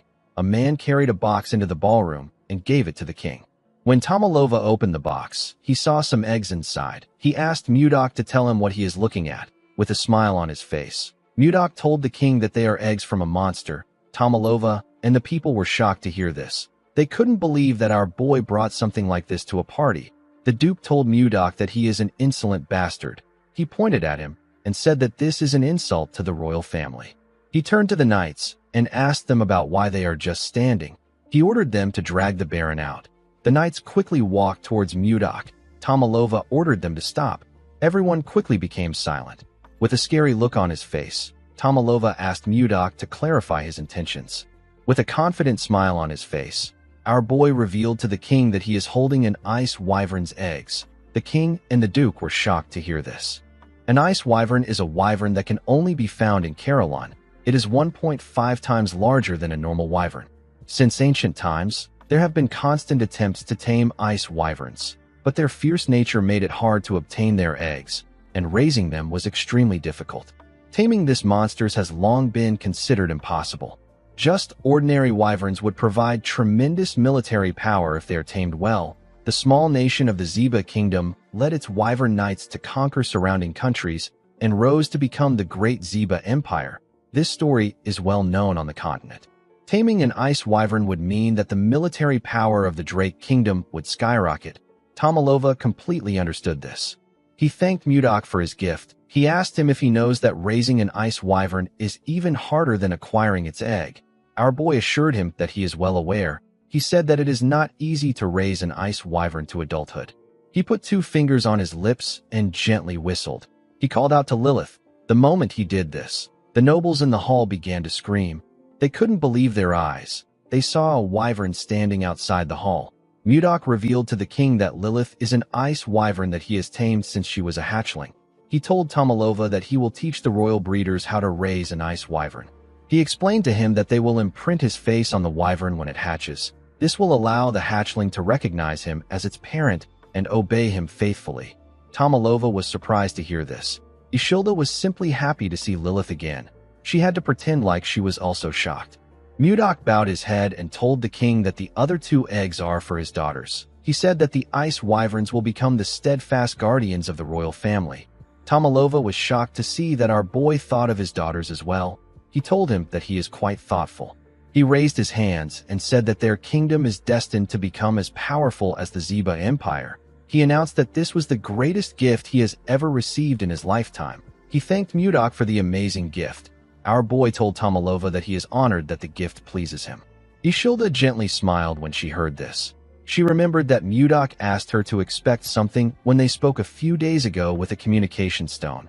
Duke Icarus was extremely angry to see how things were progressing. He wondered about how Mudok got his hands on an ice wyvern's eggs. He decided to drag Mudok down with his plan. He called out to the king and told him that he has something urgent to report. He moved close to the king and asked him if he knows that Mudok sent troops into Viscount Roxland's territory 2 days ago. Tomalova was surprised to hear this. He asked the Duke to tell him why the Baron would send his forces into Toth. Duke Icarus revealed to him that our boy initiated a territorial war. Tomalova was shocked to hear this. The nobles couldn't believe what they were hearing. They all knew that it was a crime to start a territorial war without reporting it. While screaming at the top of his voice, Duke Icarus asked the king to give Mudok the harshest punishment for daring to start a territorial war without reporting it to him. The nobles began to murmur. They all turned their eyes to Mudok. Tomalova did not like this situation. He didn't want to punish the person who saved him. Ishilda wondered about what she should do. She knew that our boy's reputation will suffer if this continues. Duke Icarus gently smirked. He was certain that he has taken Mudok out. Our boy called out to the king and asked him if slave trading is legal in the Drake Kingdom. Tomalova said that it isn't. He told Mudok that slave trading is prohibited in his kingdom. Our boy put his hand into his clothes and took out a document. He announced that he is holding a ledger containing the Viscount's slave trading records. Duke Icarus and the king were shocked to hear this. They couldn't believe their ears. Mudok explained to the king that Roxlin has been capturing people from his territory and selling them as slaves. He threw the document to the ground and asked the king to tell him if there is any lord who wouldn't be enraged when his own subjects are being sold as slaves. The nobles could not believe that the Viscount engaged in slavery. They were all shocked. Duke Icarus couldn't believe that Roxlin got involved in slavery behind his back. He called him a filthy, greedy pig. Ishilda reminded her father that those who violate the royal laws can be challenged to a territorial war without reporting it to the king. She smiled and asked him if she is correct. Since Mudok had a valid reason, Tomalova decided to grant him a special exception and not hold him accountable for the territorial war. With a smile on his face, he announced that Toth will now become part of Carolyn's territory. Everyone began to cheer when they heard this. Count Slave suggested that Mudok should get a new title now that his territory has expanded. The king told him that he is right. He asked Mudok to move closer. Our boy moved close to him and went on his knees. Tomalova placed a golden scarf on his neck and appointed him as Viscount of Carolyn. Mudok stood up and thanked the king for his new position. Duke Icarus watched them as they spoke. He glared at our boy with eyes filled with hate. He promised himself that he will bring him down no matter what it takes. He turned around and walked forward. On the way out, we see Count Anos resting on the wall. He seemed to be annoyed about something. In the next scene, we see Mudok in the balcony. He seemed tired. He felt bad that he couldn't talk to Ishilda because of the nobles swarming him. He smiled when he realized that he had finally gotten this far. He remembered the things that happened when he first came to this world. He remembered how he fought, how he took over Carolyn, and how he got a kiss from the princess. He believed that he and the princess will soon be together. Immediately, he thought of this. Someone came to the balcony. Mudok turned around and asked the person to tell him who he is. He saw that the person was Count Anos. Count Anos referred to our boy as Seol Mudok and told him that he has finally found him. Mudok was shocked to hear his name. He couldn't believe that the man was speaking to him with the language of the Central Plains. The Count closed the door and referred to Mudok as the enemy of his master and his sect. He carefully drew his sword. His sword released a pink energy. Anos told our boy that he has been looking for him for a long time. He placed his hand on his sword hilt. His sword released a scent. Mudok immediately knew that this was the plum blossom fragrance. He now knew who this man was. He remembered the conversation he had with the Mount Hua sect leader. While breathing heavily, Zhang Pengjin told him that the outcome of their fight would have been different if his disciple was there. Our boy realized that this was the disciple the man spoke of before his death. This man was known as the greatest prodigy in the Central Plains. His name is Li Jinxing. Jinxing covered his sword with his energy and took a step forward. Jinxing charged at Mudok at a crazy speed. Our boy easily matched his speed and blocked his sword strikes. Jinxing made his attacks faster, but Mudok was still able to match his speed. The two men grit their teeth out of anger. Jinxing made a huge swing and pushed our boy back. He gathered his energy in his hand and charged at Mudok. He hit Mudok with his palm. His energy pushed our boy back even more. He hit his back on the wall. When he raised his head up, he saw Jinxing in front of him. The man swung his sword at him with a large amount of force. Mudok dodged it and appeared in the air. He carefully landed behind the man. Jinxing turned around to see him. Our boy said that the rumors about him being the greatest disciple in the Central Plains weren't a complete lie.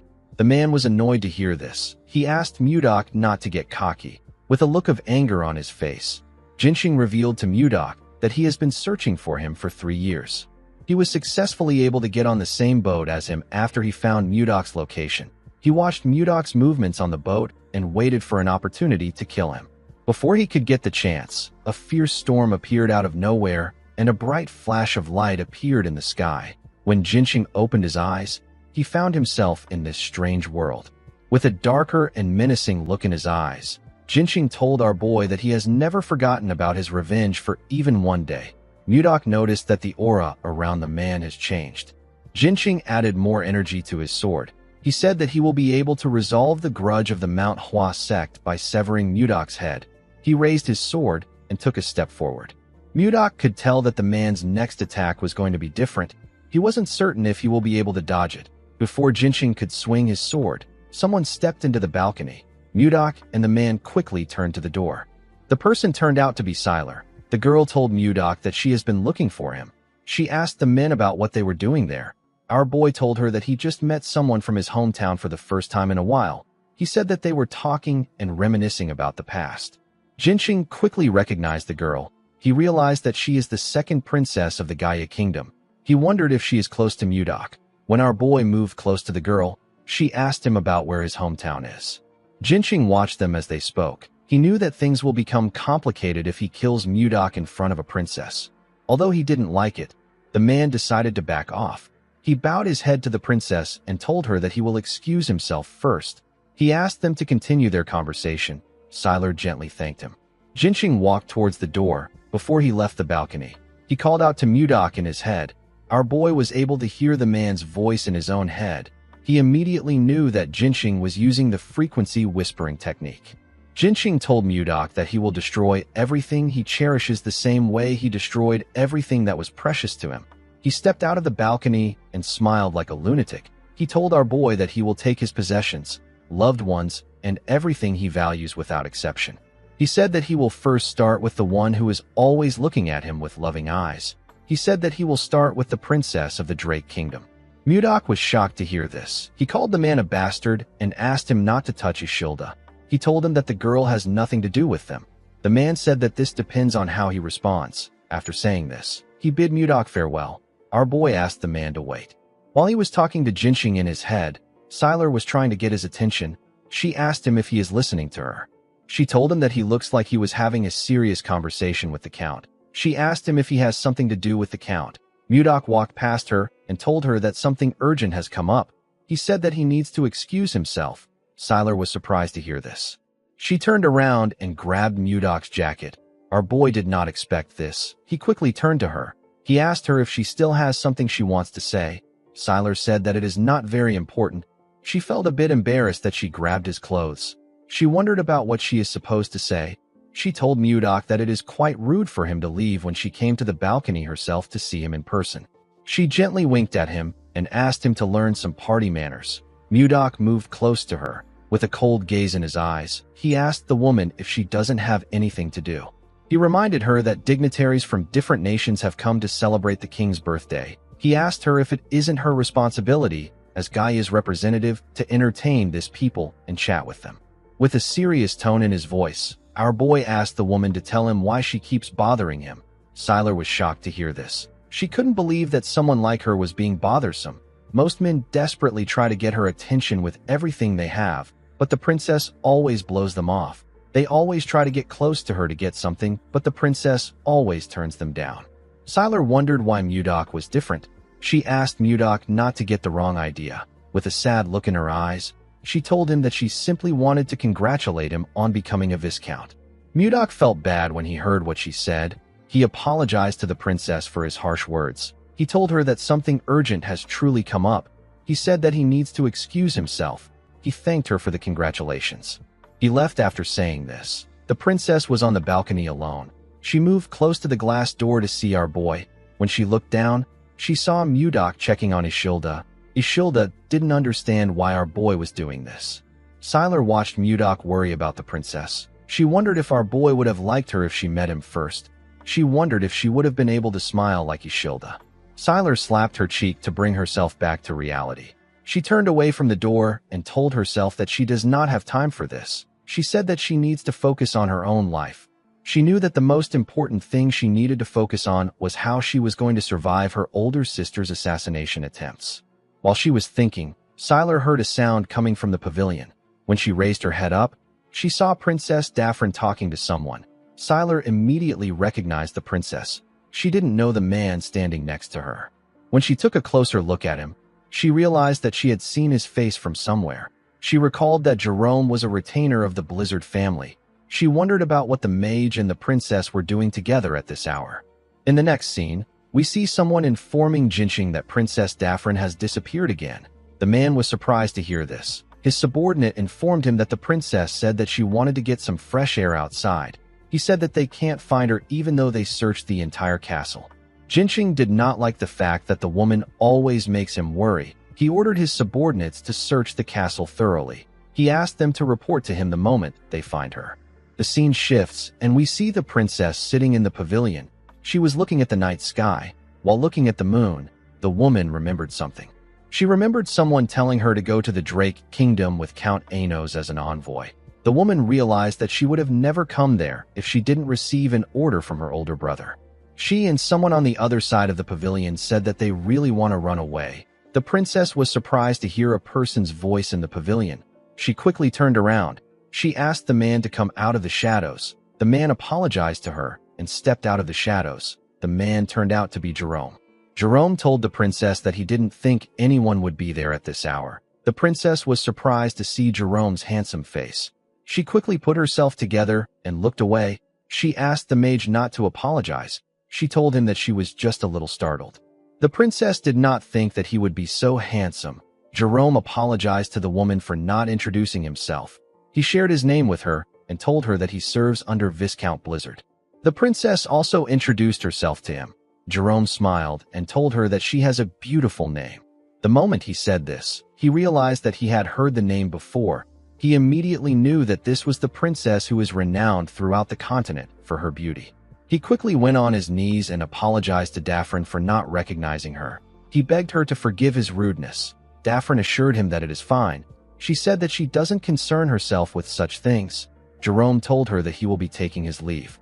The moment he said this, he carefully looked at her face to see her expression. He noticed that Daffrin looked kind of sad. He stood up and asked her if it is fine for him to stay in the pavilion too. The woman was surprised to hear this, with a smile on his face. Jerome said that he is waiting for his lord who is still in the party. He said that he will like to stay if his presence won't be too imposing on her. Daffrin began to heavily blush when she heard this. Jerome looked like a Prince Charming to her. She sat down and asked him to do whatever he likes. A while later, we see Jerome ranting about his problems to the princess. He told her that he is the one who always has to clean up Mudok's mess. He said that he instinctively wants to run away when he stands next to his lord. Daffrin smiled and told the mage that he has piled up a lot of complaints about his lord.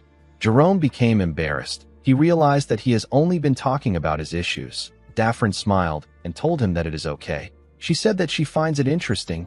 Jerome turned to her and asked her about why she wanted to run away. Daffrin stopped smiling when she heard this. She revealed to the mage that she wants to run away because her brother is trying to force her into an arranged marriage. She said that she has no desire to sacrifice her life as a pawn of the country. Jerome simply stared at the princess. This made her nervous. She asked him if the topic was too heavy. She told the man that he is very easy to talk to. She said that she spoke without thinking. Jerome nervously told her that this wasn't it. He explained to her that he was thinking of ways to help her. He asked her to let him know if there is anything he can help her with. With a bright smile on his face, the mage said that he is willing to stake his mana in order to help her. The princess began to blush when she heard this.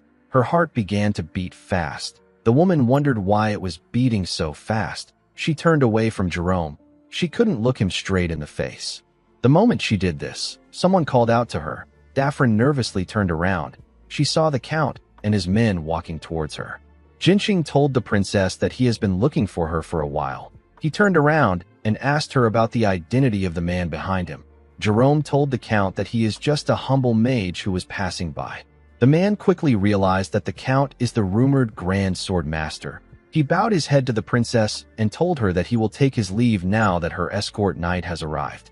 He turned around after saying this. Daffrin gently called out to Jerome. The count noticed this. He remembered how he saw the princess smiling before he called out to her. He quickly became angry. He asked the princess if she knows that the king has promised to hold a grand engagement ceremony for them once they return to the kingdom.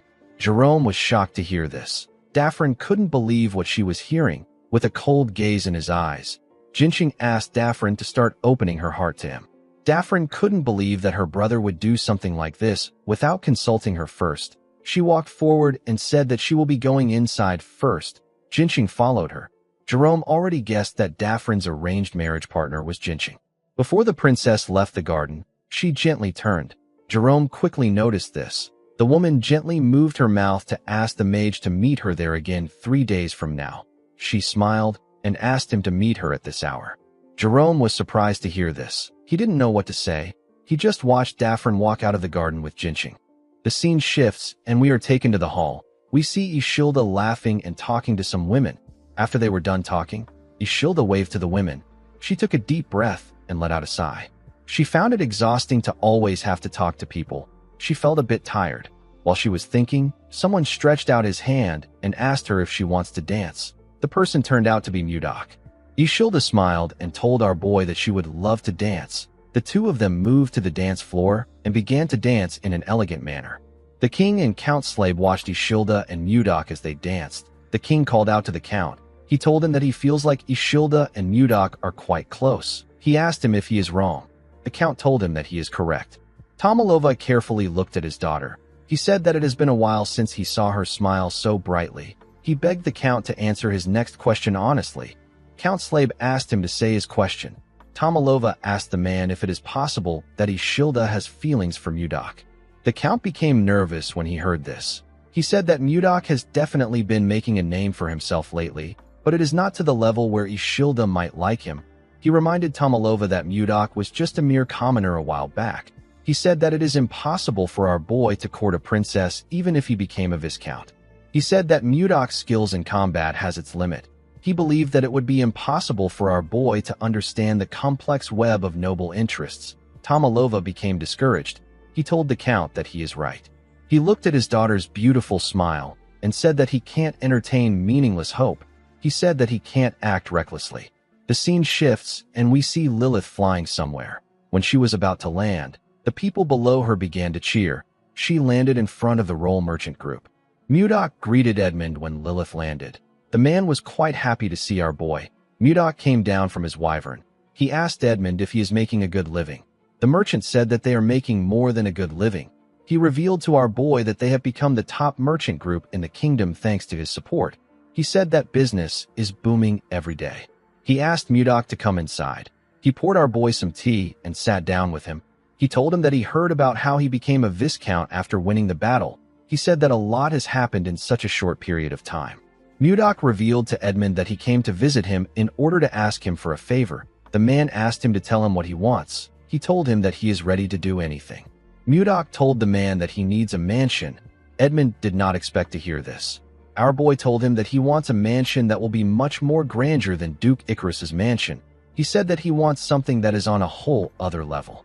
Edmund smiled and said that he understands. He said that he will prepare it as soon as possible. The man was happy to see that Mudok was finally making a move against the Duke. He believed that it was time for him to get revenge against the Akasa merchant group and Duke Icarus. Edmund was certain that he could defeat the Duke with Mudok's help and even rise to a higher position. He knew that the only thing he had to do was to ensure that Mudok never runs out of money. The moment he thought of this, Edmund realized something. He asked our boy about where his retainer is. He asked him about why he came alone. Mudok smiled and said that he has him walking on a special assignment.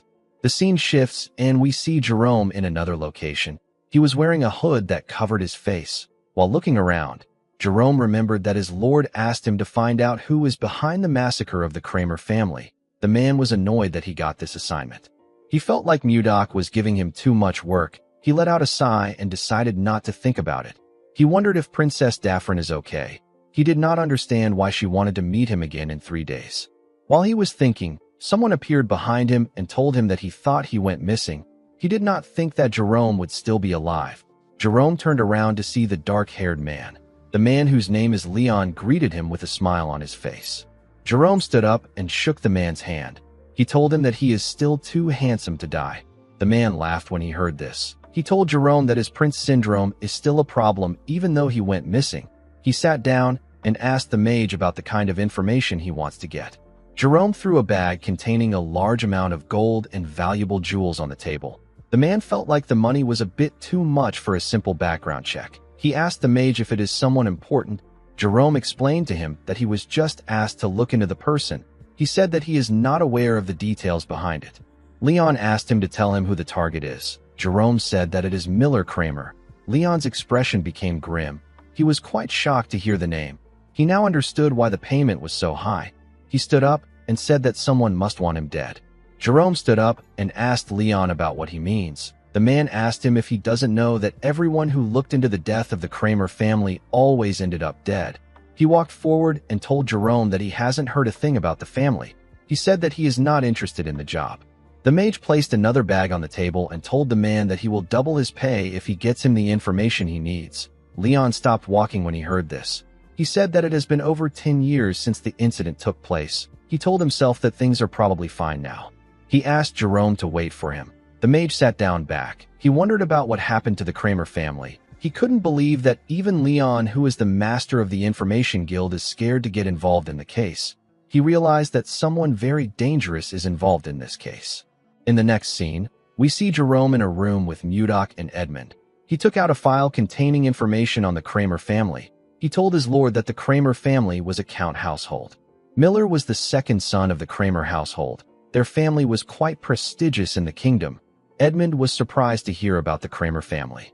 Jerome informed his lord that the Kramer family was poisoned 10 years ago. Only Miller managed to survive. Mudok asked him if he found the culprit. The mage said that the culprit is Baron Gideon. Edmund told him that he is wrong.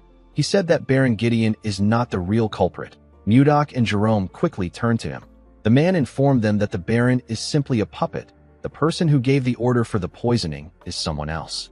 Later in the night, we see someone push out blades from his clothes. This person turned out to be Miller. The assassin promised to kill Baron Gideon and complete his revenge. Before he could leave the building, he saw someone coming towards him. He was surprised to see his lord and Jerome. He asked Mudok about why he is there at this hour. Edmund stepped forward and told Miller that he met him when he was little. He referred to him as young master and told him that he has grown a lot. He introduced himself to Miller as Edmund from the Roll Merchant Association.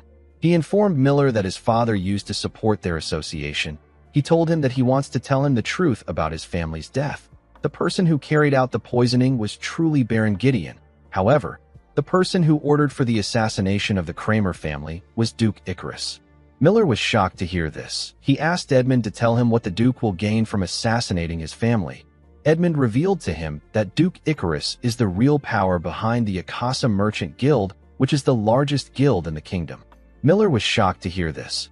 Edmund explained to him that the Duke eliminated both the Roll Merchant Guild and the Kramer family in order to grow the Akasa Merchant Group.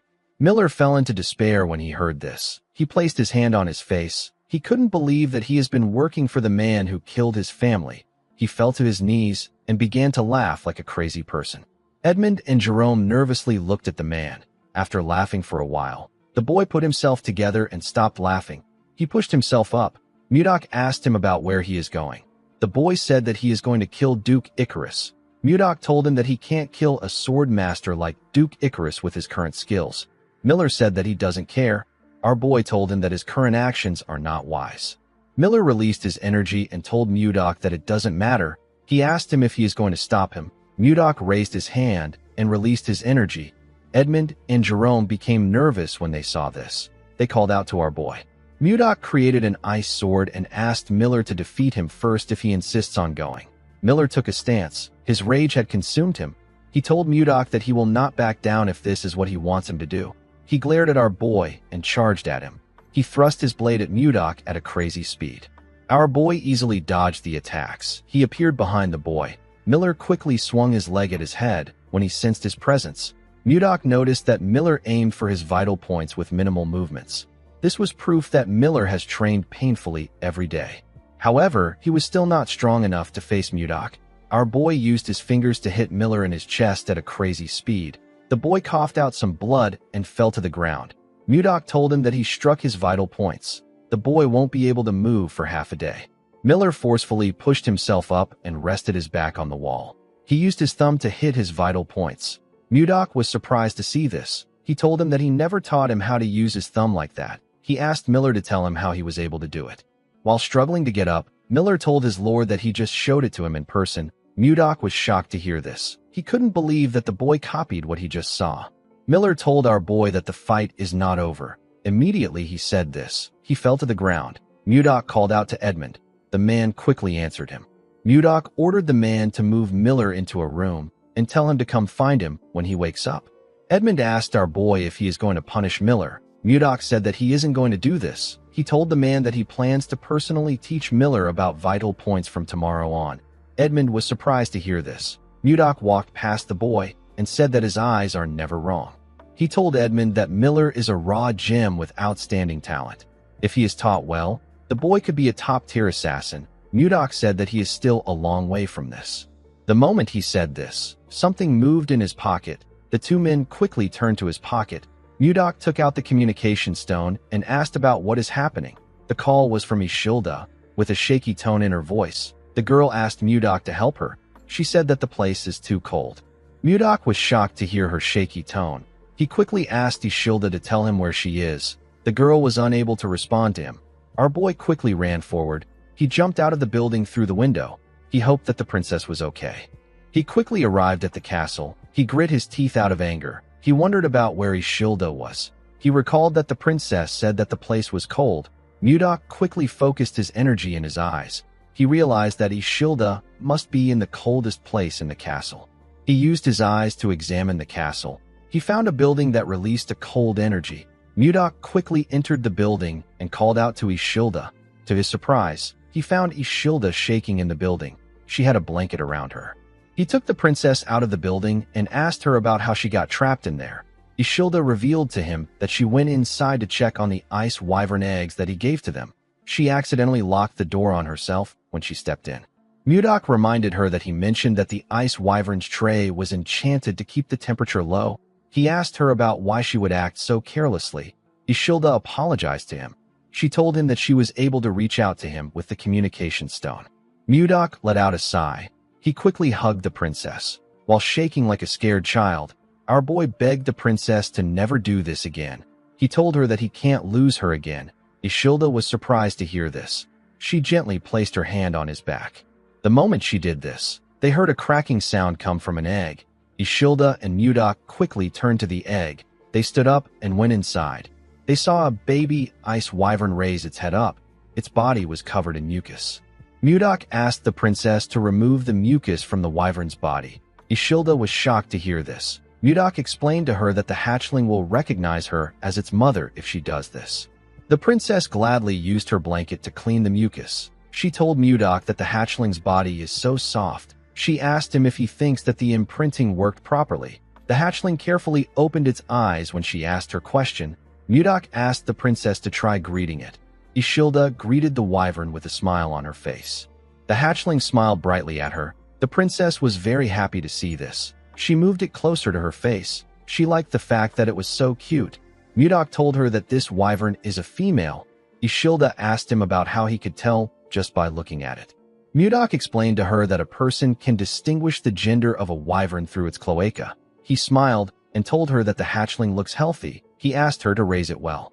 With a smile on her face, Ishilda thanked him for the gift. She promised to raise the wyvern well. She asked him about what she should name it. Mudok told her that she is the one who can name it since it belongs to her. While they were talking inside the building, we see a maid looking at the building from a window in the castle. It seemed like she was observing something. After the king's birthday party, the conferral ceremony was held.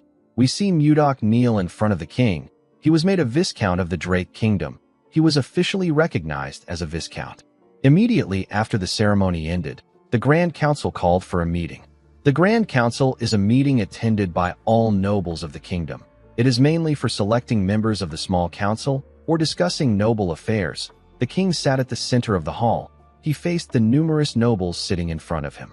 He announced that the first agenda of this Grand Council is to elect the members of the small council. He asked anyone with a recommendation to raise their hand and state the name of the nominee.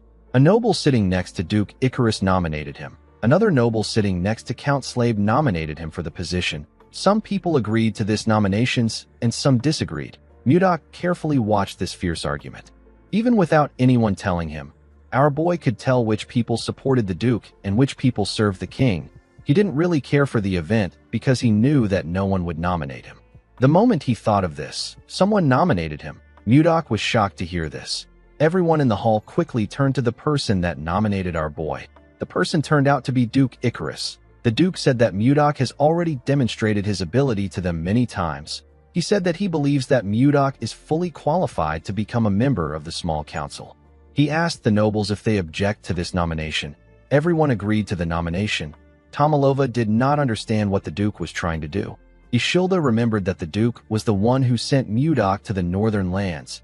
She didn't understand why he was now recommending him for the small council. She wondered about what he was plotting. With a smile on his face, Duke Icarus said that everyone agrees. He picked up a glass of wine and glared at Mudok. He congratulated him on entering the royal court. Since the small council convenes every week, a member of the council cannot leave the capital.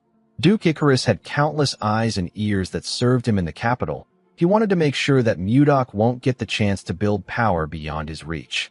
The Duke wanted to see Mudok struggle. He believed that our boy will fall deeper into his web the more he tries to fight him. In the next scene, we are taken to Ishilda's room. The princess remembered giving Mudok a signal to come to her room after the meeting ends. She wondered if he didn't notice it. Immediately she thought of this. Our boy appeared on her window. He told her that it is impossible for him not to notice the signal.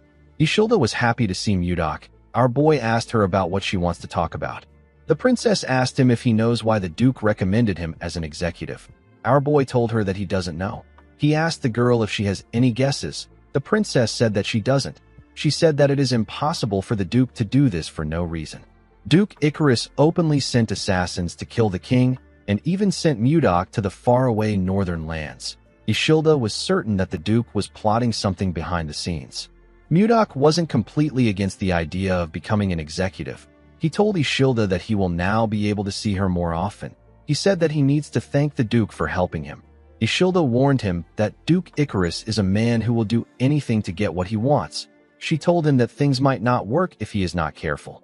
Mudok called out to the princess. He assured her that he will handle things as he always does. He asked her not to worry too much. Ishilda was surprised to hear this. She gently smiled. The moment she did this, a maid knocked on her door and asked her if she can come in. Ishilda quickly turned to Mudok and asked him to hide somewhere for a moment. Immediately she said this, she noticed that our boy was no longer in the room. The scene shifts, and we are taken back to the past. 10 days ago, we see Princess Daphne and Jerome talking under the pavilion. The princess informed Jerome that she wanted to run away. Jerome was shocked to hear this. He asked her if she is serious. He asked her about where she wants to go. Daphne said that the place doesn't matter. She asked him if he can take her somewhere that no one will recognize her. The mage reminded her that he is a vassal for the Lord of Caroline. He said that he can start a war between nations if it is revealed that he helped her run away. The princess asked him if the vow he made to her was a lie. Jerome was surprised to hear this. Daphne reminded him that he swore on his mana that he would help her. With a sad look on her face, she said that this is the first time she has actually been outside the castle of the Hazel Kingdom. It was her first time talking to people outside the castle. After her father passed away, her brother locked her in her room. He only let her out during national events. No matter how beautiful the clothes were or how delicious the food was, it didn't matter to the princess. All she wanted was freedom. When the princess got into a political marriage with the count, she tried to like him, but he was nothing more than her brother's loyal dog. The count is a man who doesn't care about her feelings or thoughts. The princess noticed that the count looked at her the same way her brother did. He had cold eyes that saw her only as a tool. Princess Daphne told Jerome that he is the only person who doesn't look at her with his cold eyes. Jerome didn't know what to say to her. The princess stood up and apologized to the mage for making him uncomfortable. She told him that she was too naive to take his promise seriously. As tears flowed down from her eyes, the princess said goodbye to the mage. Jerome clenched his fist. He summoned his courage and called out to the princess. He asked her to wait. Daphne quickly turned around. Jerome became nervous. He told himself that he can't do anything. He told the princess that he really can't do anything. He called her again and tried to change his words. Daphne became angry with his indecisive nature. She turned around and walked up to him. Jerome was still nervously thinking about it. With a look of anger on her face, Daphne asked the mage if he will help her or not. Jerome told her that he will do it. He wondered why her personality suddenly changed. The princess was happy to see that he agreed to her request. She gently smiled at him and thanked him for his help. Jerome told her that he will share the meeting place with her. He asked her to go to the tavern at the castle's main gates. He said that he will wait on the third floor of the Russian Blue until sunset. He told her that no one must know about this. He advised her to act as if she didn't speak to him today. Daphne smiled at him and told him that she understands. The scene shifts, and we are taken to the present.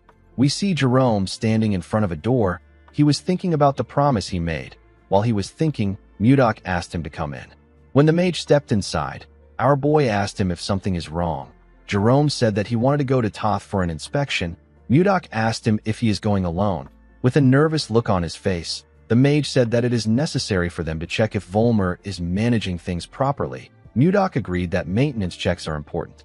He asked Jerome to go ahead.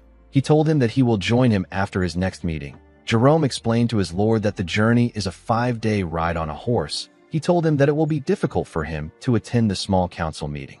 He said that he will go by himself and report back immediately. Mudok asked him about what he means. He reminded him that it only takes a day to reach Toth on a wyvern. Jerome nervously laughed. He said that he has completely forgotten about the wyverns. Mudok noticed that he was acting weird. He asked his vassal if something is wrong. He told him that he has been distracted all week. With a shaky tone in his voice, the mage said that this is ridiculous. Mudok was still suspicious of the man. He told him that he will leave Toth in his hands. Jerome thanked him and walked towards the door. Mudok watched him as he walked out of his room. After leaving Mudok's office, Jerome thought about how tomorrow is the day of the operation. He wondered why he was doing this. He would normally refuse this request. He knew that this was a crazy request. He told himself that he needs to stop while he can. The moment he said this, he remembered how the princess looked when she cried. Jerome began to smile like an idiot. He was completely smitten by Daphne's beauty. In the next scene, we see Ishilda and her father walking to the meeting room. On her way there, Ishilda wondered about what Duke Icarus was planning. She knew that there was no way the Duke would invite Mudok to the royal council without any reason. When she arrived at the door of the room, she reminded herself that Mudok said that he will take care of it. She believed that things will be fine. Immediately she thought of this.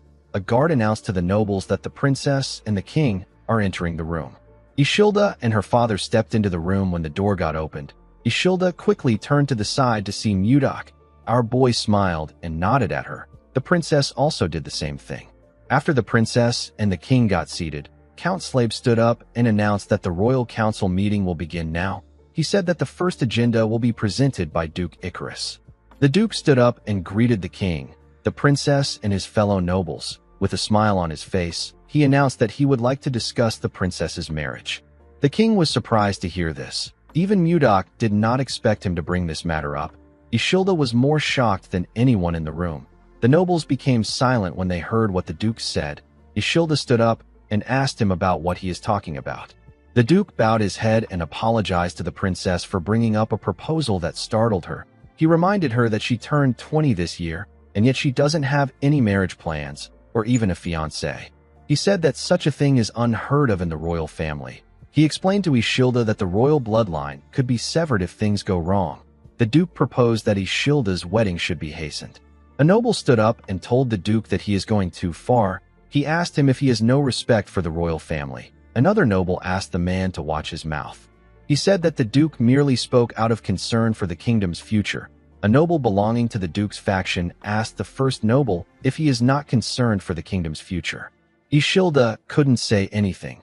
She could only watch the men argue. Count Slabe stood up and slammed his hammer on his table. He ordered the nobles to keep quiet. Ishilda grabbed the hammer and slammed it on the table with a large amount of force. She broke the hammer when she hit it on the table. She ordered everyone to calm down. The room quickly became silent. The princess apologized to the count and gave him the broken hammer. She asked the man to resume the meeting. The count nervously collected the broken hammer. Ishilda asked her father about why he isn't saying anything. The king placed his hand on his head and asked his daughter to sit down. Ishilda did not expect to hear this answer. She asked her father if he agrees with the Duke. She reminded him that he promised to allow her choose her fiancé. With a look of anger on his face, Tomalova told his daughter that a child of the royal family must accept their fate. He asked her to stop her foolish talk. Ishilda couldn't believe that her own father was saying this to her. She turned around and walked forward. Count Slabe informed her that the meeting is still in progress. Ishilda didn't listen to the count. She walked out of the hall. Mudok could only watch her walk away. The scene shifts, and we are taken to Ishilda's room. We see the princess asking her maid about what she should do. She said that the only person she likes is Viscount Blizzard. The woman gently held the princess's hand and told her that nothing has been decided yet. She asked Ishilda not to jump into conclusions. Ishilda raised her head up and told Lenshia that she is wrong. She explained to her that the nobles want her to marry Justin so that he can inherit the throne. The Tomalova royal family has only 3 princesses, and by law, a princess cannot inherit the throne. The princess told the woman that Duke Icarus will be able to achieve his goal if he can get her to marry his son. With a crazy look in her eyes, Ishilda stood up and said that she will just tell everyone that the only person she will marry is Mudok. Lenshia was shocked to hear this. She begged her mistress to maintain her dignity. While screaming at the top of her voice, the princess asked the woman to tell her how long she needs to keep this dignity. She said that she can't take it anymore. Lenshia grabbed the princess and begged her to wait. She told Ishilda that she understands how she feels, but she will put the whole kingdom in chaos if she does something like this. The princess pushed forward and asked the woman to let her go. She said that her mind is already in chaos. She told her that nothing matters anymore. The moment she said this, the princess and her maid heard a man call another person an insolent fool. The man asked the person about what they are doing. Ishilda quickly stepped outside with her maid. She saw Mudok glaring at a maid. The maid was on the ground. Our boy asked the maid about why she was eavesdropping on the princess. He referred to her as a spy and asked her about who sent her. While shaking in fear, the maid said that she is not a spy. She said that she was simply cleaning the doorway. The princess asked Mudok about what is going on. Our boy explained to her that he found this maid with her ear to the door when he came to check on her. Ishilda asked the woman if what Mudok said is true, with a shaky tone in her voice. The woman said that she was simply cleaning the doorway. Ishilda realized that the woman was new to the palace. She asked her if she knew that this was her residence. While shaking, the maid begged Ishilda for her forgiveness. She explained to her that she was just assigned to the Eastern Palace today. She said that she lost her way because she is not yet familiar with the palace layout. The princess asked the maid to never appear before her again. She assured her that she won't let her go so easily next time. The maid stood up and thanked Ishilda for her mercy. She swore to never come back to her place. After saying this, the maid ran forward. Ishilda ordered Lenshia to follow the woman. She placed her hand on her head to calm herself. Mudok asked her if it is all right to let the maid go. The princess explained to him that she had no clear reason to punish the maid. She said that the same thing will happen again because they don't know who is supporting the maid from behind. Mudok asked her if she has any suspects in mind. Ishilda said that she suspects only Duke Icarus. She revealed to Mudok that most nobles and servants in the palace have already been bought out by the Duke. This is why no one dares speak out against him. Mudok already knew that the royal family was weak, but he didn't think that it was this bad. The princess asked our boy about what she should do. She said that she will be forced to marry Justin if she doesn't make a move. Mudok smiled and asked her not to worry. He assured the princess that he will speak to her father. Ishilda asked him if he has a plan. Mudok looked out the window and smiled. He said that there is one plan that comes to mind. In the next scene, we see some men chasing after someone. The person quickly hid next to a building. The leader of the men ordered his subordinates to search the whole area. The person the men were chasing after was Daphne. The princess covered her head with a hood. The scene shifts, and we see Jerome waiting in the promised location. The mage seemed to be panicking. He remembered how the princess cried when she begged him to save her. He looked outside and noticed that they were already in the evening. Jerome believed that the princess was not coming again. The moment he thought of this, Daphne barged into the room and called out to the mage. Jerome was shocked to hear her voice. While breathing heavily, the princess asked him if he waited for a long time. Jerome quickly raised his head to see the princess. Before he could say anything, he heard some men talking outside the inn. The leader ordered his subordinates to search every building. He said that they can't let Daphne escape. The princess grabbed the mage's hand and asked him about what they should do. She said that they will be caught soon. Jerome quickly blocked the door with the table and chair. Daphne explained to him that the soldiers will still be able to break in even if he blocks the door. The mage said that he brought something for this situation. Immediately he said this. The soldiers hit the door and asked them to open it.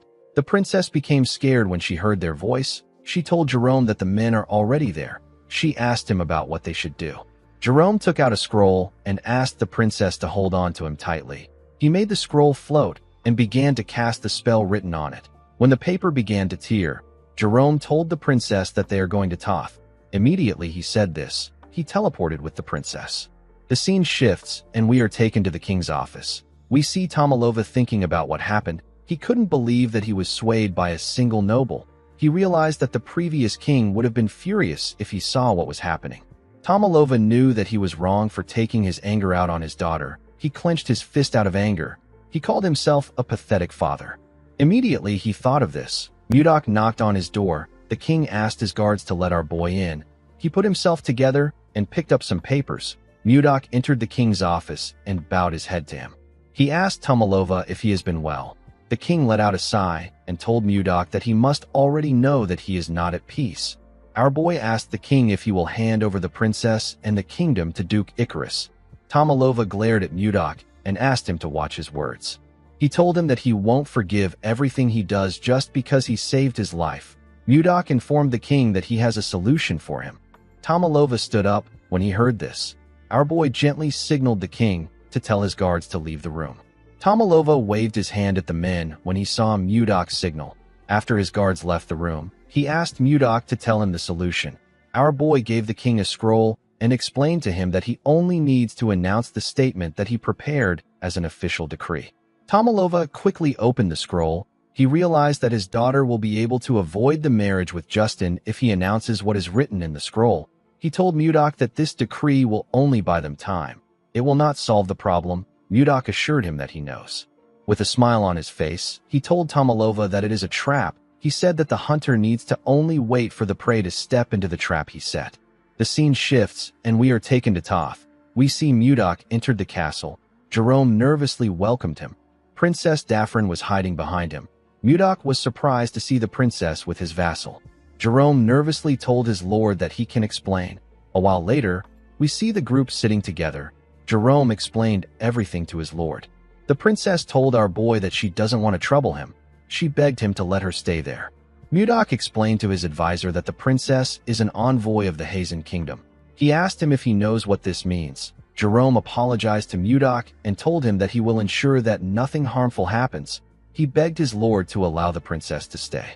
Mudok didn't really like this arrangement. Jerome and Daphne could tell that our boy was not really in favor of this arrangement. To their surprise, Mudok asked them to do as they wish. Jerome and Daphne couldn't believe what they were hearing. Our boy told Jerome that the princess can stay as long as she wants. Daphne asked him if he is certain. She told him that she will repay his kindness. Mudok asked her to forget about it. He told her that he is not so poor that he will demand payment from a runaway princess. He explained to her that he cannot drive her out so coldly since Jerome risked his life to help her. He assured Jerome that their relationship will be kept a secret. He asked him not to worry about it. Jerome and the princess began to blush when they heard this. Jerome stood up and told his lord that he is being rude to the princess. Mudok asked the mage about why he is angry. He asked him to just admit it. The princess turned to him when she heard this. It seemed as if she wanted Jerome to tell her that he likes her. Mudok told the princess that he needs to speak with Jerome alone. He asked her if she can step out for a bit. Daphne accepted his request and thanked him for his consideration. After the princess left, Jerome followed his lord to his office. He apologized to Mudok and told him that he made a promise to the princess due to a slip of tongue. He placed his hand on his chest and told his lord that he will personally escort the princess back to her kingdom. Mudok asked him about why he wants to do this. Jerome was surprised to hear this question. He explained to his lord that a war could take place if the Hazen kingdom find out that their princess is there. Mudok raised his hand and told Jerome that he is not talking to him as his vassal. He asked him to answer him like a man. He asked Jerome to tell him what he wants. The mage let out a sigh and said that he doesn't know. Immediately he said this. Mudok's communication stone rang out. Our boy picked up the call and asked the caller for his identity. Edmund told our boy that he is the one calling him. He revealed to him that something terrible has happened. He said that Princess Daphne has been kidnapped. He said that Count Anos has asked the king for help and the whole kingdom is in an uproar. Jerome began to sweat when he heard this. Our boy told Edmund that he is already aware of this. The man was surprised to hear this. Mudok told him that he will end the call since nothing else happened. Edmund told him that there is one more thing to report. He He revealed to our boy that the king has announced the conditions for Ishilda's marriage. Mudok told the man that he already knows this. Edmund was shocked to hear this. He asked our boy about how he knows. Mudok told the man that he will end the call since he has nothing left to report. After he ended the call, Jerome asked his lord about what is happening. Our boy explained to him that he is simply setting a trap for a prey. He rested his back on the wall and said that he is waiting for the prey to bite his trap. Mudok has now decided to take control of the kingdom from the Duke. The scene shifts, and we are taken to the Duke's office. We see Duke Icarus throwing every document on his table. He seemed to be quite angry with the announcement the king made. He grit his teeth out of anger. He couldn't believe that the king wanted Ishilda to marry a young noble who will earn his merit within a year. He wondered if the king was allowed to make such terms without consulting the nobles. A man stepped into the Duke's office and picked up the documents on the ground. The man told the Duke that a rat will attack a cat when it is cornered. The man gathered the paper and placed it on the Duke's table. He told the Duke that Justin will not even be considered if he fails to earn merit. He told Icarus that his son does not necessarily need to meet this condition. The Duke turned to him when he heard this. The man explained to the Duke that he simply needs to eliminate everyone who meets the condition. Currently, the ones who meet this condition are John Slave, who is the eldest son of the Slave family, and Mudok. With a smile on his face, Baron Gideon informed the Duke that he will send assassins to take care of John Slave. The Duke asked him about what they should do about Mudok. The Baron revealed to him that he has received a piece of information that he can use to corner Mudok and Ishilda if he uses it well. The Duke was quite interested in the Baron's methods. The scene shifts, and we are taken to the castle. We see a small number of nobles seated in the king's office. Count Slave stood up and said that they need to begin the meeting. He said that the first issue is the status of Viscount Blizzard, who has become a new officer. The Count asked the nobles if they have any good suggestions. Duke Icarus raised his hand when he heard this. He said that Mudok has shown remarkable skill, and right now, the vice-captain of the Phoenix Knights, whose name is Baron Logan Famous, is currently injured, and his seat is empty. The Duke announced that he wants Mudok to become the vice-captain of the Phoenix Knights. Everyone in the room was shocked to hear this. The Phoenix Knights are the strongest knight order in the kingdom. They are led by Count Torion. The knight order recruits anyone regardless of their race or ranks. They only care about skills. Due to this, the order comprises of the most elite warriors. Although this was a good opportunity, Mudok knew that the Duke would never give him a good position. He wondered if there was something in the Phoenix Knight order. Our boy graciously smiled and thanked the Duke for his consideration. He told him that he will fulfill his duty even though he is lacking. The Duke smiled at him and told him that he is being humble. He assured Mudok that he will do well. He turned to the king and told him that he has something to report. He asked Tomalova if he is aware that there is a strange rumor spreading around the castle. The king asked him about what he means. Duke Icarus revealed to him that someone saw the princess and Mudok coming out of a barn. The nobles were shocked to hear this. Tomalova was horrified. He clenched his fist out of anger. Mudok realized that the Duke was referring to the day he took Ishilda out of the freezer. The king asked Mudok if the rumor is true. Our boy calmly told the king that it is. Tomalova's eyes widened when he heard this. He couldn't believe what he was hearing. The nobles were shocked to hear that a man and a woman were at a barn in the night. With a scary look in his eyes, Tomalova ordered Mudok to explain himself. Our boy stood up and explained to the king that Ishilda got trapped in the barn when she went to see the ice wyvern eggs. He told Tomalova that he simply went there to rescue his daughter. The Duke asked Mudok if he has anyone who can testify for him. He said that his witness saw them embracing each other. He asked Mudok if he denies this. With a scary look in his eyes, Mudok advised the Duke to refrain from insulting the princess and his honor. He told him that nothing happened between him and the princess that night. Duke Icarus glared at our boy and told him that he would also like to believe his words. He said that mere claims cannot convince people. He turned to the king and said that this rumors can spread to other nations, or people might begin to doubt the princess's purity. Tomalova slammed his hand on the table when he heard this. Everyone quickly became quiet. Tomalova stood up and announced that the small council meeting will end now. He left the room after saying this. As he walked towards the door, the Duke called out to Mudok and told him that he can never escape his sight as long as he is in the castle. He walked out of the room and slammed the door on Mudok. The scene shifts and we see Ishilda wake up somewhere. She found herself in another place. She was in her nightwear. While she was looking around, someone moved past her. Ishilda quickly called out to the person. When the princess turned around, she saw some people talking about how a woman abandoned her parents and sided with the barbarians. They said that the woman doesn't even know how to repay her father's kindness. Ishilda didn't understand what these people were talking about. While she was looking at them, she noticed that everyone on the street was staring at her with their sinister eyes. The people were talking about how she spent the night with a man in a barn. One of them called her a princess with no dignity. They said that she was dirty. Ishilda became scared. She told them that it is not true. Suddenly a hand grabbed her arm from behind. Ishilda was shocked to see the hand. The people held her down and told her that she is dirty. Ishilda begged them not to come close. She struggled to escape their grip, but she could only scream. While she was screaming, the girl woke up from her nightmare. She looked around and tried to catch her breath. She noticed that she was covered in sweat. The princess was quite scared. In the next scene, we see some carriages heading to a very luxurious mansion at night. When the people in the carriage came down, the servants opened the door and allowed them to step into the mansion. These people were nobles. The nobles were shocked to see how beautiful this mansion was. The architecture was marvelous. A party was being held in the mansion. A noble carrying a glass of wine walked up to his friend, whose name is Arista, and greeted him. Arista looked around and asked Pasway if this is really Mudok's mansion. Pasway laughed and said that everyone has been discussing this topic. Arista said that this mansion was formerly owned by the Croyan family. Another noble said that the king might have just temporarily lent the mansion to Mudok as a reward for saving his life. Pasway said that this must be the case. He told his friends that it doesn't make sense that Mudok bought a mansion that even the duke can't afford. While wearing a dashing suit, Jake announced that his lord is entering the hall. Everyone quickly turned their heads to the stairs. They were shocked to see the clothes our boy was wearing. Mudok wore a western suit that matched the fashion of the Central Plains and wore the ornament that people in the Central Plains wear. He referred to the nobles as distinguished guests and thanked them for coming to his party. He said that this event was held to celebrate him becoming a viscount. He said that he also organized it to introduce himself as a member of the kingdom's small council.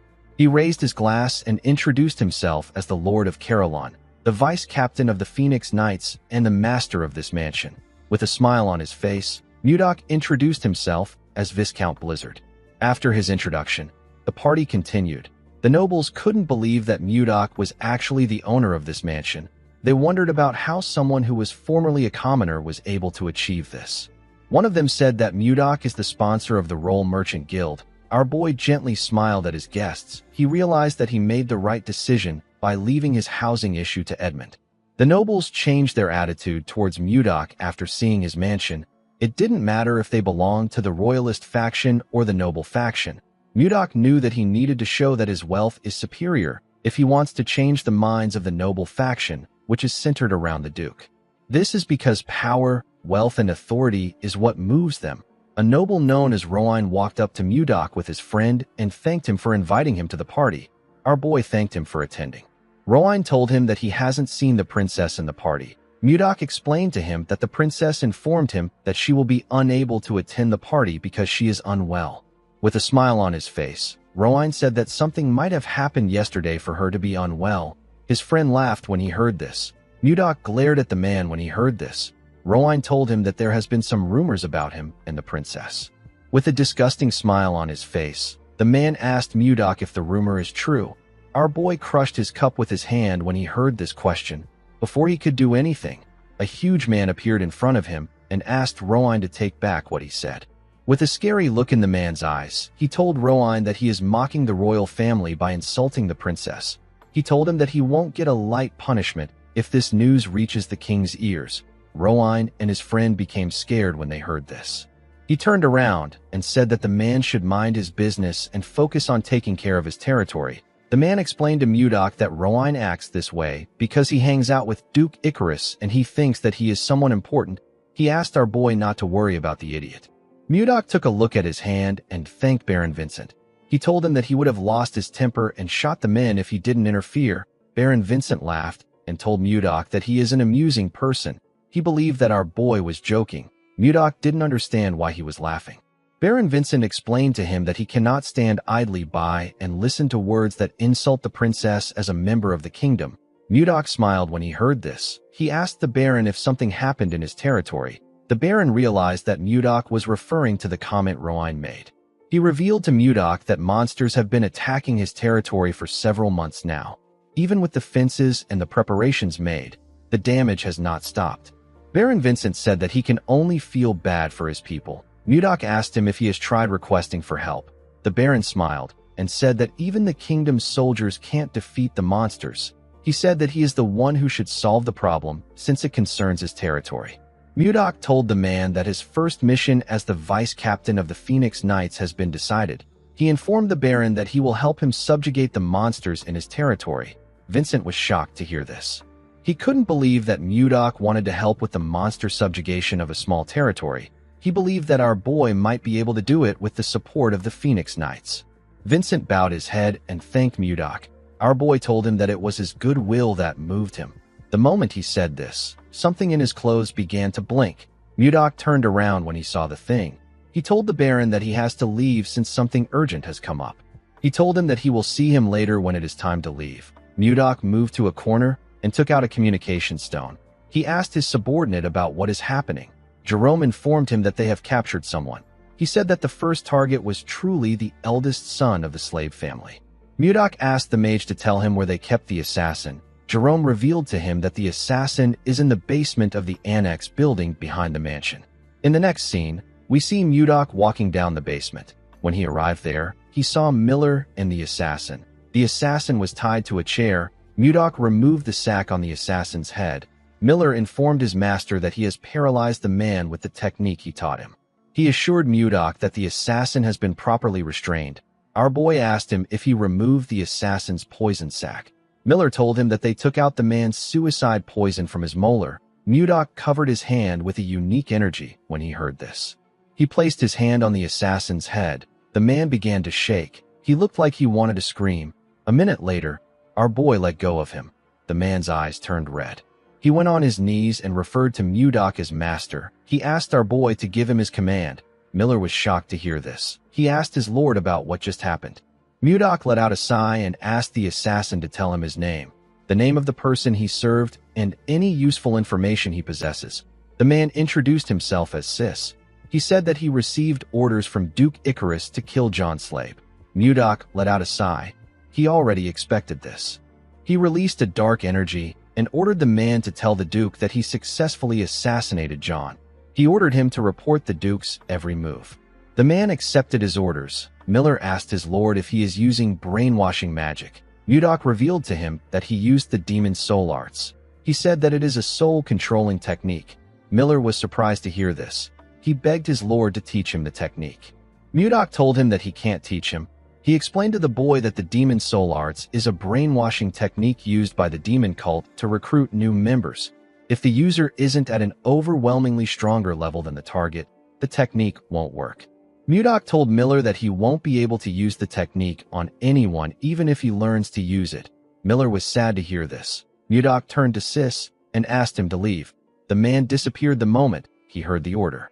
Our boy decided to start his counterattack against the Duke. In the next scene, we are taken to the Duke's mansion. We see a man enter the Duke's office. He asked Icarus if he wanted to see him. The person who entered the room was Sis. The Duke asked him if he finished the job well. Sis assured him that he dealt with John Slade. Upon hearing this, Duke Icarus asked the man to leave. Sis bowed his head and turned around. Before he could leave the room, Duke Icarus asked him to wait. He asked someone known as Curson to check whether the brainwashing spell has been undone. A masked man came out of the wall when he heard this. He told the Duke that he understands. He turned to Sis and carefully looked at him. He informed Duke Icarus that the brainwashing spell is still active. Icarus asked him if he is certain. He drank his wine and smiled. He looked outside his window and told himself that he will take care of Mudok next. The next day, news of John Slade's death spread through the capital. The people were told that John died from falling from a horse. This type of death is very common in this era. However, the timing was far too convenient. It didn't take time for rumors to spread like wildfire. Unfortunately, no one knew the truth. They didn't know that John was alive, and everything that was happening was Mudok's plan. The scene shifts, and we see Mudok and Miller walking through a snowy forest. Miller told his lord that the capital will be in chaos right now. Mudok smiled and agreed with him. He said that the only candidate who could challenge him has been killed. He told Miller that this is what everyone will be thinking. He said that everyone will be wary of the Duke.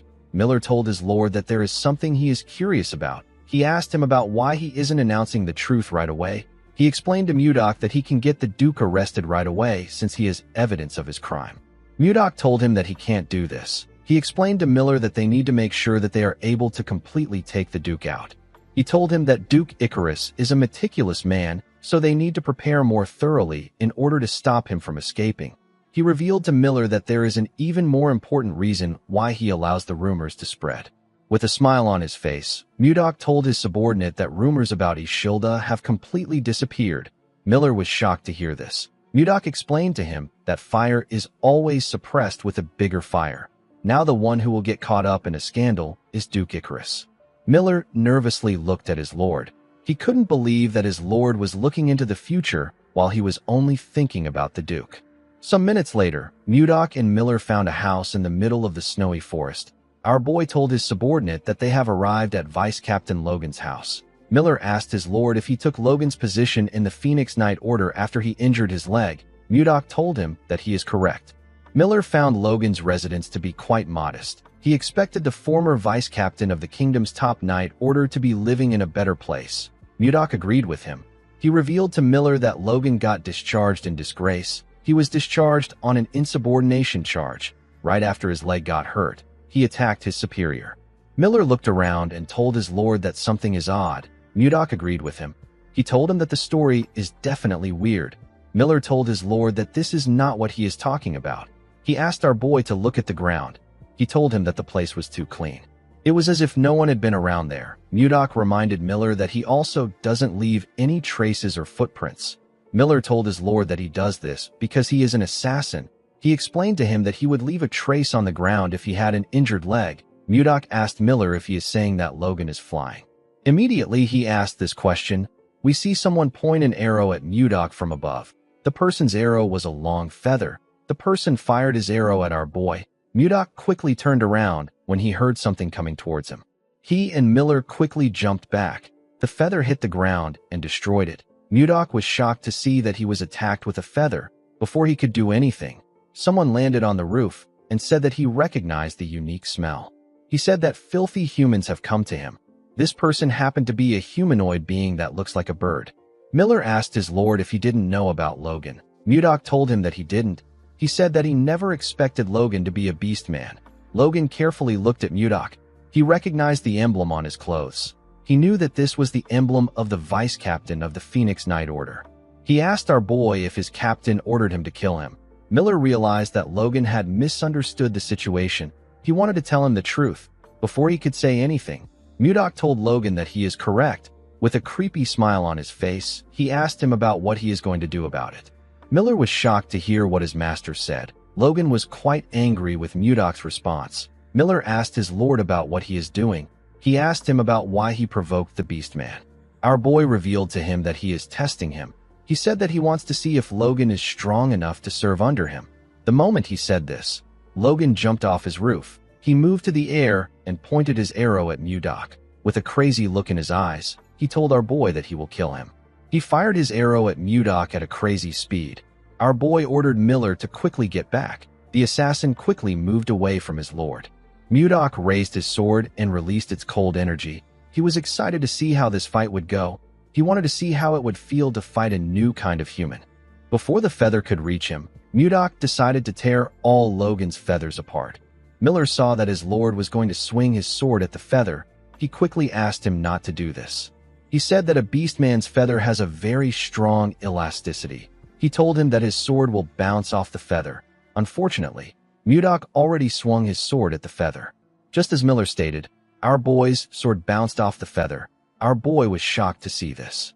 He quickly bent his head to dodge the feather. Logan didn't expect him to dodge the attack. He took out 2 feathers and fired them at Mudok. Mudok recalled that the recoil he experienced just now was insane. He decided to do something else. He carefully tapped the feather with his sword and changed its trajectory. He was able to completely deflect the attack. One of the arrows got fired at Miller. The assassin was shocked to see the feather coming towards him. He quickly jumped out of the way. The feather pierced through the forest and destroyed everything it touched. Miller stood up and asked his lord to inform him beforehand if he plans to deflect the attacks. Immediately he said this. Logan fired 2 more feathers at Mudok. Our boy realized that the beast man didn't want to give him time to rest. The moment he thought of this, he noticed something odd. He saw that 1 arrow has disappeared. He was certain that he heard Logan fire 2 shots. He wondered about where the other shot went. Immediately he thought of this. The arrow appeared next to his head. Before it could pierce his eye, Mudok caught it with his hand. The powerful arrow left a huge cut on his hand. Our boy quickly threw it aside. He fired an attack at the second arrow and used it to change its trajectory. He couldn't believe that his pure snow blade couldn't cut the feathers. He never expected Logan to use a strategy that takes advantage of his blind spot. He smiled and told Logan that his combat ability gets a pass. Logan asked him about what he just said. With a look of anger on his face, he asked Mudok if he was evaluating him. Our boy put his sword away and told him that the evaluation is over. He disappeared in front of Logan when he said this. Miller and Logan were shocked to see this. Mudok reappeared in the air and smiled. He told the beast man that it is time they sort their hierarchy. Logan was shocked to hear our boy's voice behind him. He quickly turned around. Before he could do anything, Mudok gave him a punch that shattered his longbow and pushed him down. He charged at Logan while he was falling. He charged at him with the light air void foot arts. It is a light step art that lets him freely move in midair. He moved close to Logan and told him that his longbow is gone. He clenched his fist and asked him about what he will do now. Logan became nervous. He quickly used his leg to block Mudok's attack. He released a unique energy from his leg when he blocked our boy's attack. He felt a large amount of pain in his leg. Mudok was surprised to feel the unique energy Logan released. He watched the beast man fall to the ground.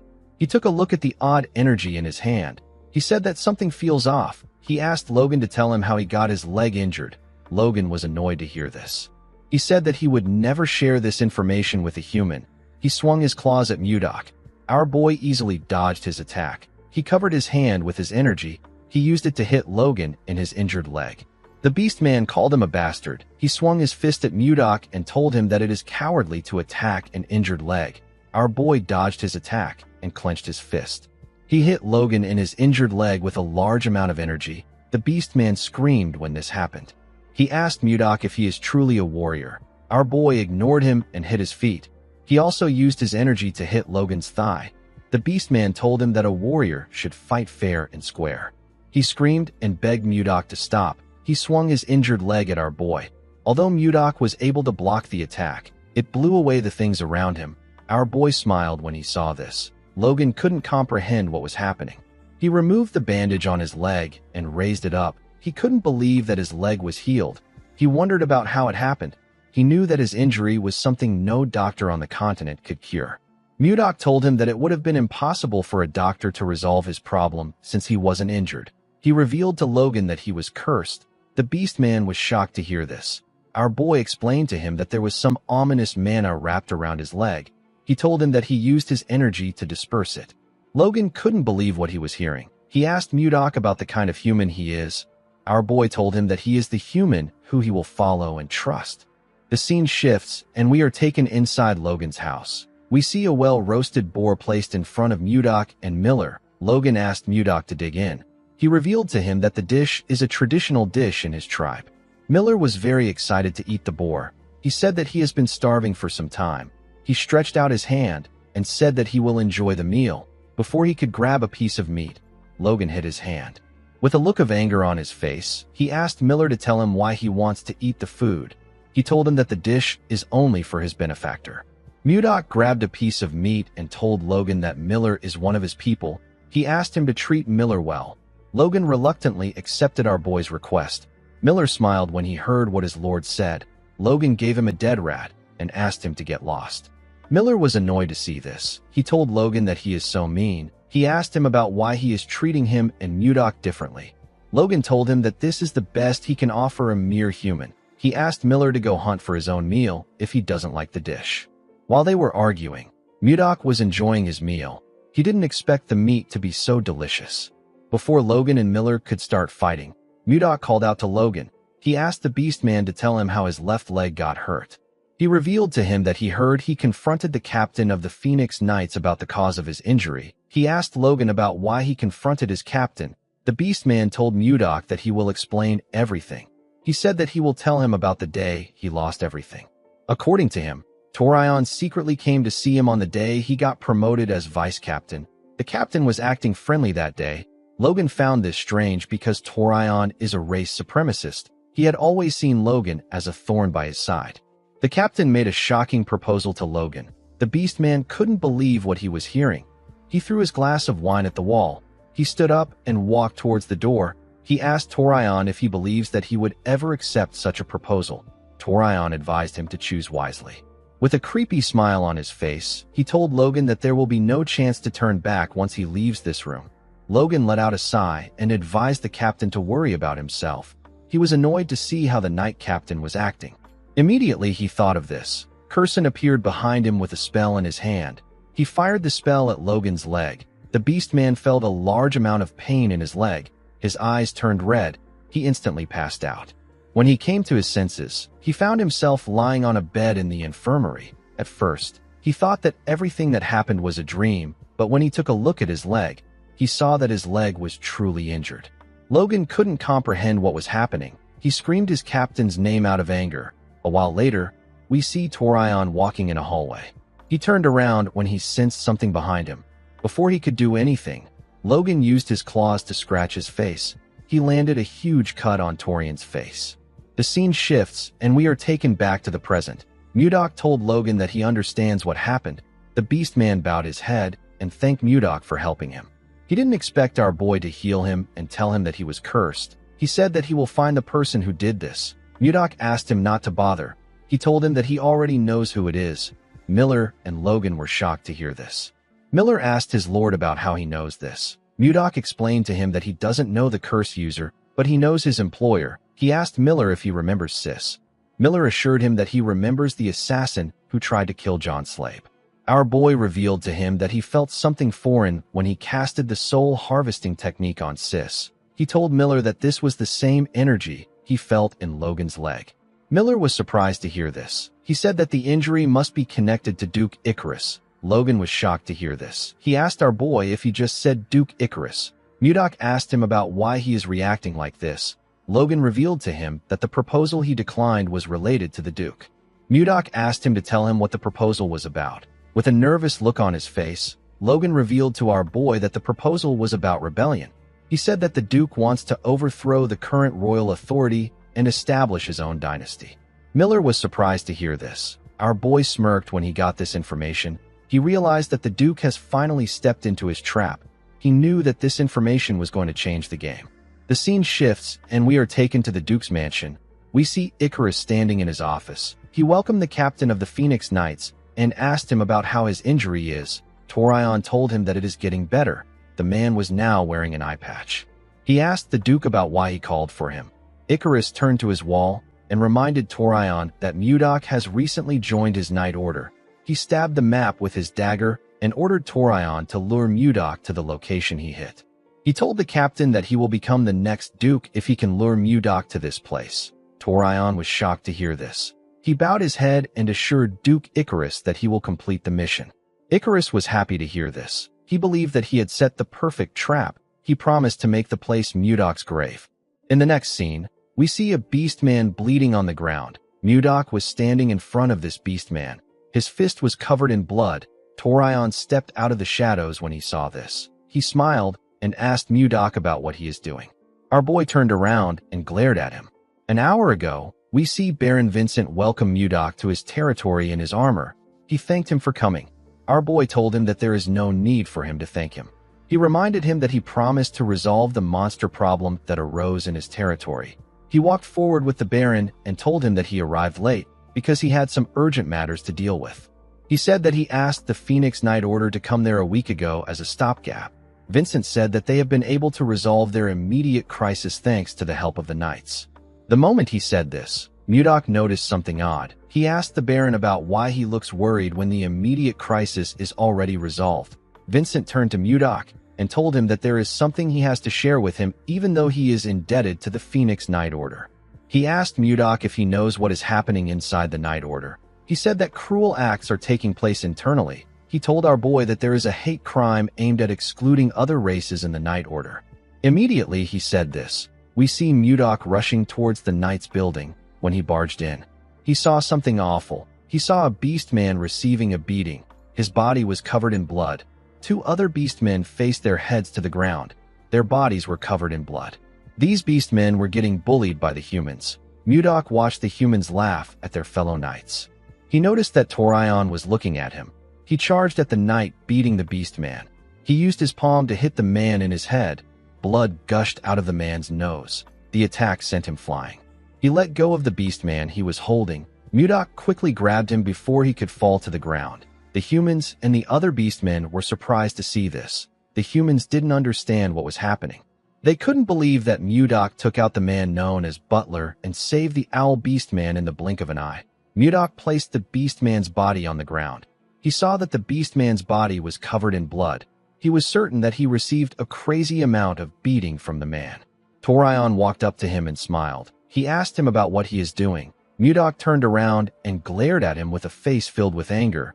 He saw every human there as disgusting bastards.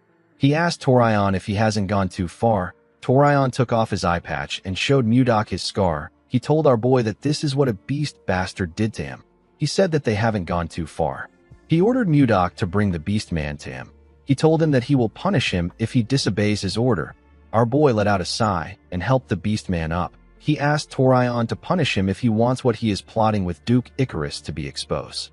The captain became scared when he heard this. He wondered if Mudok was talking about the Duke's plan for treason. He didn't understand how Mudok knew about this. He asked our boy about how he knows about the plan. Mudok turned to him and released his energy. He ordered him to stop persecuting beastmen if he doesn't want to die on the execution grounds. Torion became scared when he heard this. He watched the door as it slowly closed. While walking through the hallway, the man asked our boy about why he helped him. Mudok revealed to him that he has also experienced discrimination before. He remembered how he was treated by the leader of the Murim Alliance. He told the man that he was scorned and called a barbarian in his homeland. He said that he was never acknowledged by others because of this, and he couldn't be with the one he loved. He told the beast man that he stepped in because he knew the pain of discrimination. He asked him about why he chose to just endure it. He knew that he could crush the humans with his strength. He asked him about why he did not do this. The man agreed that he could easily defeat the humans. He told our boy that any room for talks and negotiations would forever disappear if he does this. Mudok recalled that Wayan once said something similar to him. He told the man that his path seems difficult. He stretched out his hand and told him that he will support his dream. The beast man smiled and grabbed his hand. He assured him that his dream won't take long to achieve. Mudok gently smiled and told himself that he hopes so. He said that he wants to see a future that Wayan would be proud of. The next evening, we see the Night Order marching into an eerie forest. Mudok rode his horse in front of the knights. Butler stared at him as they marched forward. He was annoyed with the fact that our boy humiliated him in front of his subordinates. He remembered going to meet his captain. He asked Torion if he is just going to let Mudok run wild. He told him that they need to do something. Torion opened a map and said that they do not need to get their hands dirty. He pointed at a location in the map and told his subordinate that they simply need to lure Mudok there. Butler asked his captain about what is in the location. Torion smiled and said that they don't need to know. He told Butler that they simply need to lure Mudok there. As he walked forward, Butler realized that they will soon arrive at the location. He remembered hearing that Mudok is a sword master. He wondered if there was something that could actually threaten our boy in this place. While Butler was thinking, Mudok looked around the eerie forest. He could feel an unusual energy in the air. He was certain that he has felt this energy before.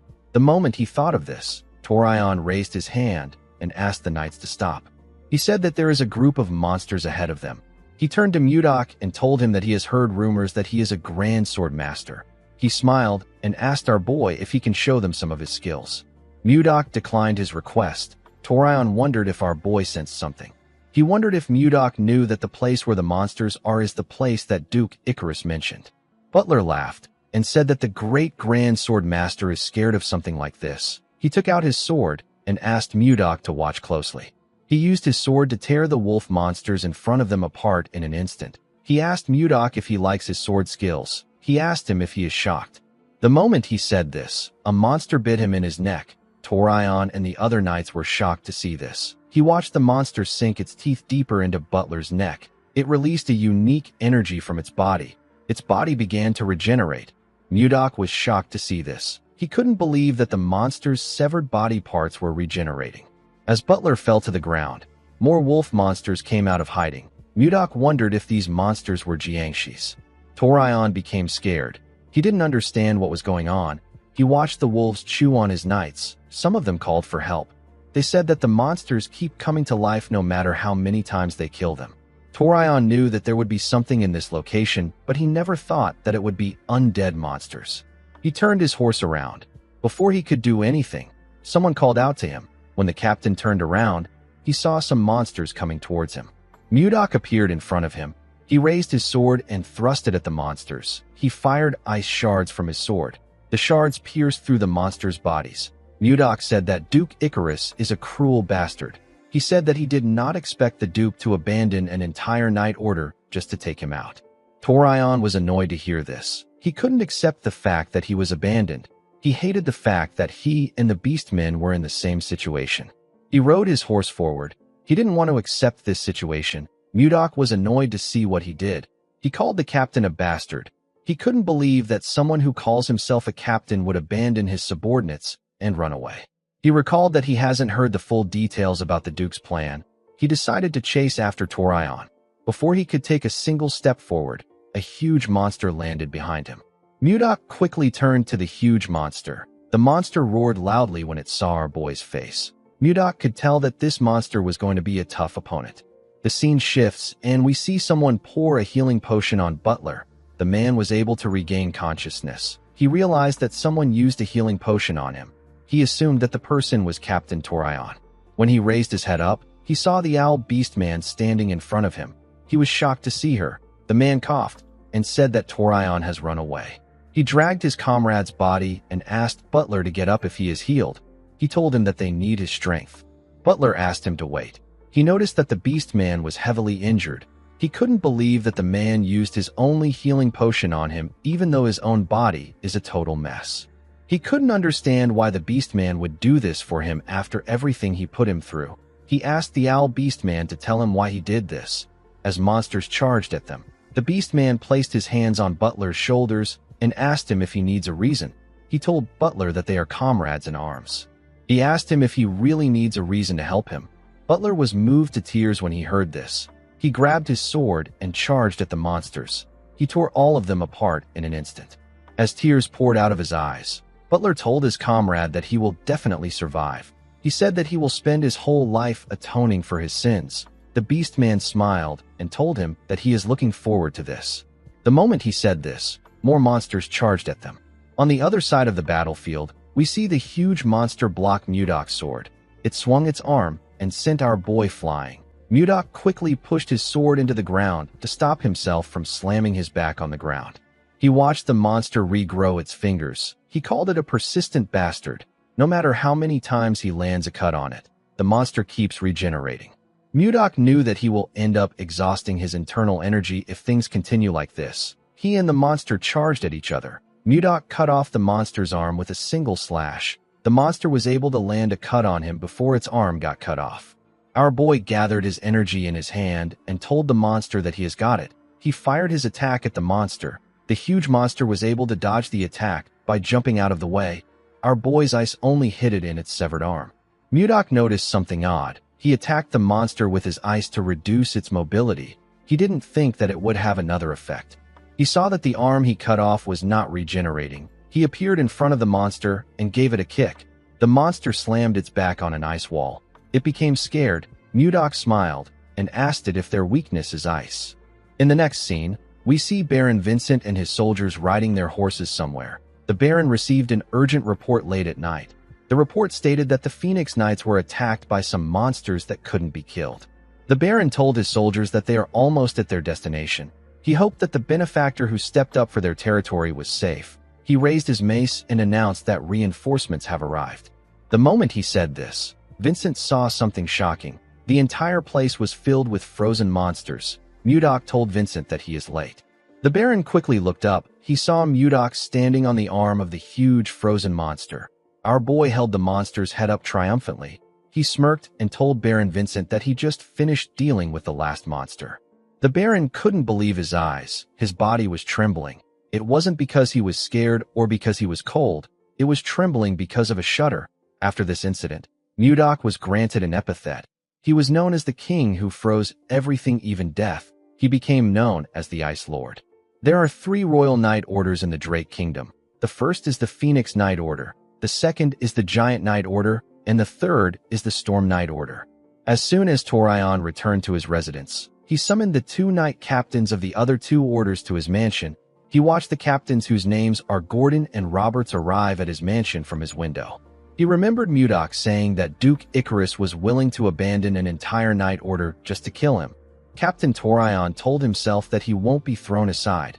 He said that he will prove his worth no matter what happens.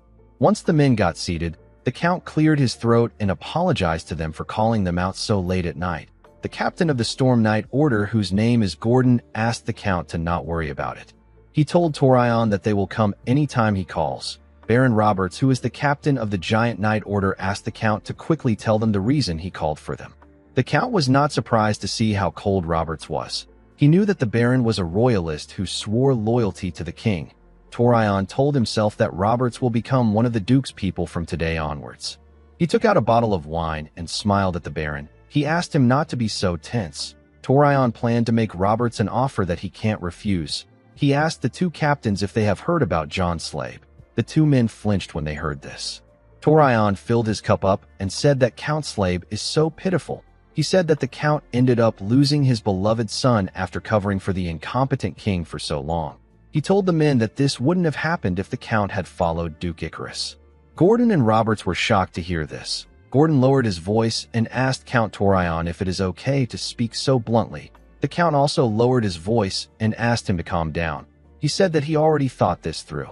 Baron Roberts clenched his fist out of anger. He asked the Count about the trick he is trying to pull. He asked him if he is threatening him. He asked Torion if he is saying that he will die if he doesn't obey the Duke. Torion smirked and said that he never said anything like that. He told the Baron that he is the one assuming. He said that he would have normally brushed this off by saying something like this. He poured his wine on the table and told the Baron that he is right. He told him that he is threatening him. He revealed to Roberts that a rebellion will break out soon and the current royal dynasty will be overthrown. He said that Duke Icarus will take the throne. He revealed to Roberts that the Duke has already promised him and Gordon positions. He asked Roberts to choose wisely. He asked him if he doesn't already know that the current king has no power.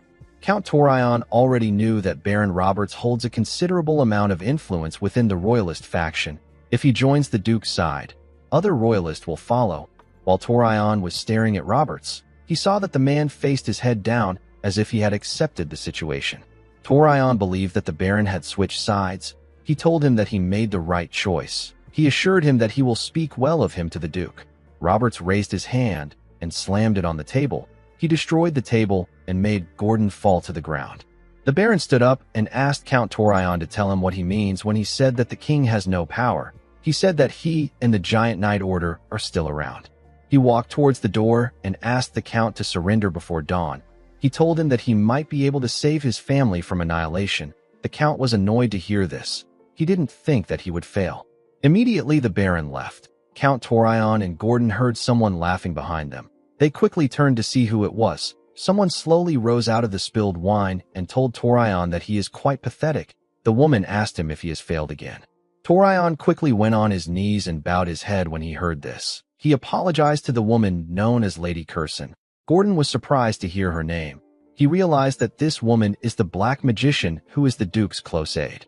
With a nervous look on his face, Torion begged Curson to give him one more chance. He assured her that he will live up to her expectations. Curson raised her hand and smiled. She told Torion that this is perfect. She told the 2 men that she needs them for something right now. Immediately she said this, she fired something at them. A bright light shined in the room. Curson looked outside to see Roberts. She informed Duke Icarus that she has dealt with Torion. She asked him about what she should do about Baron Roberts. She was communicating with the Duke with a skull-shaped device. Duke Icarus ordered the woman to get rid of Roberts. Curson accepted his order. After giving the order, The Duke threw the skull to the ground. He said that his plan is gradually falling apart. He grit his teeth out of anger when he remembered our boy. He believed that everything began to fail the moment Mudok appeared. He saw our boy as a more troublesome existence than the king. He smiled and told himself that this means that there is no one who can stand against him aside from Mudok. He looked outside his windows to see a large amount of soldiers. He told himself that Mudok is not in the capital, so this might be the perfect time for him to carry out his plan. In the next scene, we see Baron Vincent and his warriors burning the bodies of the undead monsters. The Baron and his knights already set out some food for the members of the Phoenix Knight Order. While everyone was busy eating, we see Butler crying and apologizing for what he has done. He went on his knees and apologized to his comrades. He told them that he is sorry for discriminating against them and harassing them just because they were beastmen. He told them that he knows that an apology won't be enough to get their forgiveness. He said that he will spend his entire life atoning for what he has done. Mudok placed his cup on his table and told the Owl Beastman that he was correct when he said that it won't take long for him to change people. The Beastman placed his hand on his head and told Mudok that he is still far from his goal. He turned to his comrades and said that they still need to push forward to get more than a brief moment of happiness. They need to get a lifelong relationship. Mudok didn't say anything when he heard this. He remembered Wayan when he thought about achieving a lifelong relationship. He finally understood the reason why the woman insisted on talking and negotiating. He now realized that Wayan wanted more than a brief moment of peace that is gained through force. She wanted to grow old together with our boy. Mudok asked Wayan to forgive him for only understanding her now. The moment he thought of this, he heard his communication stone ringing. He picked it up and asked Shuert to tell him what happened. The captain nervously called out to Mudok. He said that it has begun. He looked at a large fire and informed Mudok that the rebellion of Duke Icarus has begun. 4 hours earlier, we are taken to the office of the captain of the Giant Knight Order. We see Roberts getting ready to fight. The man had already informed his subordinates that Count Torion and Gordon have defected. He asked them to prepare themselves because they will be capturing them tomorrow. The moment he remembered this, the captain heard some footsteps. When he turned around, he saw Gordon and Torion. Roberts was surprised to see them. He didn't know when they arrived. He nervously looked behind him to see his sword. He didn't think that it would be so far away. He decided to stall for time by talking. Immediately he thought of this. The two captains charged at him. Their faces looked completely different. They had turned into monsters. Roberts froze in shock when he saw their faces. The captains pushed him out of his office. Roberts slammed his body on the ground. He quickly got up. He didn't understand what was happening. When he raised his head up, he saw more humanoid monsters in front of him. Roberts couldn't believe his eyes. He couldn't believe that all his knights have been turned into undead soldiers. While he was looking around, Curson moved forward to see if he was still alive. She said that she ordered Torion to kill him. She said that Torion is still messing up even after death. Roberts was annoyed to hear this. He asked the woman if she is the mastermind behind this. Curson smiled like a lunatic and asked him about what he will do about it. The man grabbed a sword from the ground and charged at Curson. Before he could reach her, his undead knight stabbed him. Roberts spat out a large amount of blood and fell on his knees. Curson asked him if he is afraid of death. She raised her hand and released her mana. She asked Roberts not to worry because he will never die. She pushed her mana into him. A bright light shined from Roberts's body. Upon hearing the details of everything that happened, Mudok became nervous. He realized that Ishilda was in danger. He told Shuert that he will head to the capital right now. The captain asked his lord to wait for a moment. He revealed to him that the Icarus faction is gathering soldiers from each territory. He explained to Mudok that they will not be able to stop the Duke if everyone from his faction gathers in the capital. He told his lord that the Blizzard Order is heading to the capital right now. He asked him to leave the capital to them. He begged him to wipe out all the Duke's reinforcements. Mudok understood what Shuert was saying. He asked him to hold out until he arrives. After saying this, he turned to the members of the Phoenix Knight Order and called for their attention. He revealed to them that Duke Icarus has started a rebellion. The knights were shocked to hear this. Mudok told them that they are going to wipe out the reinforcements one by one. He put his fingers in his mouth and whistled. Immediately he did this. His wyvern landed behind him. Our boy told himself that he will finish things quickly and head to Ishilda. In the next scene, we see Ishilda wake up when she hears her communication stone ringing. She picked up the call and asked Mudok about why he is calling at this hour. Mudok informed Ishilda that Duke Icarus has started a rebellion. The princess was shocked to hear this. Our boy revealed to her that the Giant Knight Order was annihilated some hours ago. He told her that the Duke will soon attack the castle. The princess quickly got up and ran out of the room. She said that she will inform her father about the situation. Mudok revealed to her that he already sent the Wyvern Knight Order to the capital. He told her that Jerome and the elite soldiers will be arriving there very soon. Ishilda asked Mudok if he is not coming. Our boy told her that he would have rushed to her side if he was following his heart. He revealed to her that the Duke's reinforcements are gathering from every corner of the kingdom. He told her that he will head to the capital after he defeats all of them. Ishilda was shocked to hear this. She asked him if he is serious. Mudok asked her not to worry. He said that he won't take too long. He looked down to see an army marching forward. He said that he will resolve everything within half a day. After saying this, he ended the call. On the ground, we see the soldiers looking tired. One of them asked about how much longer they have to walk. The moment he asked this question, someone hit him in the head with a whip and called him a lazy bastard. The man fell to the ground. The person asked the man to stop complaining. He told him that he needs to diligently move his feet. The man who hit him is known as Count Crancy. He belongs to the Icarus faction. He is one of the Duke's reinforcements. As soon as the Count got the Duke's order, he left his territory. He wanted to arrive at the capital first and earn some achievements. He saw his soldiers as fools who were dawdling and making him lose his opportunity. Count Crancy raised his whip and ordered the soldier he hit to get up right now. Before he could move his hand, Mudok appeared above him with his wyvern and asked him to stop. The Count was shocked to hear someone's voice above him. He quickly raised his head up to see Mudok. Our boy asked him to surrender. He told him that he doesn't have time to argue over the details. He said that he will not show mercy to anyone who doesn't surrender. The Count immediately knew that he was screwed. He knew that he stood no chance against Mudok and his wyvern unit. The moment he thought of this, the Count noticed that everywhere was so quiet. He was certain that the place would have been loud with wing beats if the wyvern unit was nearby. A knight called out to him and informed him that their scout did not spot any ambushers nearby. Count Crancy grit his teeth when he heard this. He realized that Mudok was alone. He laughed out loud and told our boy that he almost fell for it. He said that Mudok was bluffing with a wyvern unit that doesn't even exist. He covered his whip with his energy and hit it on the ground. He asked Mudok if he is planning to fight 1,000 men alone. Our boy didn't like this situation. He wanted things to end quickly. He jumped off his wyvern and said that he doesn't have time for this. The Count was surprised to see our boy coming down. He ordered his soldiers to get him. Count Crancy smiled brightly. He believed that this was an opportunity for him. He knew that their victory will be guaranteed if he is able to offer Mudok to Duke Icarus. Immediately our boy got close to the ground. The knights got in position. The moment Mudok's leg touched the ground, he released a large amount of energy. His energy was blinding. The Count had to cover his eyes. When he opened his eyes, he saw that him and his horse were frozen. It wasn't just them that was frozen. The entire area froze in an instant. Mudok carefully drew his sword and asked anyone who wishes to surrender to drop their weapons and lie down now. The moment he said this, he covered his sword with a large amount of ice. The soldiers became terrified when they saw this. Mudok said that anyone who remains standing will be cut down. The soldiers quickly dropped their weapons and bowed their heads. They all announced their surrender. The Count realized that he has messed up.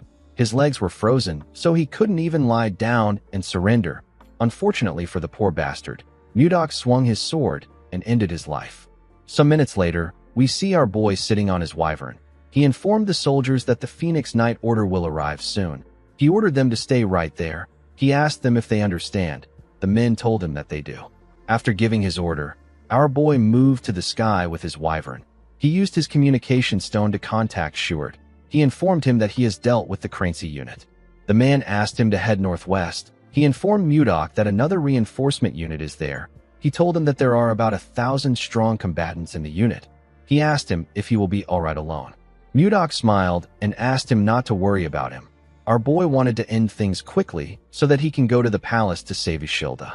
The scene shifts and we are taken to the capital. We see several knights and soldiers standing behind the fortress wall. Count Slabe and some mages stood on the fortress wall. They were all ready for battle. The Count informed his warriors that their enemy is coming. He said that the Duke's undead knights are getting close.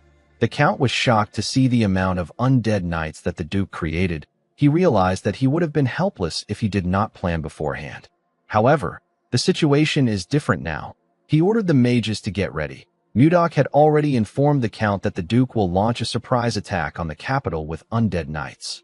Our boy also told him about the weakness of the undead knights. Immediately, the undead knights got close to the fortress gate.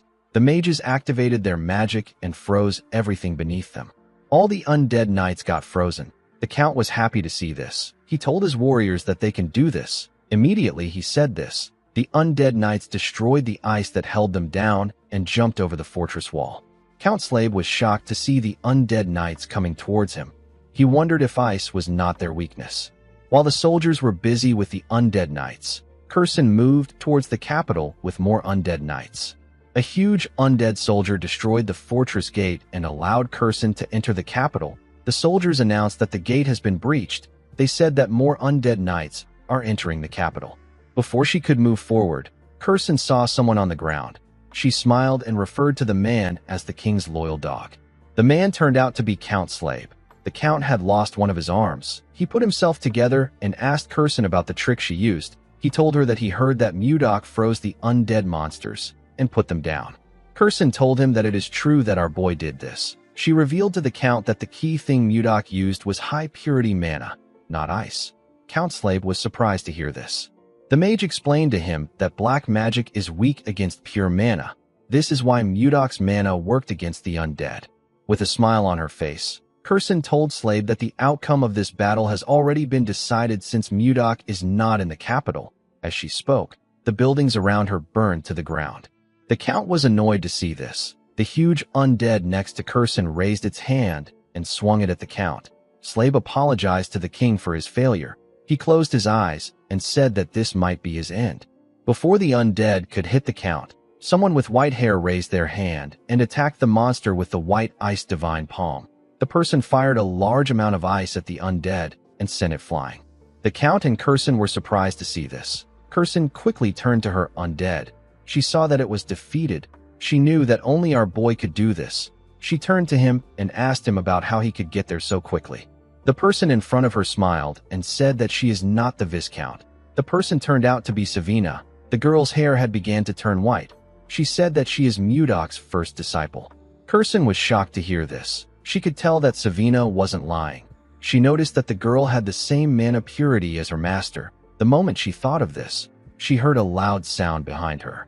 Kurson quickly turned around to see the large amount of ice that appeared behind her. Savina told Kurson that she is unlucky that pure internal energy is the weakness of her undead. She said that her master already taught them the rejuvenation of body and mind. She told the mage that the undeads are nothing more than punching bags to them. Immediately she said this. We see the other disciples standing on the frozen bodies of the undead. Their hairs were also slowly turning white. With a smile on her face, Savina said that her master doesn't need to intervene. She told Kurson that the Blizzard Knights are enough to handle her. Kurson told the girl that she is arrogant. She gathered fire in her hand and asked Savina if she is bragging because she stopped the undead. She made her fire bigger and asked Savina if she thinks that she got to this stage with just black magic. Immediately she said this. Kurson fired a sixth circle spell known as Inferno at Savina. The attack caused a huge explosion. Although Savina had a pure mana, it was not very strong. Kurson was certain that there was no way she would be able to block her attack. The moment she thought of this, she saw something odd. She saw that someone had blocked her attack. She asked the person to tell her who he is. The person turned out to be Jerome. Jerome turned to Savina and asked her to take care of the undead. After the girl left, he turned to Kurson and said that the chief mage of the Blizzard Knight will face her. He activated a magic tool and released his energy. He covered his hand with a large amount of energy. Kurson took out a magic tool when she saw this. The two mages fired their spells at each other. They caused a huge explosion in the area. Slave was shocked to see the scale of their attacks. He recalled that only 5 people on the continent have reached the 6th circle. Although Jerome was a powerful mage, he was still no match for a 6th circle mage. When the dust cleared up, we see Jerome looking exhausted. He fell to the ground. Kurson stood in front of him with a large amount of mana in her hand. She laughed and told Jerome that he looks like a mess even though he showed up looking cool. She asked him if he believed that he could face her with one magic tool. She told him that he is so naive. Jerome said that he already knew that one magic tool wouldn't suffice. He activated more magic tools and asked her if this is better. Kirsten was surprised to see the magic tools. Jerome activated a fifth circle enhancement spell known as Thunderbolt and fired it at the mage. Since he activated multiple magic tools to boost the attack, Jerome believed that he would be able to damage the woman. Unfortunately for him, things didn't go as he planned. Kirsten charged at him with her nails and tore him apart. She said that his attack didn't do anything. Jerome heavily coughed out and blood gushed out of his body. The Count was shocked to see this. He watched Jerome fall to the ground. He realized that the mage was heavily injured. Kirsten laughed when she saw Jerome fall to the ground. She quickly turned around when she sensed something odd. She realized that Mudok's disciples had wiped out half of her undead soldiers. She decided to take care of the kids. Before she could leave, Jerome forcefully raised his hand and attacked her with a fourth circle spell known as Spark. Kirsten did not expect this. Even the Count was surprised to see that Jerome attacked her. Kirsten turned to Jerome and called him a cockroach bastard. She manifested a huge skeleton and told Jerome that she will end him if this is what he wants. The skeleton opened its mouth and fired a sixth circle spell known as Agony at Jerome. The man quickly covered his body with a shield. The Count was shocked to see the power of the attack. Everything the magic touched got destroyed. The Count called out to Jerome and told him that he will get killed if he continues holding out. The moment he said this, the Count saw something odd. He saw that Jerome was already losing consciousness. As he slowly closed his eyes, Jerome asked himself about what he is doing right now. He knew that it would have been better for him to stay down. He knew that he couldn't match her. He didn't understand why he was engaging in a fight that he couldn't win.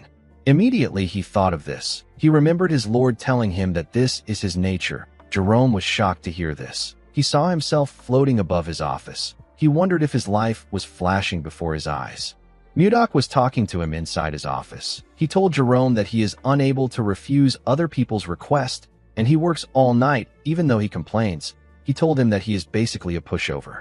Jerome told his lord that he knows this. Mudok smiled and told him that he would be exploited with no one by his side if he was truly a pushover. He asked Jerome to look around to see the people that stand beside him. The mage saw the beautiful princess, Ishilda, his comrades, and his friends. Mudok asked Jerome to remember his words. He told him that he will be able to move on to the next circle when he knows who he truly is. Immediately he heard this. He got pushed out of his mind. He opened his eyes. His eyes had transformed into something else. Jerome released a large amount of mana. Kirsten was surprised to see this. She noticed that Jerome had the same eyes as her. She said that this is impossible. She couldn't accept that Jerome reached her level. She couldn't believe that he entered the sixth circle. Jerome manifested a huge man with beards. The huge man and the skeleton quickly charged at each other. Count Slave couldn't believe his eyes. He watched the two entities push each other back. He was quite shocked to see that Jerome reached the sixth circle in the middle of the fight and became the sixth Archmage. Although their powers were at the same level, Jerome was still at a disadvantage because he was heavily injured. Slave knew that Jerome will lose if this fight drags on. He wondered if there was no way to help Jerome. He wondered if they could get a variable that can shake this battlefield. Immediately, he had this thought. We see someone watching the fight from a small corner in the street. The person jumped out of the corner. Count Slave instantly sensed the person's presence. He quickly turned to the side. While he was looking around, Jerome spat out a large amount of blood. Kirsten smiled when she saw this. She told Jerome that he looks completely miserable. She said that she is the one who is going to win. The moment she said this, the person who was watching the fight came out of hiding. The person turned out to be Condal. Kirsten quickly turned around when she sensed his presence. She wondered why a cute, fluffy animal was behind her. She wanted to pet the Yeti. Before she could do anything, Condal transformed into his true form and gave her a bone-crushing blow in her back. The attack sent the woman flying. She crashed into some buildings. Jerome was shocked to see Condal. He asked him about how he managed to get there. Condal revealed to him that Mudok asked him to come. He told him that their lord ordered him to help him. He said that Mudok told him that he would push himself too far to protect everyone until he gets injured. Jerome was surprised to hear this. He gently smiled and fell to the ground. He wondered about how far ahead his lord was seeing things play out. The scene shifts, and we are taken to the command room inside the castle. We see the king, some nobles, and some knights in the room. With a smile on her face, Ishilda turned to her father and showed him her communication stone. She informed him that she just received a report that the dark mage has been dealt with. The king smiled when he heard this. He knew that this was only possible thanks to Mudok. When Mudok first told him about how he plans to trap the Duke, the king was filled with worry because Icarus's forces are extremely powerful. Even though he was doubtful, our boy proved to him that he could handle things. Tomalova watched his nobles and knights cheer for their win. He decided to reward Mudok with what he desires most when the war is over. He planned to allow his daughter marry our boy. Immediately the king thought of this. The two knights standing at the door got torn apart. They were cut down by someone. Ishilda and the king were shocked to see the person. With a shaky tone in his voice, Tomalova said that their defenses were perfect. He asked the man to tell him how he broke into the castle. The man turned out to be Duke Icarus. With a scary look in his eyes, Icarus smiled at Tomalova. He showed the king a ring and reminded him that he offered it to him as a gift. He asked him about why he wasn't wearing it. The king was shocked to hear this. He recalled that the ring was the artifact that the Duke gave him on his birthday.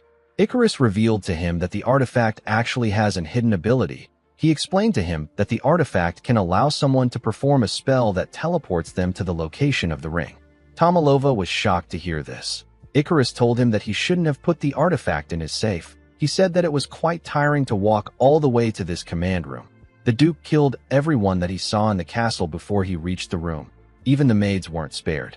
The king got angry when he realized that the Duke had killed his people. He called him a bastard. He ordered his remaining knights to eliminate the rebel. Even though the Duke was a sword master, the king believed that the elite royal guards he prepared would be able to deal with him. He watched the men charge at the Duke. Before the knights could attack Icarus, the eerie sword in his hand opened its eyes. The Duke smiled like a madman. The sword began to wrap itself around the Duke's body. Ishilda was shocked to see this. She recalled that she had seen something like this before on the Duke's son. She quickly called out to her father and asked him to watch out. She informed him that Duke Icarus is holding a demon sword and wearing a demon armor. Icarus covered himself in a terrifying armor and grew a pair of wings and horns. He instantly tore the king's royal knights apart and appeared in front of the king. He stabbed Tomalova in his chest. Ishilda was horrified to see this. She screamed and called out to her father. She placed his head on her thighs. Icarus stepped on the king's blood and moved close to the princess. He carefully removed his helmet and revealed his face. He informed Ishilda that his son begged him to spare her life. He told her that he won't do this. With a creepy smile on his face, he raised his sword and told the princess that he would rather see Mudok's face twisted in agony than grant his son's pitiful request. Ishilda ignored the Duke and held her father tightly. The Duke was certain that he had won the war. Before he could swing his sword, a monster charged into the castle from the balcony. Icarus was shocked to see the monster coming at him. The monster crashed into him and sent him flying. The monster was a wyvern. A black robe covered Ishilda while she was looking at her father. The owner of the robe asked her not to worry. He told her that he has arrived. The person turned out to be Mudok. Mudok moved close to the king and placed his hand on his chest. He used his energy to examine Tomalova's body. Fortunately, he was not too late. Our boy believed that he could save the king if he transfers his energy to him and uses the Tang family's medical techniques. Our boy told Ishilda that he will treat her father by himself. The princess was surprised to hear this. Mudok told her that he needs to concentrate while treating the king. He said that he cannot be disturbed. Immediately he said this. The Duke pushed the rocks around him aside. He seemed to be quite angry. He raised his voice and called out to Mudok. He charged at him. Our boy ignored him and told someone that he is entrusting this task to him. The person used his sword to block the Duke's attack. The person turned out to be Miller. As he clashed swords with the Duke, Miller remembered something from his childhood. He remembered how he saw the lifeless bodies of his family members at the dinner table. His mother and father were no longer moving. Miller remembered the voice of his brother as he drew his last breath. This day is a nightmare that has been haunting Miller his entire life. The Duke was surprised to see the person facing him. He quickly recognized Miller. He told him that he thought he died at Mudok's hands. He asked Miller to tell him why he is pointing his sword at him. He asked him to join forces with him if he wants to get revenge on Baron Gideon. Miller released more energy and used it to push the Duke back. He asked him to shut up. He asked Icarus to stop pretending. He told him that he already knows that he was the one who orchestrated the assassination. Icarus smiled and asked him if he has truly figured it out.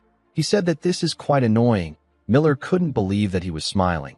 He called the Duke a bastard. Immediately he said this. A slash appeared in front of him. The attack tore the command room apart.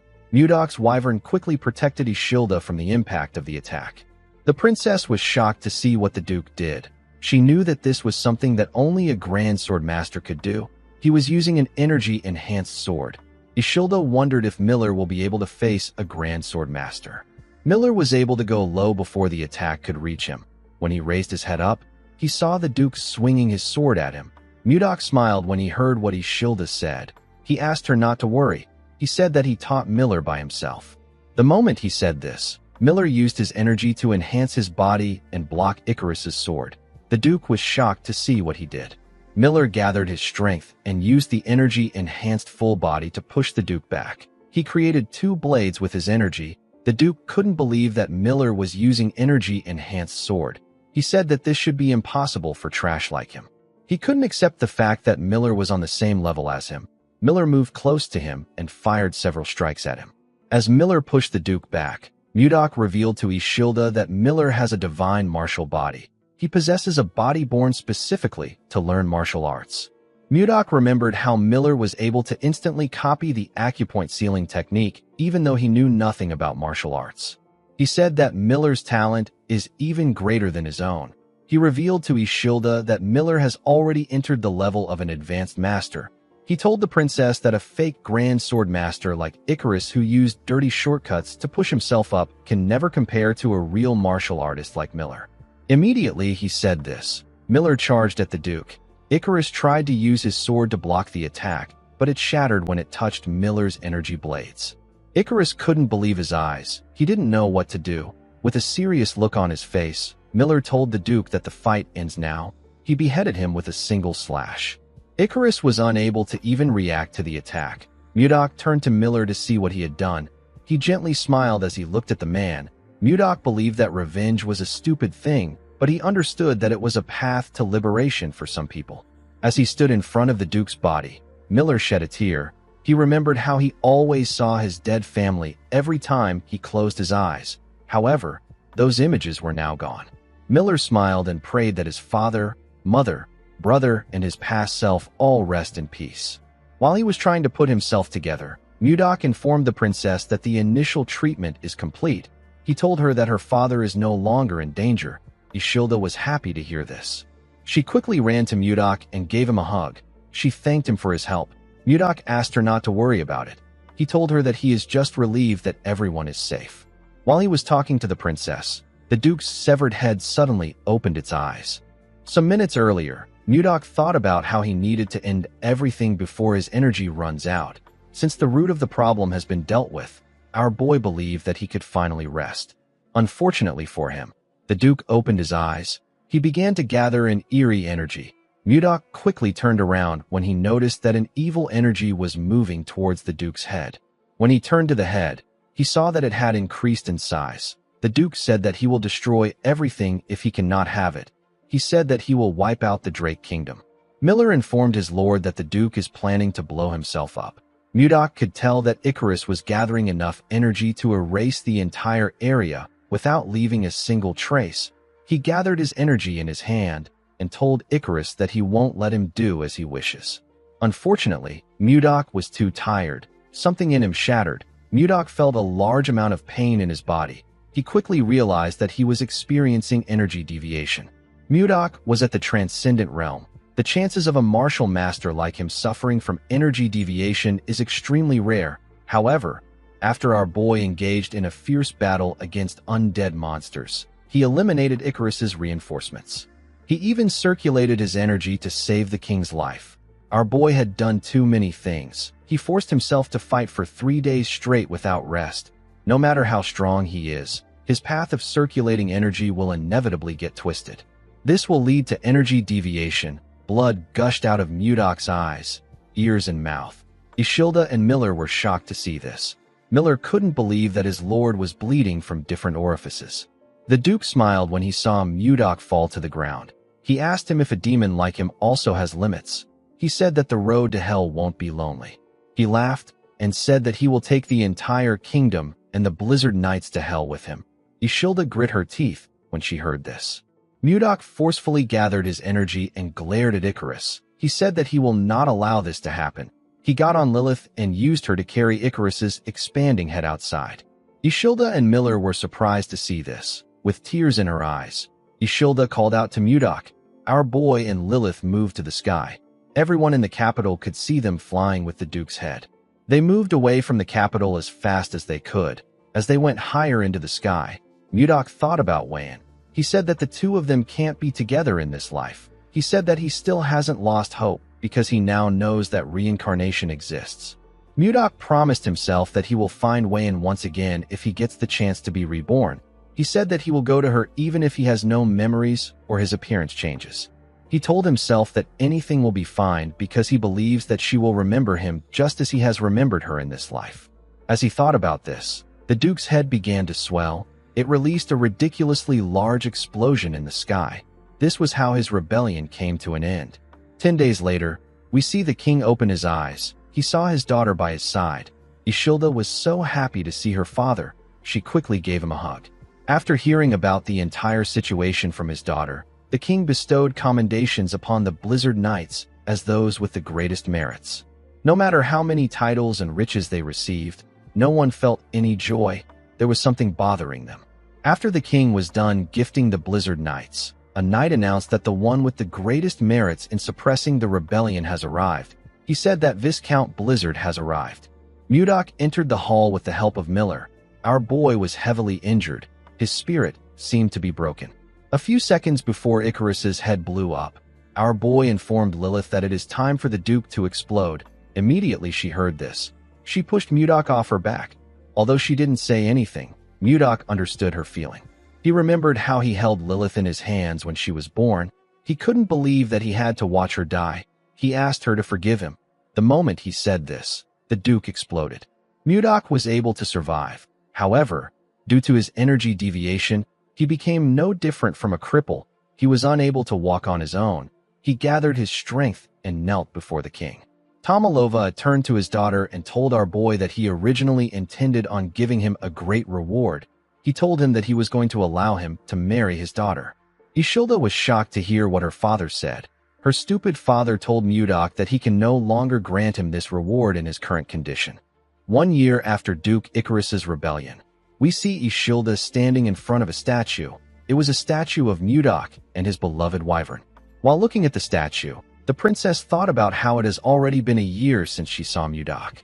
The scene shifts, and we are taken to the past. We see Ishilda ask her father to tell her what he is talking about. She told him that she loves Mudok regardless of the condition he is in. Tomalova asked his daughter to accept the truth. He reminded her that Mudok can't even walk well. He asked her if he can grant the position of royal son-in-law to someone who has become like this. Ishilda didn't know what to say. Mudok gathered his strength and told the king that he is aware that he is unworthy. He begged the king to give him 1 year. He said that he will personally request for the reward a year from now. Miller noticed that his lord's body was shaking as he spoke. To the people in the hall, Mudok's words seemed like mere stubbornness.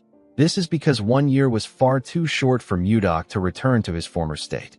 If our boy asked for more time, it would seem like he was accepting reality. Ishilda was different from everyone in the hall. She could tell that Mudok had not yet given up. This is because his eyes were still shining. The scene shifts, and we are taken to the present. Ishilda said that the year is almost gone. She smiled and asked our boy statue if she looks like someone who is free enough to go to him. The moment she said this, a maid ran to her and informed her that something big has happened. Ishilda asked her about what is happening. The woman informed her that a war has broken out. Ishilda was shocked to hear this. The maid revealed to her that the Hazen Kingdom has declared war on Caroline. Jinxing led the knights of the Hazen Kingdom to Mudok's territory. He drew his sword and ordered the elite knights of the kingdom to slaughter the enemy who dared to kidnap their princess. He ordered them to bring back Princess Daphrin no matter what. The knights quickly charged at the castle, Before they could enter the castle, someone fired lightning at them. The attack sent them flying. Jerome appeared in front of them and asked them to fall back. He told them that they don't want war. He recalled that Princess Daphrin has been with them for over a year. Although they tried to explain to the Hazen Kingdom that it wasn't a kidnapping, the kingdom refused to believe them. Jinxing walked up to the gate and told Jerome that he won't repeat himself again. With a look of anger on his face, he asked Jerome to return the princess. Jerome was annoyed to hear this. He told the count that he speaks of the princess as if she is an object. He said that he now understands why the princess chose to seek asylum with them. Jinxing pushed his energy into his sword and reminded Jerome that he said that he won't repeat himself twice. Jerome was shocked to feel the count's energy. His pressure was immense. Since the count's allies were close to him, Jerome believed that he wouldn't dare launch a powerful attack. Unfortunately, he was wrong. A large amount of plum blossom petals gathered around the count. He released a ridiculous attack on Jerome and his comrades. He created a tornado with plum blossom petals. The tornado tore the knights of the Hazen Kingdom and Jerome apart. The count's attack was powerful enough to clear the sky. Jerome fell to his knees in front of the man.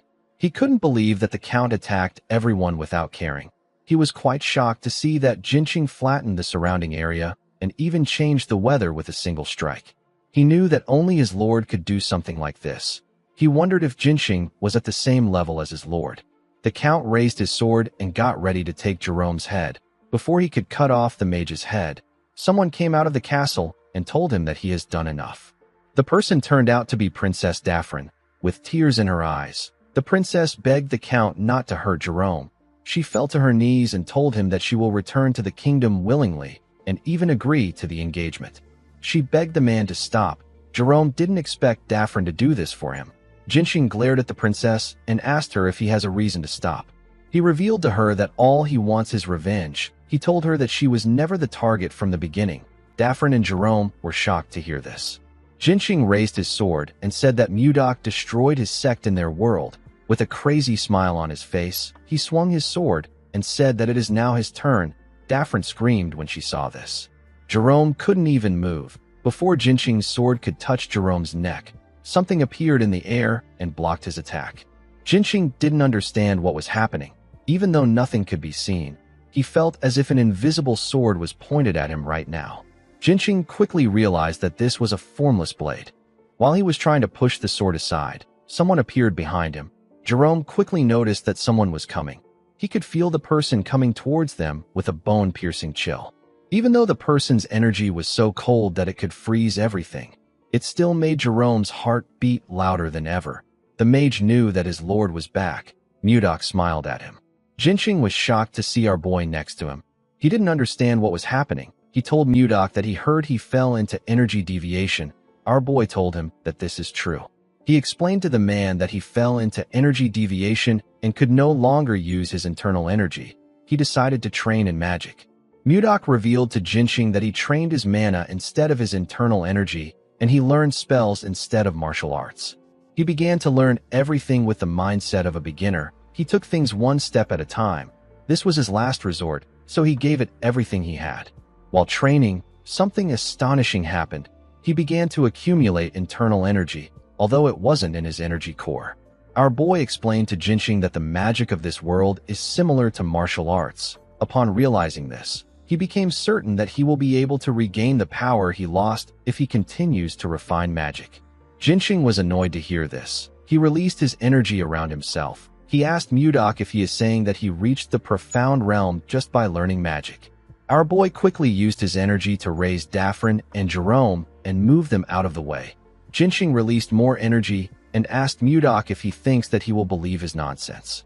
Mudok smiled and said that he is not at the profound realm. He revealed to the man that he has gone beyond the profound realm and entered the life and death realm. Immediately he said this, he created countless swords with his energy. Jinxing was horrified to see our boy's power. Jerome couldn't believe what he was seeing. Mudok apologized to Jinxing and told him that he has to end things quickly. He said that he has someone waiting for him. He fired the swords at Jinxing. Jinxing froze in shock when he saw the swords coming at him. He couldn't believe that Mudok reached the life and death realm after he entered the profound realm. He thought that he would finally be able to take his revenge. He let go of his sword because he knew that he wouldn't win. One of the swords pierced through his chest and took him out. The scene shifts, and we are taken to Ishilda's room. We see the princess thinking about the fact that their soldiers were ready. She knew that it will take them half a day to reach the White Castle even at their fastest pace. She wondered if Caroline can hold out without Mudok. She gently called our boy's name. Mudok asked her if she called for him. The princess was shocked to hear his voice. She quickly turned around. She was surprised to see our boy inside her room. Mudok smiled brightly at her.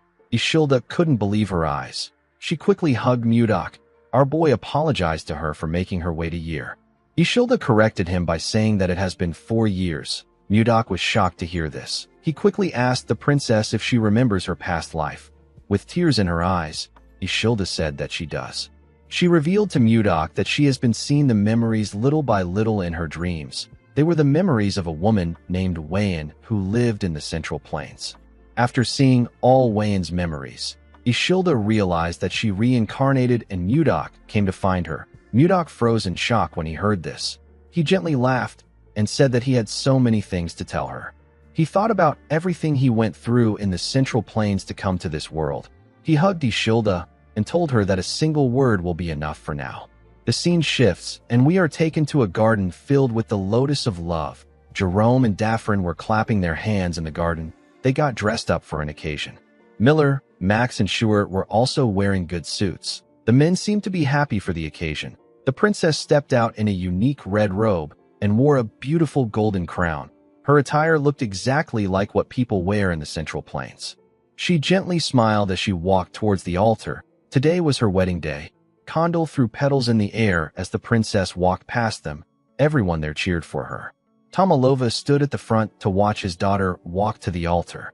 At the top of the altar, Mudok waited for his bride in a dashing suit. When Ishilda stood in front of him, our boy took out the pendant containing the lotus of love and put it around her neck. With a bright smile on his face, Mudok told the princess that he loves her. Ishilda smiled brightly when she heard this. She moved close to Mudok and gave him a kiss. As she did this, a lotus of love bloomed and shined brightly. Every lotus of love in the garden bloomed for Mudok and Ishilda. Guys, we have come to the end of Ice Lord. Thank you for allowing me to make this recap for you guys, and thank you for supporting the channel and always liking my videos. Let me know how you feel about the manhwa in the comments section. Don't worry guys, I have many more amazing recaps coming for you guys. Don't forget to like and smash that subscribe button for more recaps. See you guys later.